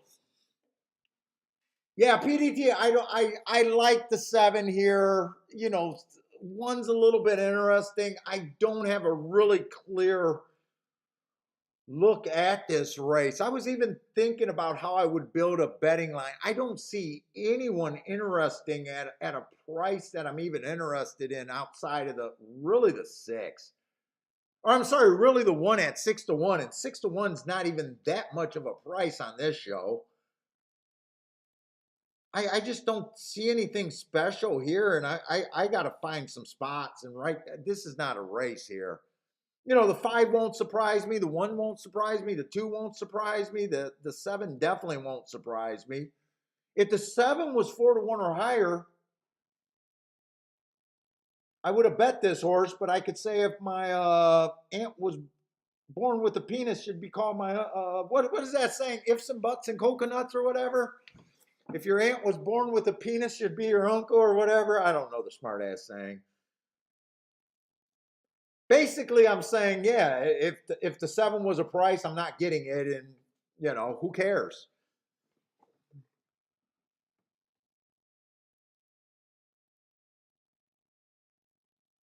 Oh no, the Rex, this is a Tapeta race. This is a Tapeta race, not a dirt. If this was a dirt race, I'd be a little bit more interested with the exact same horses. But with this being a Tapeta race, I don't got that post position bias that I like so much.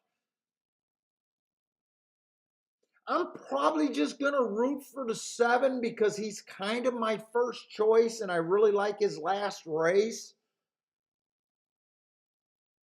But there's just no upside for me to be in this race as a handicapper.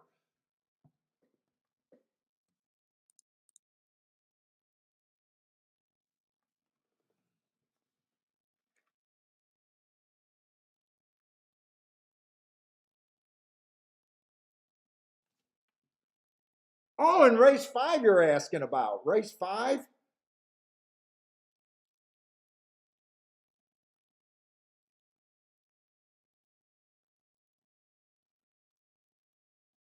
At a glance, I could be interested in that 3 depending on the price. Bad Rail went too fast to win, had the 3-hole on a bad rail day, going too fast to win. That race kind of jumps out in the 3rd race, or in the next race. That definitely caught my eye and is on my radar a little bit.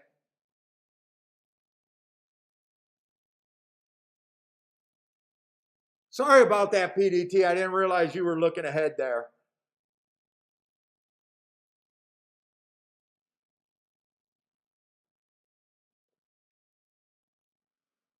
Ooh, 7 to not get the lead. I don't know if the 7 can rate there. Let's see, but 1 and 7 were the main 2 that I was interested in, even though I'm rooting for the 7.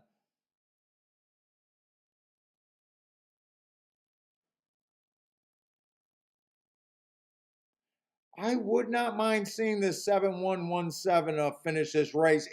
Even though I'm sitting out, when you handicap winners, it still helps your confidence. It does for me, anyways.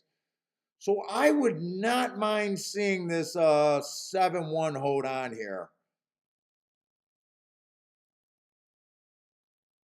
Now, 3 snapping them will not help my confidence. Okay, that helps my confidence. I feel like I did a good job. I wasn't really I was pretty clear that the 1 was the biggest upside horse on the odds, and 7 was just kind of my top betting interest there.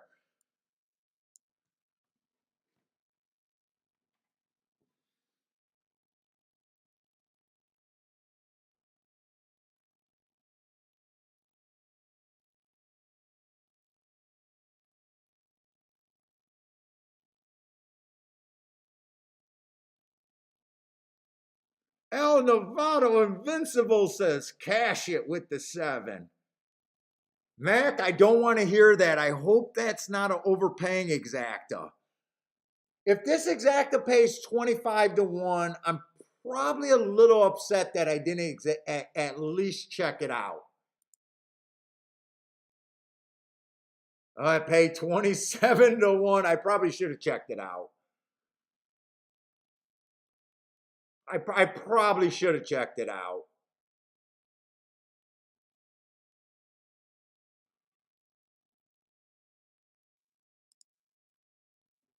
25 to 1 was the cutoff. Yeah, 27 to 1. $50, $54 for $2? Well, which exacta did they bet, or which horse did they bet? Let's see. So they bet 7 with the 6-5. Are those the lowest ones?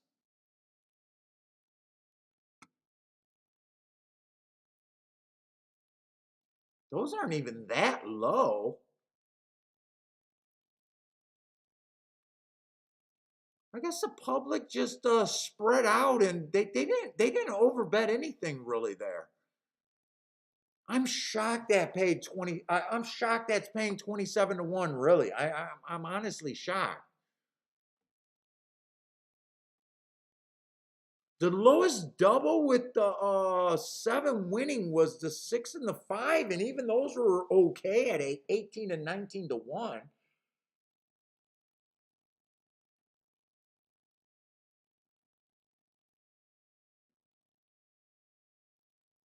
I didn't like the 5, or I didn't like the 6 horse.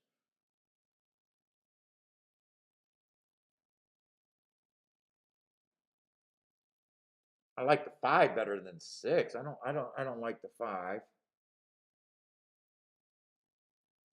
Yeah, maybe I let that one get away from me, but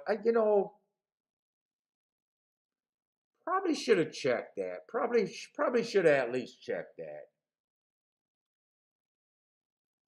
Now, I did get a little, I did zone out a little bit when I realized that I checked these. I had to tell you guys that these were wrong marks. That Hart was in 2021, so that was the wrong date that I looked that up. But I still thought this horse was really interesting. Speed favoring track, slowest pace of the day, and I thought that was a really good race. Sneaky good.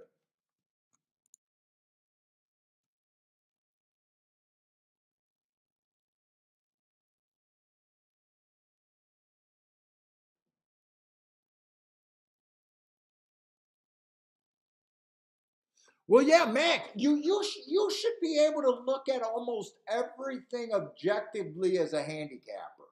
Just think of every book that you read, and just think of what every handicapper that you ever hung out with at the track talks about. That should almost tell you what's being overplayed. Horses running first, second, and third. Dude, for years, your super early handicapping books used to demand that. You know what I'm saying? They used to say, look at the last 4 races, and if the horse finished first, second, or third, they're a contender. If the horse finished within three lengths of the lead, they're a contender. You can almost, speed figures. You know that every time you listen to a handicapper talk, say something about a speed figure. You almost know everything that that the majority of the people talk about. You already know that's overplayed for a handicapper.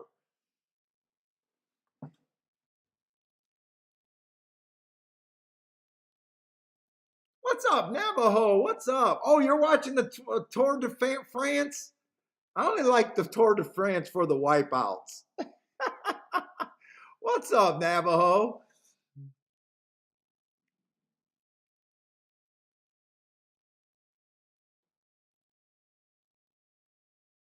Now, betting larceny, we kind of talked about that yesterday. I don't worry about betting larceny because I only believe you. If you're a stiffer, you control the first and second choice at the most.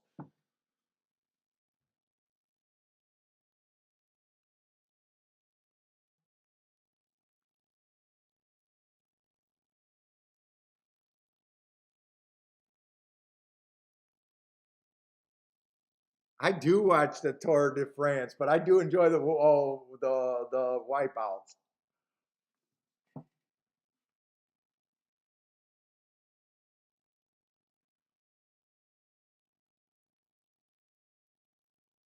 Doing seven ran a really good gutsy race there.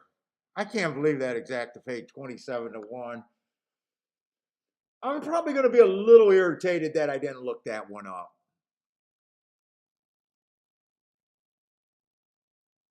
Because I could have singled the seven on top of a couple horses. I was pretty clear that I thought he had the biggest edge in that race. Shocked that fade 27 to 1. Shocked it fade that good. And honestly, I'm surprised that the lowest one with the seven on top was paying 18 to 1. I would have been surprised with any of those payouts.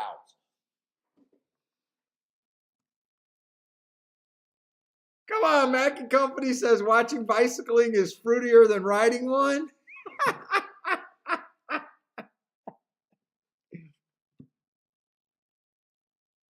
What's that movie quote? Fucking Lance Armstrong or something. I can't remember what it is. Yeah, everybody rides a bike when they're 6.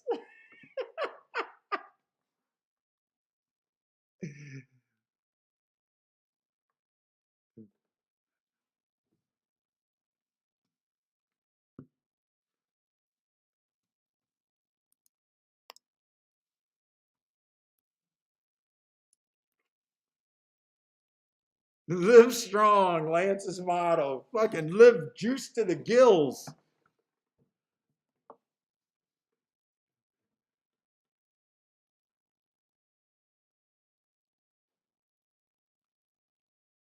Let's say I think I want to look at the last race at Belmont, but this race I knew I wasn't that intrigued with. We got a couple euros. I do think that the track's backing up, but the running lines with a couple of euros made me nervous. I don't. The four's another euro. You I didn't get all the marks in. I do think Speed's not doing great though.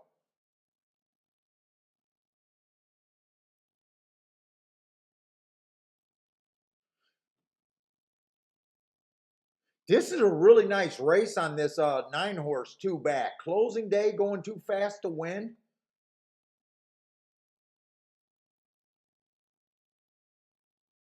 If this horse can rate, yeah, 5 to 2 though. I mean, he's a horse that I like at 5 to 2. If he rates, I like him. If he goes to the lead like last race, but last race was a speed favoring track. He tried his best. He got caught up in the duel. But I'm looking at another short price horse. But his mark sticks out.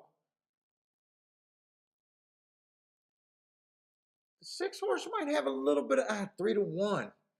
You know, I gotta love a 3 to 1 or 5 to 2 to bet him. Bad rail stalking closing day. He had the bad rail. Right running style, but bad rail.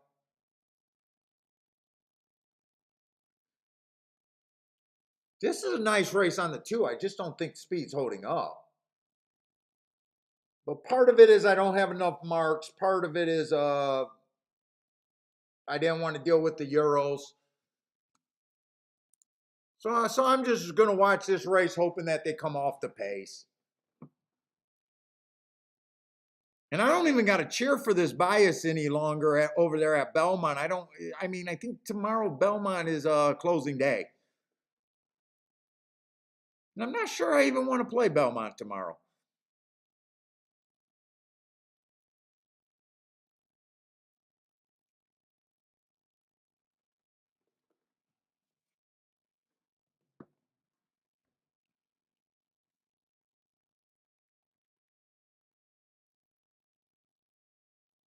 How the fuck did that pay $27 and I did not even look at it?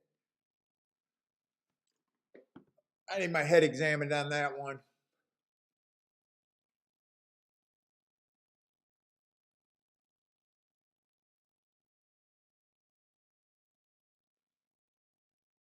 $45-4. I mean, they should be coming off the pace. Let's see. 6 got first run here. 9's a little bit too far back. 7's trying his ass off, but he's not going to hold on. He's not even going to hold on for second. I'm not believing speed's good. Let's see. 6 and 9 were the 2 horses that caught my eye.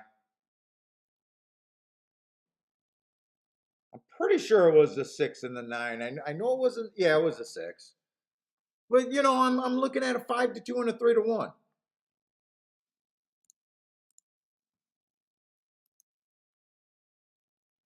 But you know what? At least it feels a little bit better than earlier today.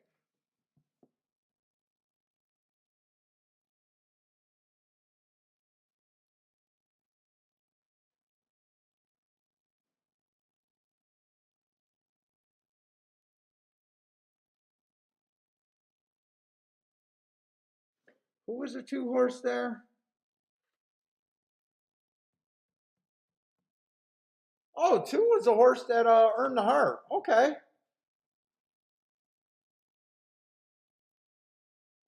Remember, I'm talking about speed's no good for winning. Doesn't mean that speed can't hold on for second.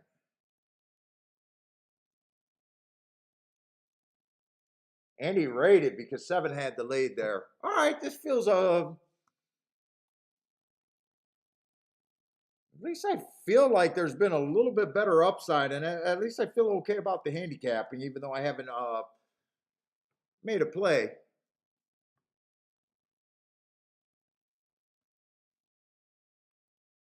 Let's see, Hawk like that 6 winning over there at Belmont. He bet him the winning plays, but it looks like he had him on top of the 6, 7, or 6 on top of the 7, 8, 10. So he's not happy about the exacta. But he should be happy with the winning plays.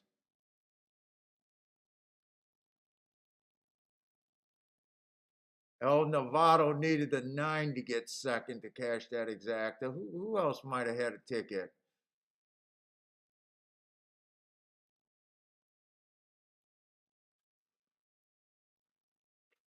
What did not Navajo just talk shit about avian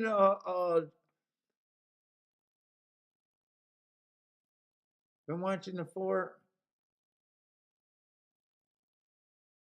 Maybe Navajo like that 6 because she's talking about Flavian on a horse, and Flavian just won on the 6 horse. So maybe she liked that horse. Oh, you're 7. You were on the 7 there. What was he named on 2 different horses, or am I?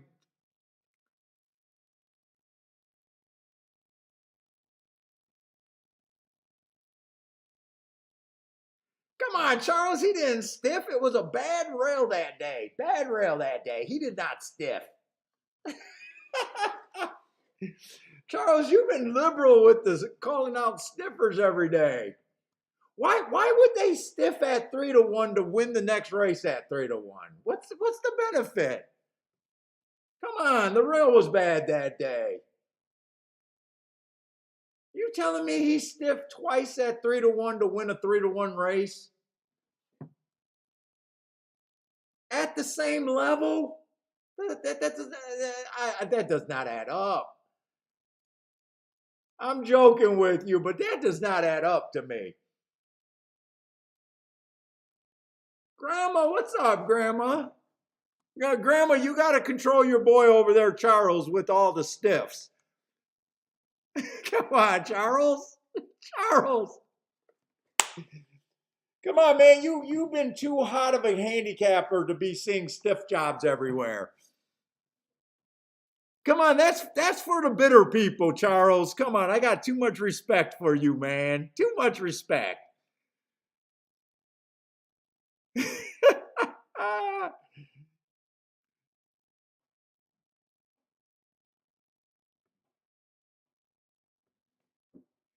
Grandma's like, I don't even know what this means right now. I don't know what this means. I'm busting Charles' balls a little bit. I think I caught him like three or four times recently calling out stiff jobs.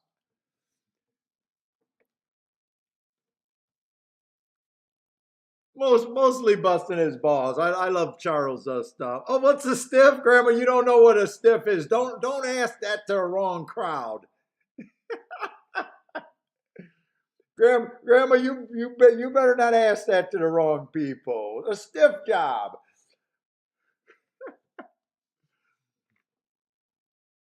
Rex says his wife doesn't know what a stiff is either.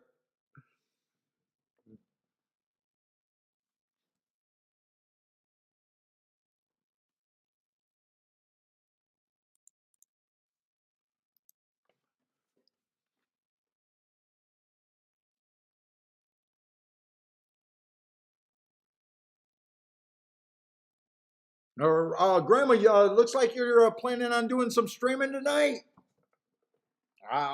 You don't have to ask. If you guys are playing tonight, go hang out with Grandma and the guys and gals. I think I even see Navajo over there a lot. Yeah, I do see Navajo in Grandma's chat room. Go hang out with Grandma and the other late night handicappers.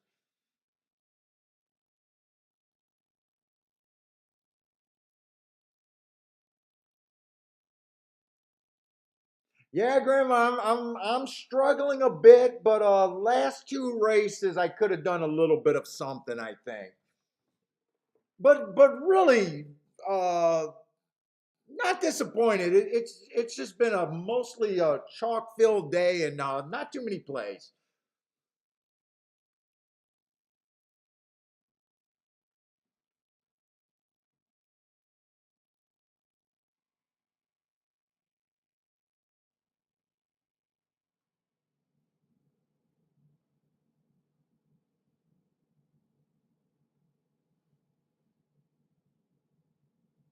Another, we got another Tapeta sprint. We're heavy on these damn Tapeta sprints today. I love the Tapeta routes. The Tapeta sprints, I'm not that crazy about.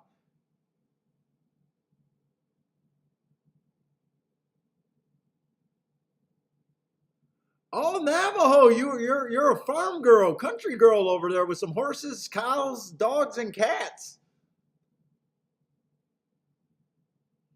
You live in that country life over there.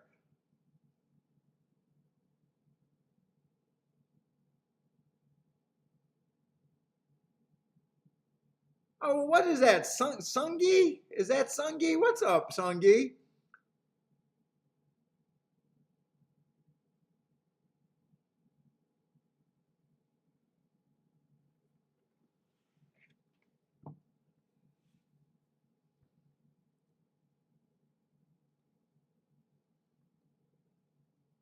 We got a starter allowance 16,000, and the first thing I start, especially for the new people discovering handicapping and discovering a little bit of class, these starter allowance races.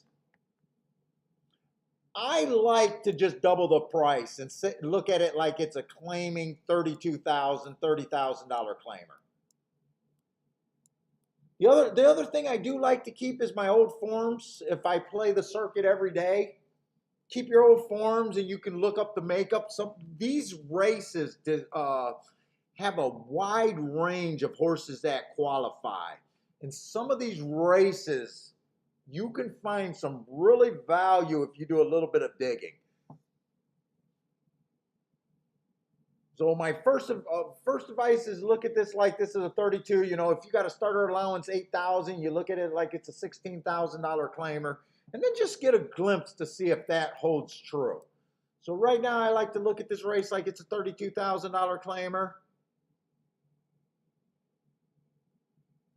Okay, one when he's been running, he's been at like the 2025. He got some allowance 1X's in there, so I mean he looks okay. Two stepping up from maiden claiming 25. You know, you're looking at the 3-horse. I'm just helping you people that are brand new and trying to do a little something with class. You know, look at this 3-horse. There's a really nice run and just a miss at 35,000. That's kind of our benchmark right there. You know, this horse right here, 16,000, 12.5. That feels like a pretty big step up in class right there. Another 10,000. So this 16,000 in my head is not coming up as extremely tough. Here's a 12.5, but it was a win. But before that, you can see it was at like $20,000 claimers. Maiden claiming 12.5. So this would be one if this was 2 weeks from now and I wanted to look up this race. In my head right now, this is not a strong. This would be a below average starter allowance 16,000. You know, and kind of the classy horses in this, if you want to call them that, would kind of be the 1, the 3.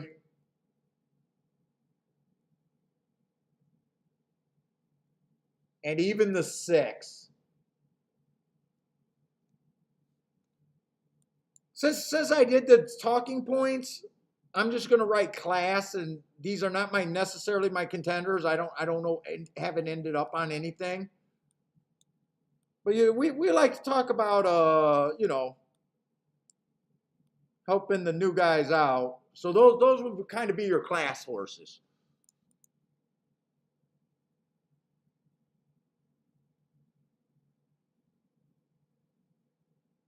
Let's say Charles coming. I guess you have to look at my handicap card. Charles, I'm just busting your balls a little bit, man.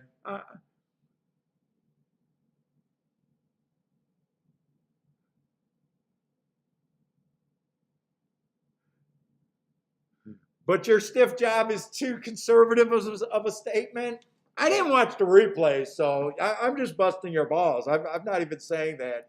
There could be something there.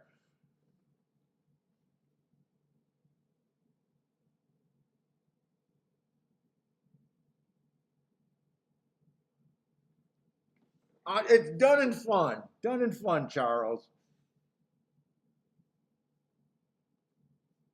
You've been hot, man.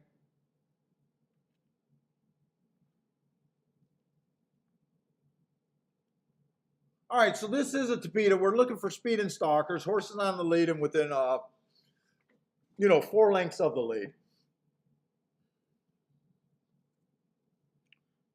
Let's see, 4 races go on this one. A little bit annoying. That's a 1-race sample. But what we traditionally know at Gulfstream on the sprint turf is horses coming from 4 lengths out is a terrible bet. This is a respectable run. He made up ground, finished 2 lengths off the lead, being too far back on the turf. Now that was a 1-race sample, but just by knowing what the turf usually does there, I don't think that's a bad race. He comes back, he gets an early pressing day. I should have gave him an asterisk for that race. Oh, Razor, what's up, man? Fuck no, I did Woodbine last night. Dude, I got a handicap to come on with you guys. I got to have some horses handicap. I can't do 14 hours straight.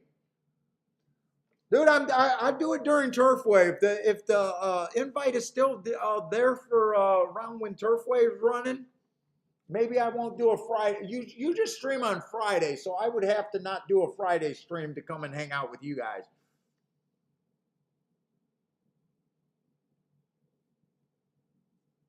So he did win this. He did win this third race, but coming off the pace. But last race, it was an inside early pressing day. Slowest pace of the day. I can understand why he bet, but he does feel a little overbet. But he's also one of the class horses. Oh, you got racing Rachel from Horseshoe over there. You're pulling the big names over there, Razor. I think I seen her at the tournament, and I think she was very pregnant at that time, if that's who I think it was. I went to Indiana's tournament last year.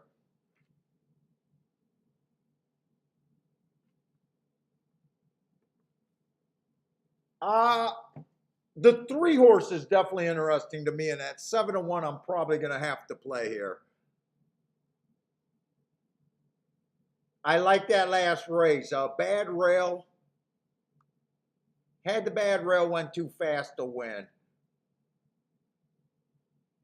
Still going to have to improve to beat that one, but the one does let horses get in front of them.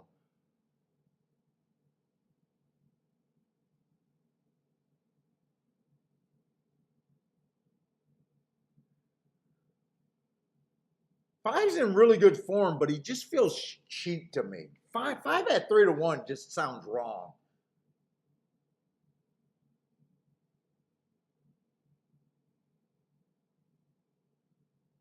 I mostly like the three class horses, the 1, the 3, and the 6. Ooh, 6 is 20-1.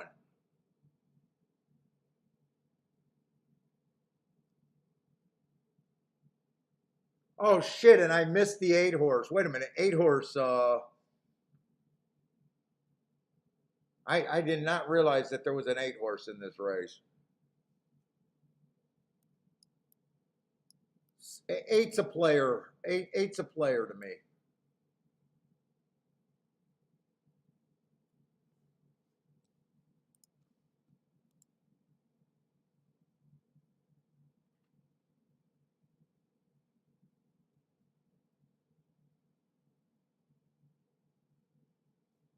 Let's see. I can only play 1 to the 3 and the 6. 1 to the 8 is not paying anything.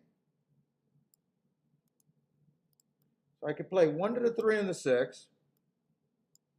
I could definitely play 3 and 6 to win.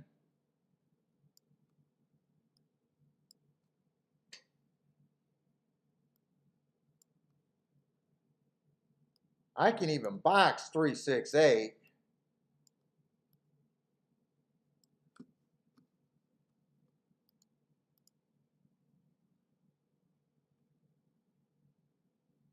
Three one is paying $33. 6-1. I want this key boxed. So 1 to the 8 and 8 to the 1 is over bet. So I think that got all my combinations covered. 3, 6, 8 I like in the box. 1 on top of the 3, 6. 3, 6 on top of the 1. 3 and 6 to win.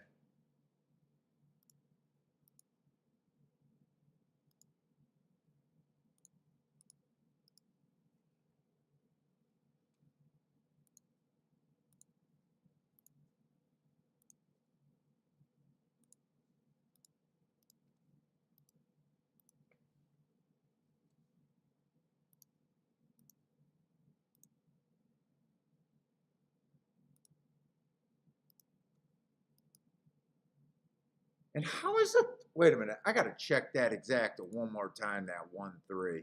Yeah, 1, 3 is 18. 1, 8 is 9.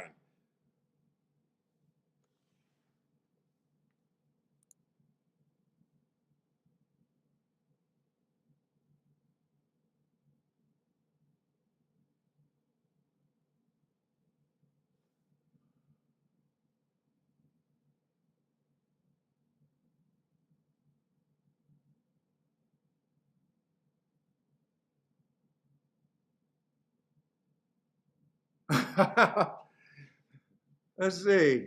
Oh, Charles, you had a big bet there. Dude, I'm sorry I busted. I sorry I was making a joke with you on that race. You had a big double there. I'm sorry I did that there. I gotta sometimes remember that people are playing with their money.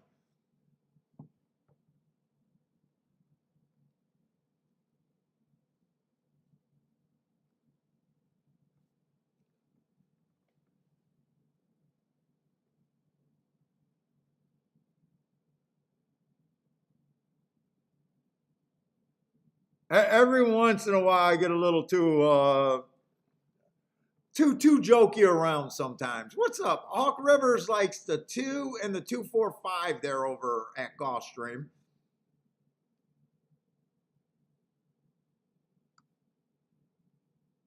Yeah, I really like these cheap starter allowance races.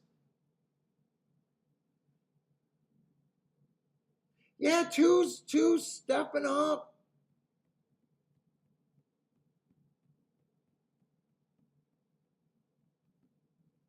I'm not a big fan of what he did at Gulfstream, but he's not to the point where he would shock me. Like I don't think he's a complete throwout. I just know that I'm not interested in him.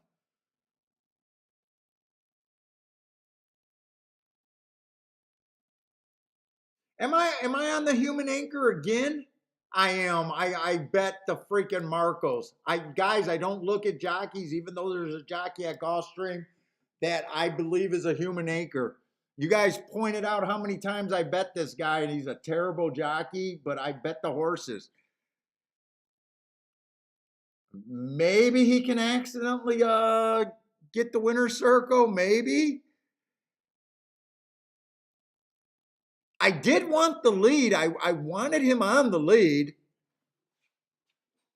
We'll see. Maybe he can get home. Other man's gonna kill me for that one.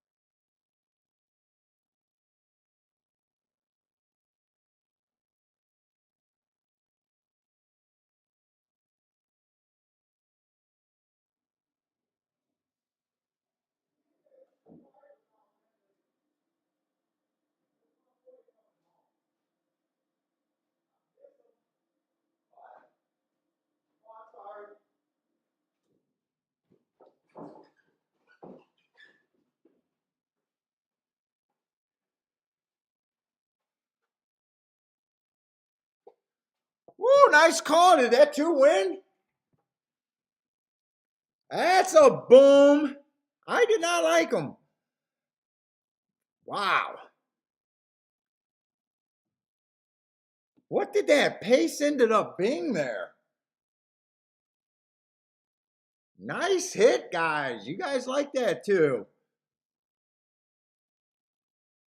I thought he was stepping up and I wasn't blown away. Nice job.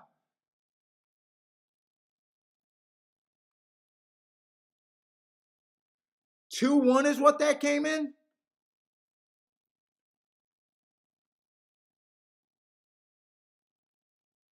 Yeah, I did. I did. I still. Oh, okay. Oh no, that came in 2-6. Wow, that's a monster ticket.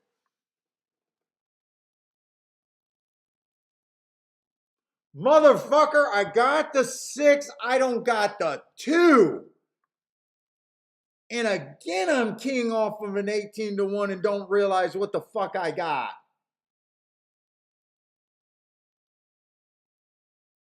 You guys had to beat me with that 2 horse? Fuck, I forgot who I bet. When the 3 got the lead, I thought I had the 3. I bet the 2 and the 6 to win. I got a 3-6-8, and I got one with the 3 and 6 first and second. This is just like that other race where I could have wheeled him down with as much as I wanted. Oh, shit. Shit. That's a monster ticket. That's a monster ticket.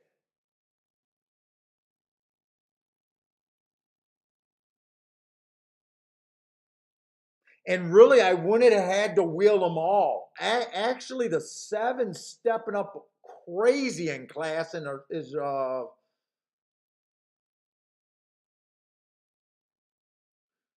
I didn't really have to use the five because five's a $10,000 claimer. Oh, wait a minute. I used one, three, six, and eight. Dude, I got a feeling if I would have looked at that race, I got a feeling six is the or two is the only other place I could have went if I really would have went after that race. Seven is a maiden claiming 12.5. So two definitely looks better than that. Oh shit. I waste no, I probably hit more 20 to ones and higher, but I also waste more of them.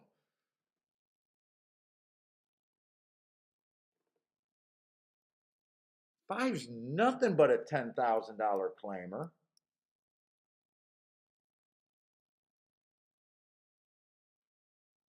Four, you can make the argument. Four, it would have been between the four and the two if I used. I mean, this horse was at maiden special weight. He dropped to 16, stepped up to 25. I mean, you got to think that he's better than a $10,000 claimer. Oh, God damn it, Paul.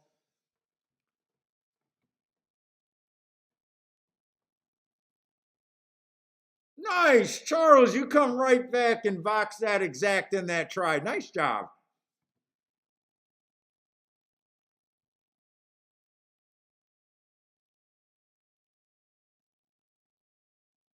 Dude, I wish I would have thought a little bit more. Ah, fuck. Another 200 to. We did that. I did that yesterday with a 44 to 1 shot. And you know what? I probably should have been thinking tries there. You guys know how I play. I'm not blowing smoke up anyone's ass. God damn it. I'm really not. Jesus.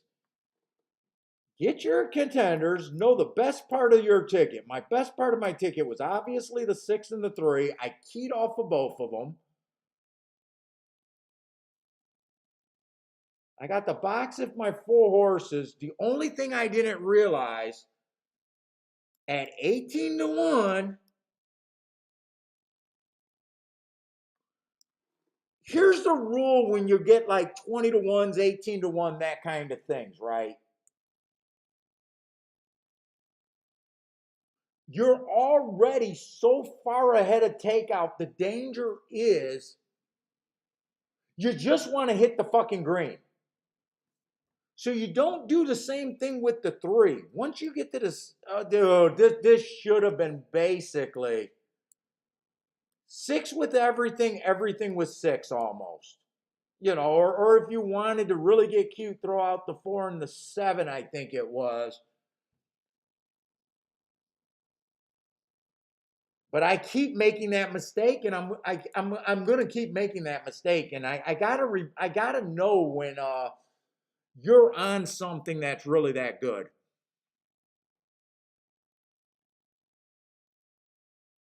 But a lot of you guys had it. Congratulations on calling out that two. I did not see that too. Hindsight can see the two, but I said he wouldn't shocked me he wasn't a throwout. God damn it. Put it this way, I wasn't even pissed that he won. I was pissed when I seen the six horse got second and knowing that I could have bet right. That's what pissed me off. It's not that the two won. It pissed me off that my key horse got second at a huge number, and all you got to do is hit the goddamn green. Second day in a row, I made that same mistake. Oh shit! I wanted to play this Belmont race. Please tell me this Belmont race is not in the gate. And I'm still looking for my first ticket. That would have been a first grade ticket.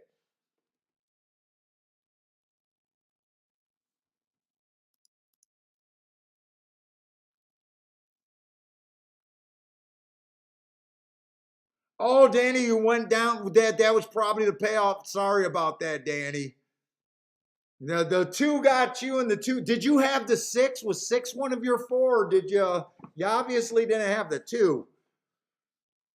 But are you like me, cursing the two that your six? Were you on the six? Let's see. I wanted to look at this race because there are some monster prices here.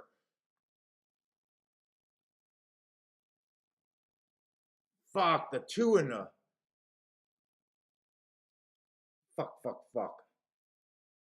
There are monster prices everywhere here with great fucking marks. Let's see, 10 got some of my best marks, but he's also not a price.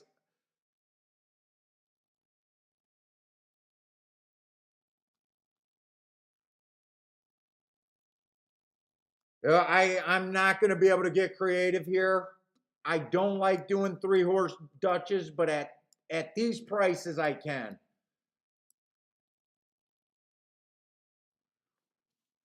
12 the 2 and the 3. I'm just doing a three horse Dutch right here.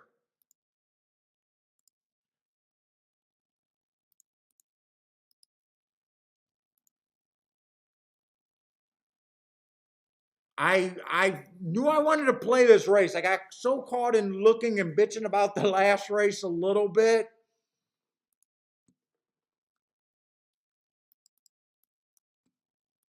2, 3, 12.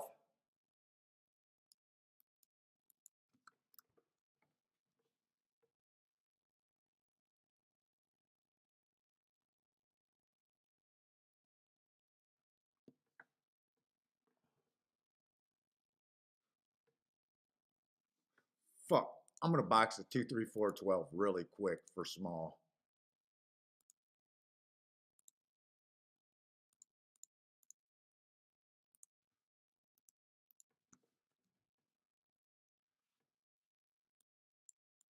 I did a small exacta there.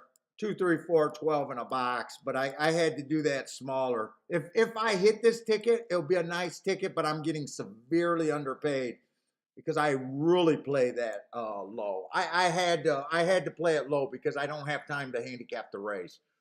I just I just knew I wanted to play this race based on my marks.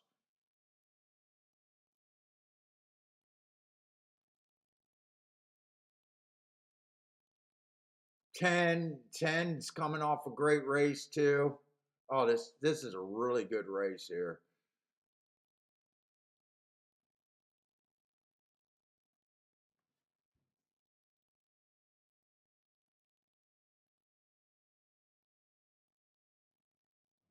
Keep this 3 interested and make that 11 go away. Who is the 11? 11 ran on speed favoring track last race, 1 tick slower than the fastest winner. Not a bad race right there. Actually, a pretty nice race. But I need him to go away.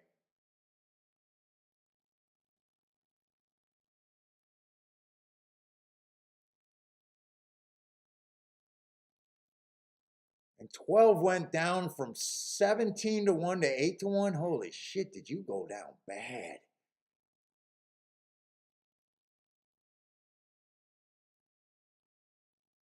Hard Horse is going to win this. Come on.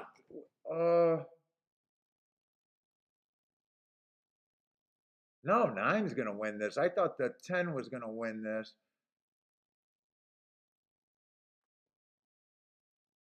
What kind of pace did they go there?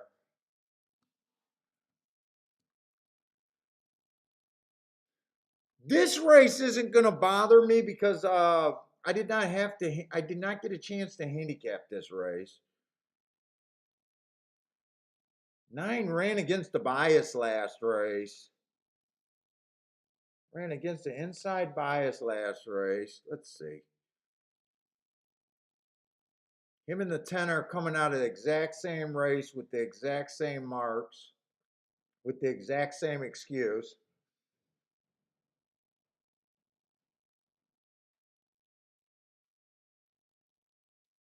I mean, that result makes sense, but let me look at these other horses. Let's see.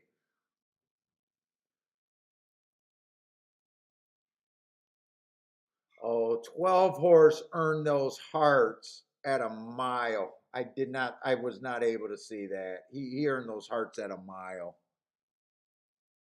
Oh, he still managed to get third at 17-1, so he did not run bad.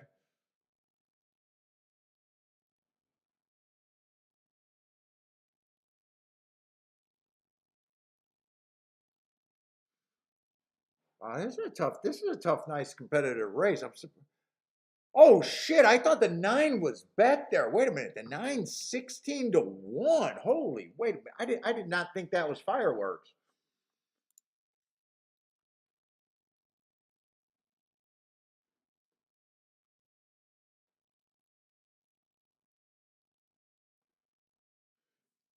Four horse mostly been a router.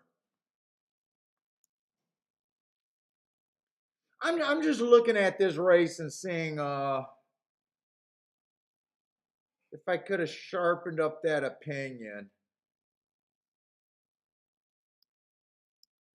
Three horse has been losing at a lower level, stepping up.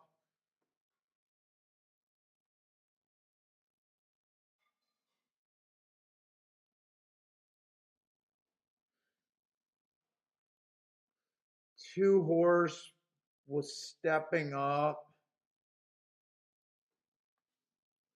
Yeah, the marks weren't good enough. I had some flashing marks, but now that I'm looking at the race, the 2 and the 3 were definitely stepping up in class.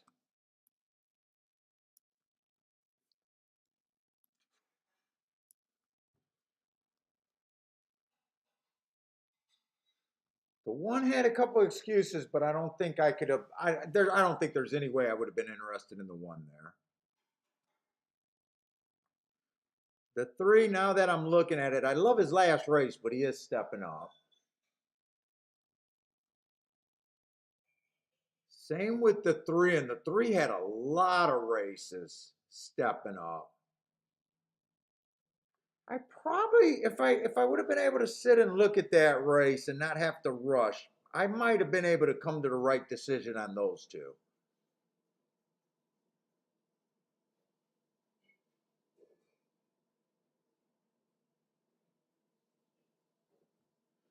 The 4 horse I probably would have stayed interested in. Probably would have stayed interested in him. After you see the races and you're reviewing your results, sometimes it's a little tough, but I do try to be as honest with myself as I can. In this race, I'm giving myself a little bit of a leeway because it was a rush. Let me just see which marks caught my eye. And now that I'm digging in the race, and I would have had to because there was a lot of horses with good marks. I think I would have still been interested in the 4. The 5, I'm not interested at all. Not flashy marks, nothing really there, no excuses. I wouldn't have been interested in him. I'm not interested in the 6. The 7 got some excuses, but I really weren't thinking that they were coming from that far back. He doesn't have flashy marks. Bear with me, guys. I'm just speaking through something, and I'm trying to be as honest as I can with myself. The 8, I'm not interested. The 10, I knew the 10 was there. The only reason I didn't do nothing with him was at 5-2. So the 10 I knew was there. The question is, do I get to the 9? Nine's the whole discussion there. I definitely would have been interested in the 4.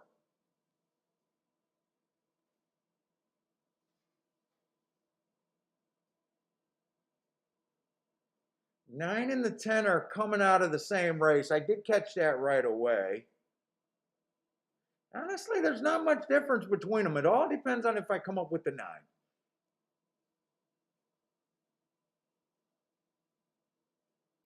11, I seen him before the race, wasn't interested in the seconds with the hearts. And 12,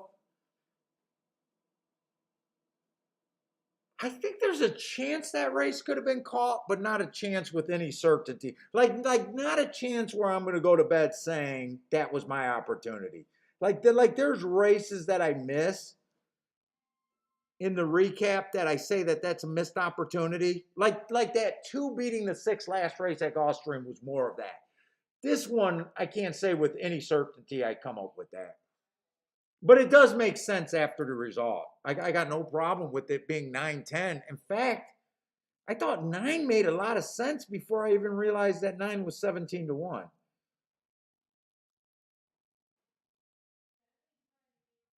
Is he? You know what? Where are we at Gulfstream? I might be done. I might go with you on that ride. You know what? This Belmont's done. This next race at Gulfstream is shit for me.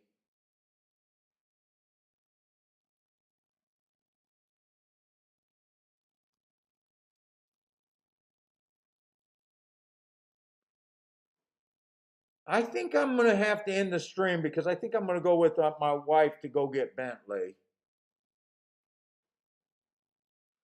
But I do think that I am interested in the 7th, 8th, and 9th. I don't know if I'll be back in time to bet the 7th. I probably will be if everything goes right.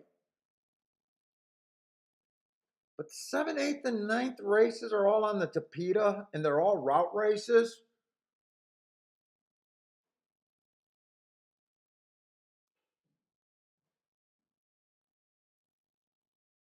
Usually when I go off the air, I'm done playing, but just because of how late Gulfstream's going tonight, and I know that I'm not streaming all night.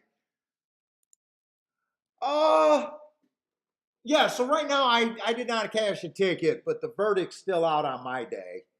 Uh, I did download the form and started handicapping the form. I hate going out on a shitty show.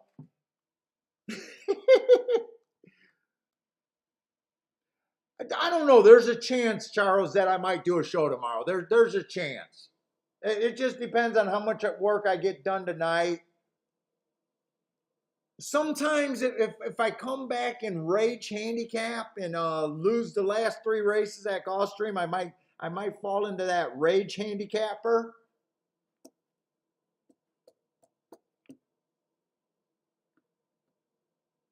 Or I might wake up early enough to handicap. It all depends on how much I got. If I come on tomorrow, it might just be Gulfstream though. Because I don't feel like doing a ton of work tonight. So, if you guys are interested, keep looking at your alerts and stuff. But I'm gonna go for a ride with my wife to go pick up Bentley. But anyways, guys, hope your day was better than mine today. I got beat by 2. I did have 2 long shots that ran a really nice second.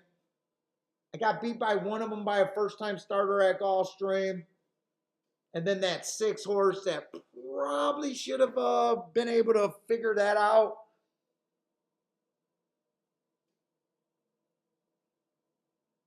Not completely. I'm not completely feeling apologetic for a really bad handicapping day though. Mostly it was due to prices, and right now I am losing less than I should be. So, but anyways, guys, good luck. Maybe a show tomorrow, maybe not. We'll see. Uh, good luck if you guys are still playing. Oh, you guys might want to do a tournament. Maybe if I do a show tomorrow, we'll talk about doing a tournament. But let me go pick up the dog. But anyways, guys, good luck. Stay safe. Hope you had at least had. If you didn't win, hope you had a good time today.